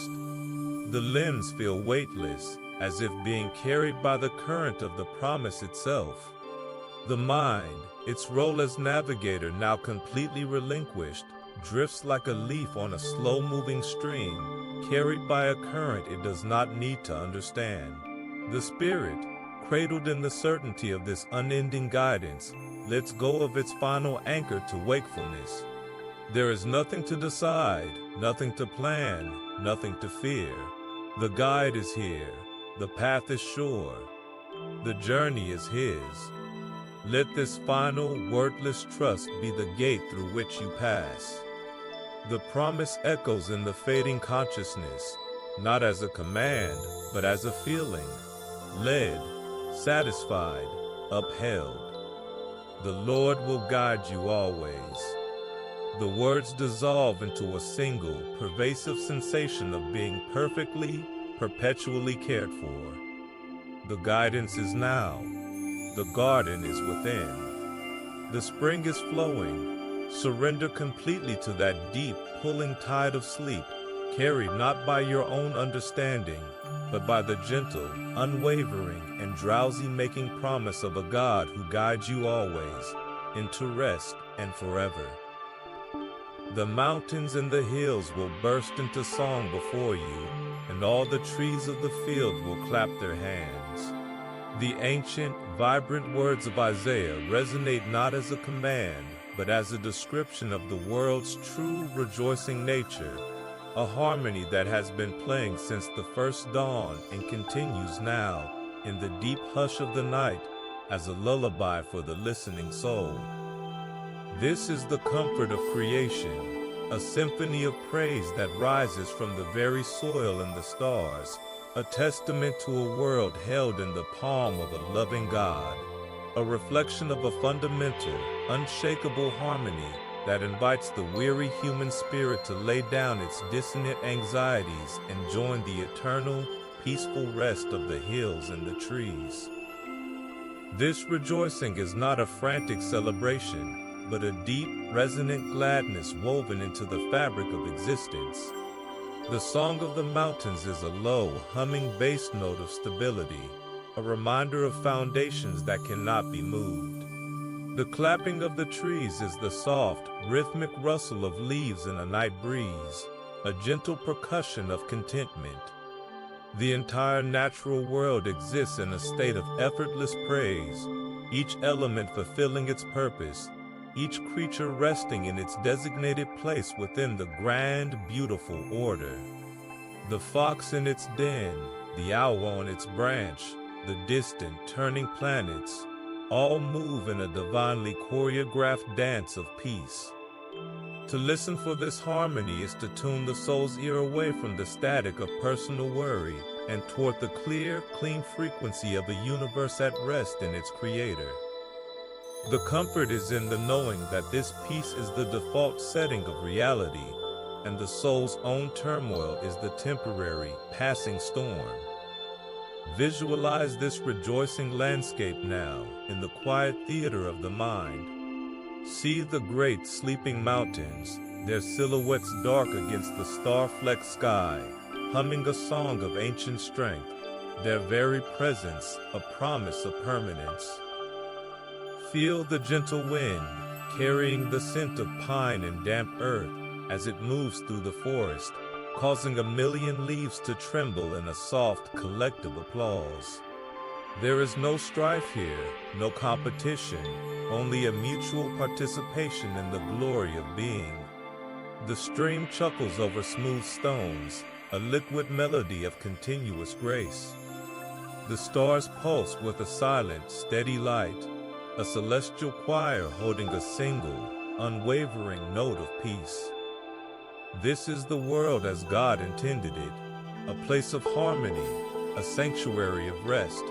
And you, in this moment, are not separate from it, but a part of it, invited to shed the unnatural weight of anxiety and simply be, as the mountains are, as the trees are, a beloved creature in a cosmos that is fundamentally good and fundamentally at peace.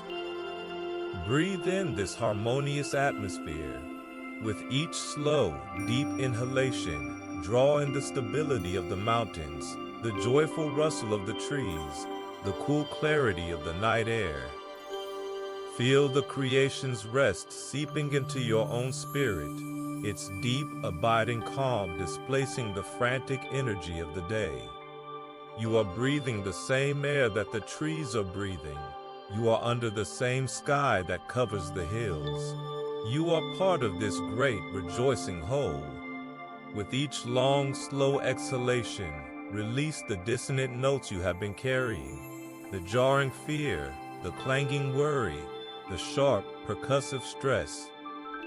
Visualize them leaving your body and being absorbed by the vast, forgiving silence of the night, where they are transformed, composted into the peaceful hum of the sleeping earth. The harmony is here. The rest is here. The comfort of creation is yours to receive. Allow your entire being to sync with this natural, divine rhythm.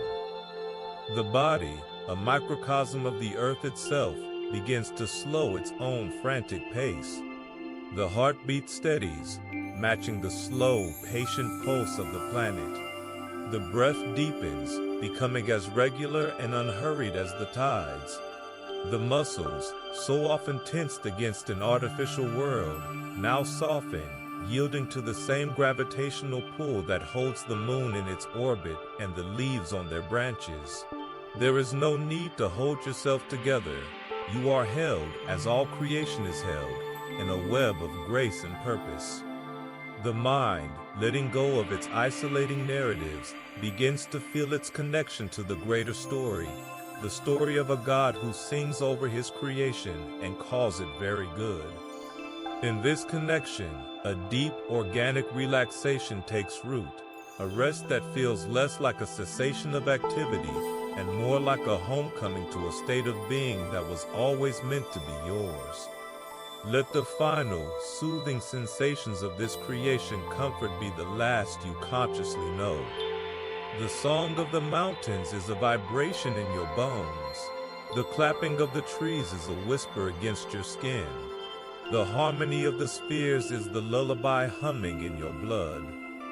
You are not a stranger in a hostile world, but a child in a beloved, rejoicing creation. The comfort is in the rocks, the trees, the stars, and it is in you. Drift now into that deep, elemental peace, carried on the gentle, rejoicing currents of the world God made, into a sleep as natural, as harmonious, and as deeply restful as the turning of the earth itself into the arms of the dawn. He was pierced for our transgressions, he was crushed for our iniquities. The punishment that brought us peace was on him, and by his wounds we are healed. The ancient, profound words of Isaiah settle into the quiet like a gentle, penetrating balm, a truth so deep it seems to vibrate at the very frequency of restoration. This is the healing touch, a divine contact that does not skim the surface, but seeks out the most hidden, tender places of the soul, the fractures and fissures known only to the Spirit itself and to the God who made it.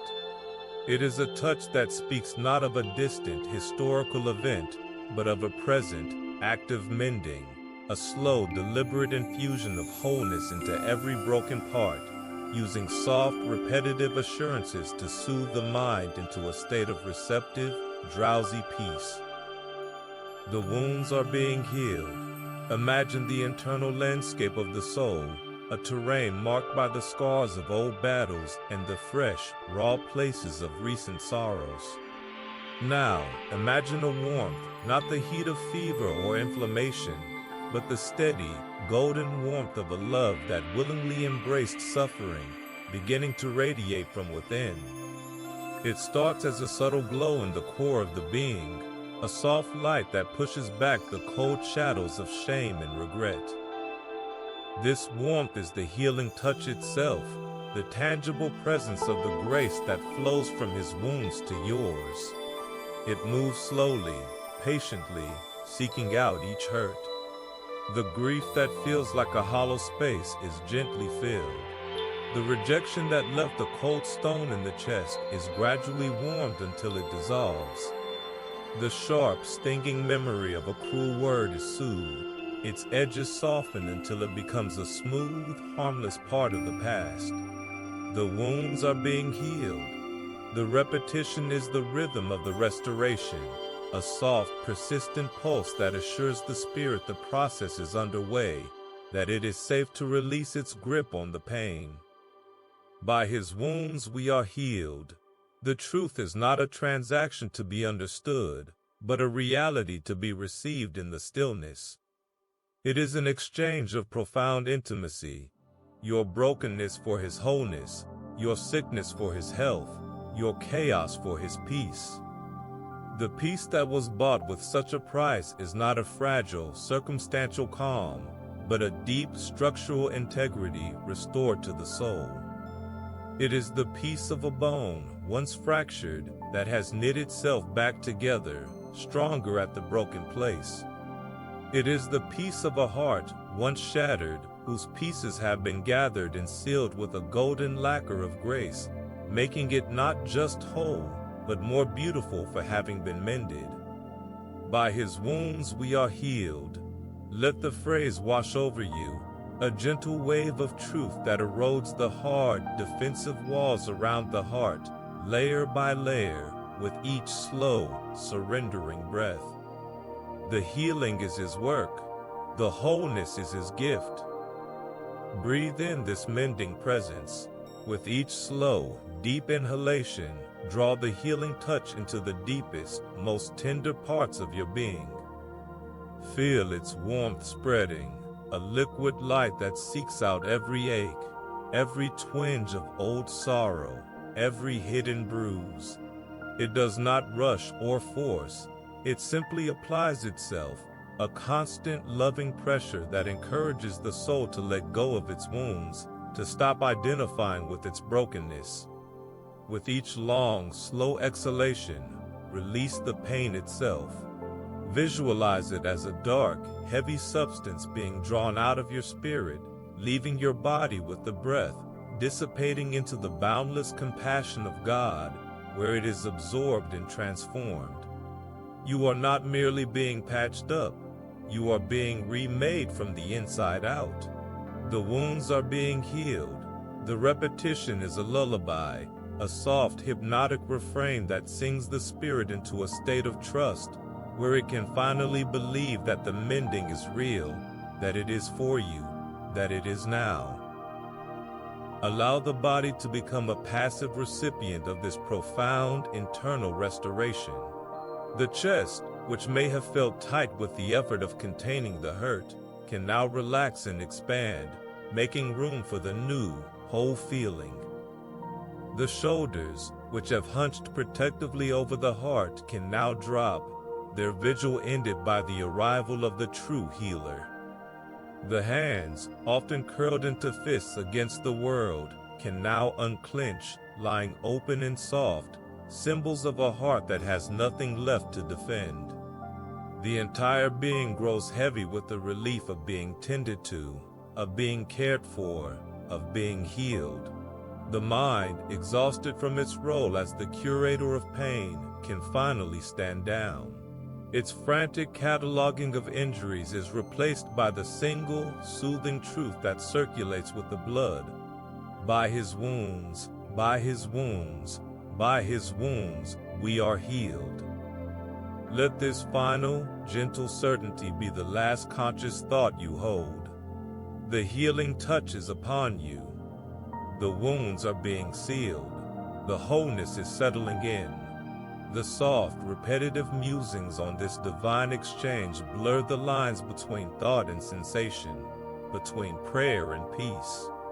There is nothing more to do, nothing more to release, nothing more to become. The work is finished. The healing is complete in him. So rest in it. Rest in the healing. Rest in the wholeness. Rest in the profound, purchased peace that flows from his wounds to yours, a gentle, lulling current that carries you away from all that was broken and into the deep, restorative sleep of the perfectly, eternally healed.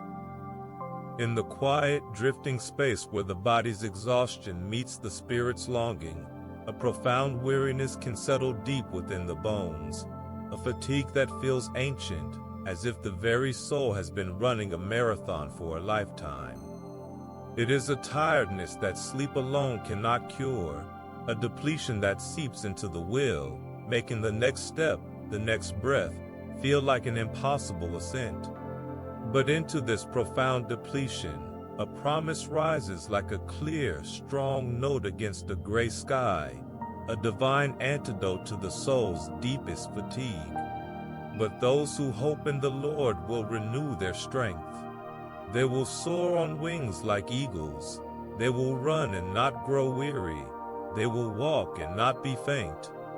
The words of Isaiah are not a distant aspiration, but a present tense covenant, a guarantee of a strength that is not self-generated but divinely supplied, an anchor for the soul in the shifting tides of its own weariness. This hope is not a fragile wish, but a sturdy, active trust, a leaning of the entire being upon the character of a God who cannot lie. It is the soul's decision to stop drawing from its own shallow, muddy well, and to turn instead to the artesian spring of divine provision. To hope in the Lord is to transfer the weight of expectation from personal endurance to eternal faithfulness. It is to acknowledge the weariness not as a failure, but as the very condition that qualifies one for this renewal. The promise is for those who hope, for those who are at the end of their own rope and choose to tie it to the unbreakable cord of God's promise. This hope becomes the anchor, dug deep into the bedrock of grace, holding the soul steady even as the waves of exhaustion crash over it. Those who hope will renew their strength. The repetition is a lifeline, a truth to be clung to when the feeling of strength is but a memory. The renewal described is not a mere caffeine-like jolt, but a fundamental cellular revitalization. It begins as a subtle warmth in the center of the spirit, a gentle, glowing ember of grace that whispers of a power greater than fatigue. This is the renewal of strength, a quiet infusion of divine energy that seeps into the marrow of the bones, soothing the ache of long-carried burdens. It is the feeling of a cool, clear stream finding its way into the parched riverbeds of the soul, reviving what was brittle and dry. The imagery that follows is one of effortless motion, soaring, running, walking.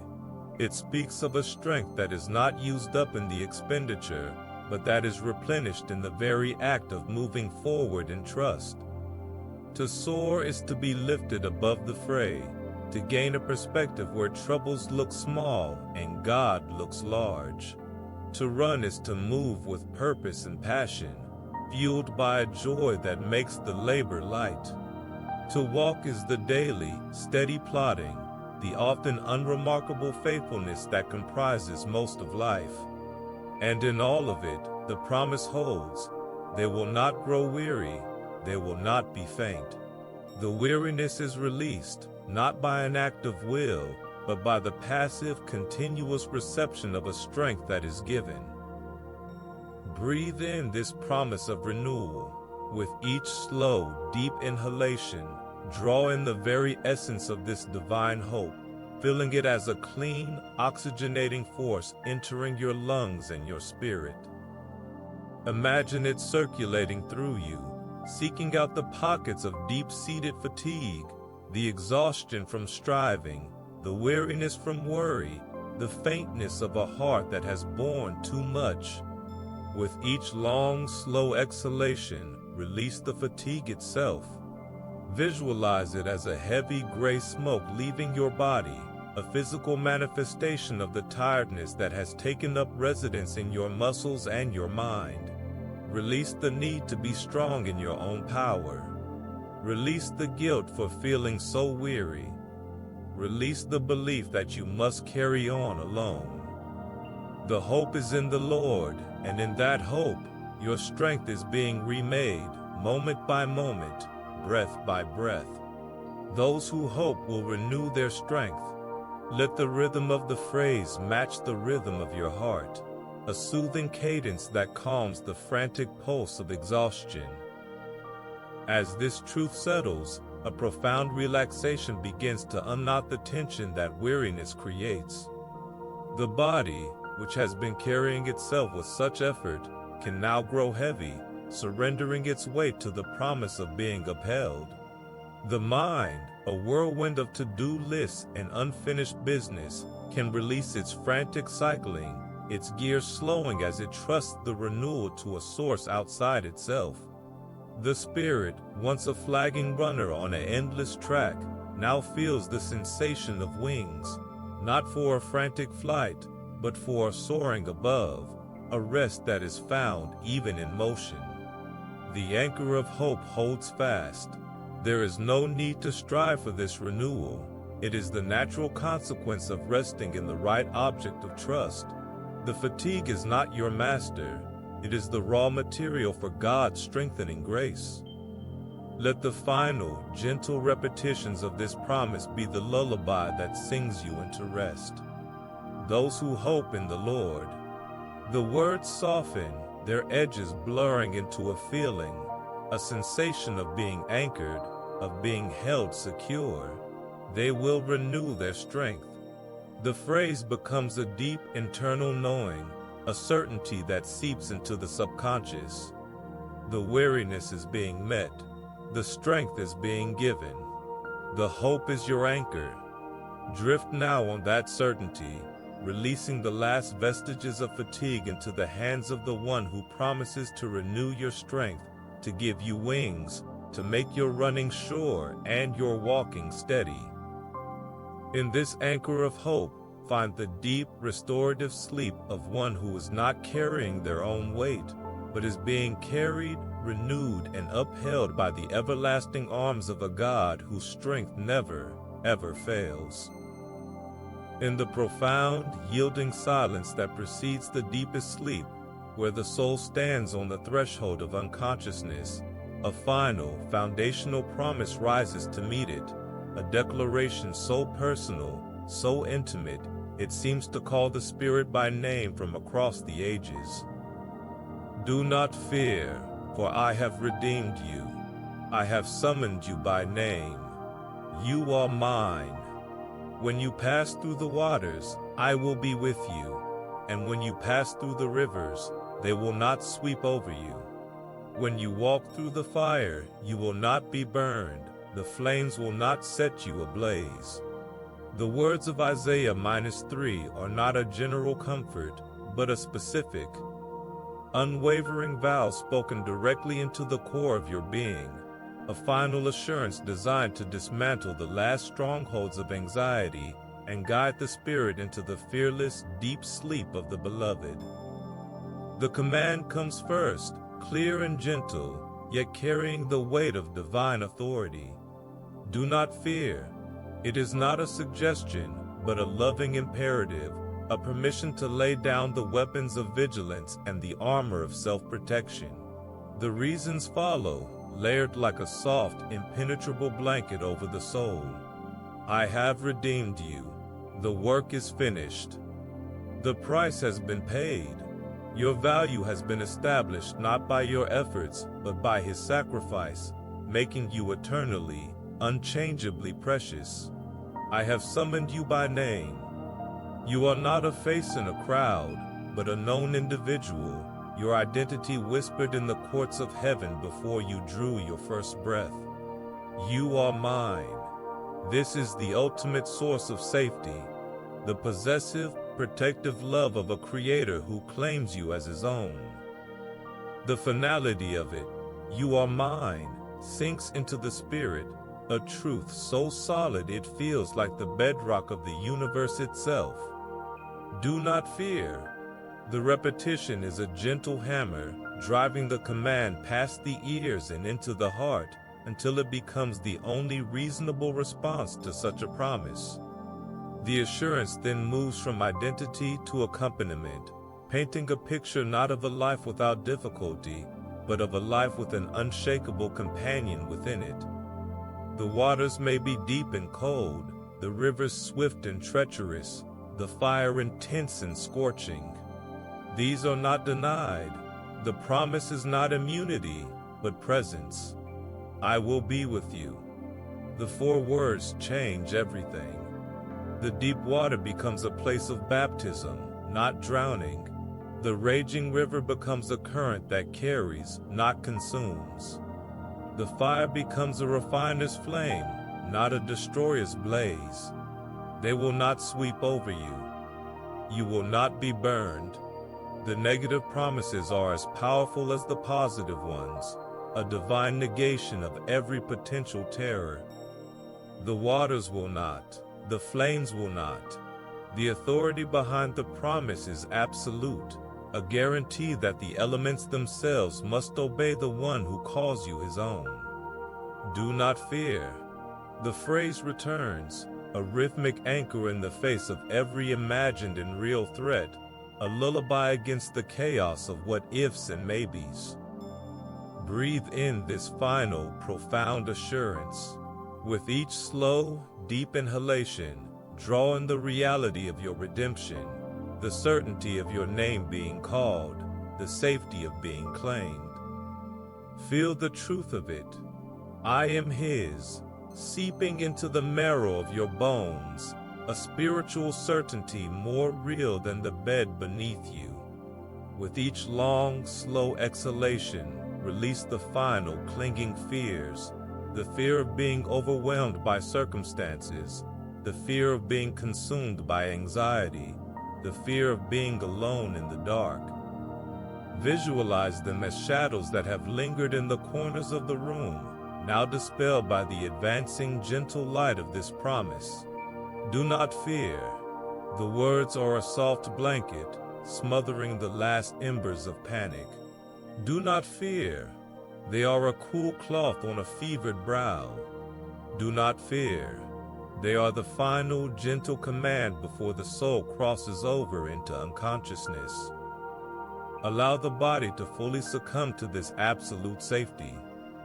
The muscles, which have carried the tension of a lifetime of vigilance, can now release completely, their work done, their guard stood down. The mind, its sentry duty finally ended, can power down its defenses, its fears answered by a greater truth.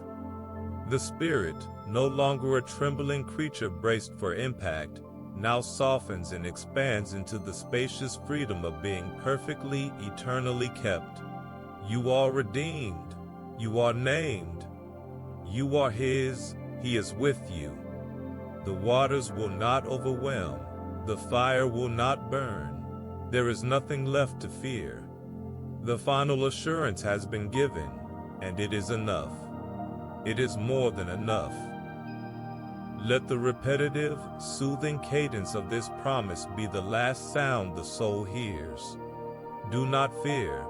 The phrase softens, stretches, and dissolves from a command into a sensation, a feeling of being cradled, of being safe, of being home. The final assurance is not a thought to be held, but a reality to be fallen into. So fall now. Fall into the deep, fearless sleep of one who is redeemed, named, and claimed.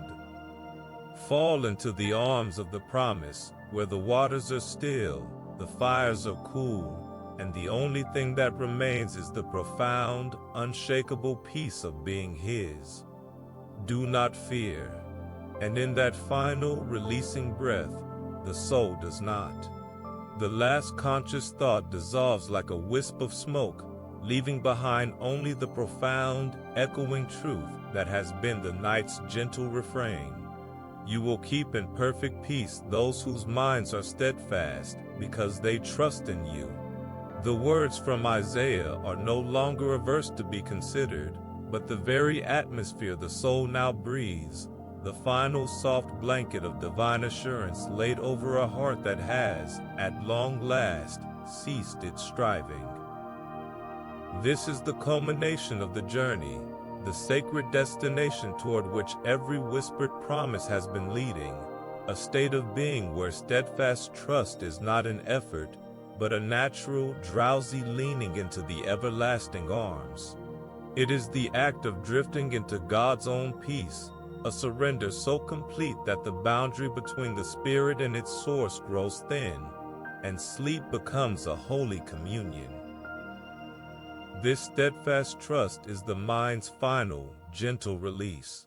It is the quiet decision to fix the inner gaze not on the receding worries of the day or the formless anxieties of the morrow, but on the unchanging, faithful character of God. The mind, wearied from its role as a sentinel, now finds its rest in becoming a simple, open vessel, receiving rather than analyzing, trusting rather than troubleshooting. There is no strain in this steadfastness, only a deep, settling calm, as if the soul has finally found its true magnetic north and now aligns itself effortlessly to that pole of peace. The trust is in you. The focus narrows to the divine presence, a reality more tangible than the darkness behind closed eyelids, a love more solid than the earth itself. In this trust, the soul discovers that perfect peace is not a reward for a mind that has figured everything out, but a gift for a mind that has finally, fully, let go.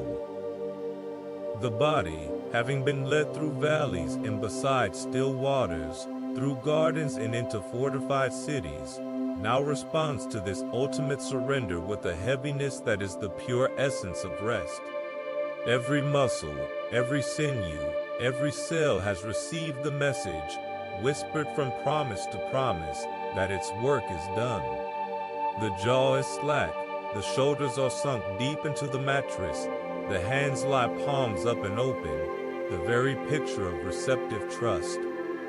The breath has slowed to a barely perceptible tide, each inhalation a silent yes to the peace being offered, each exhalation a final release of the air that once carried sighs.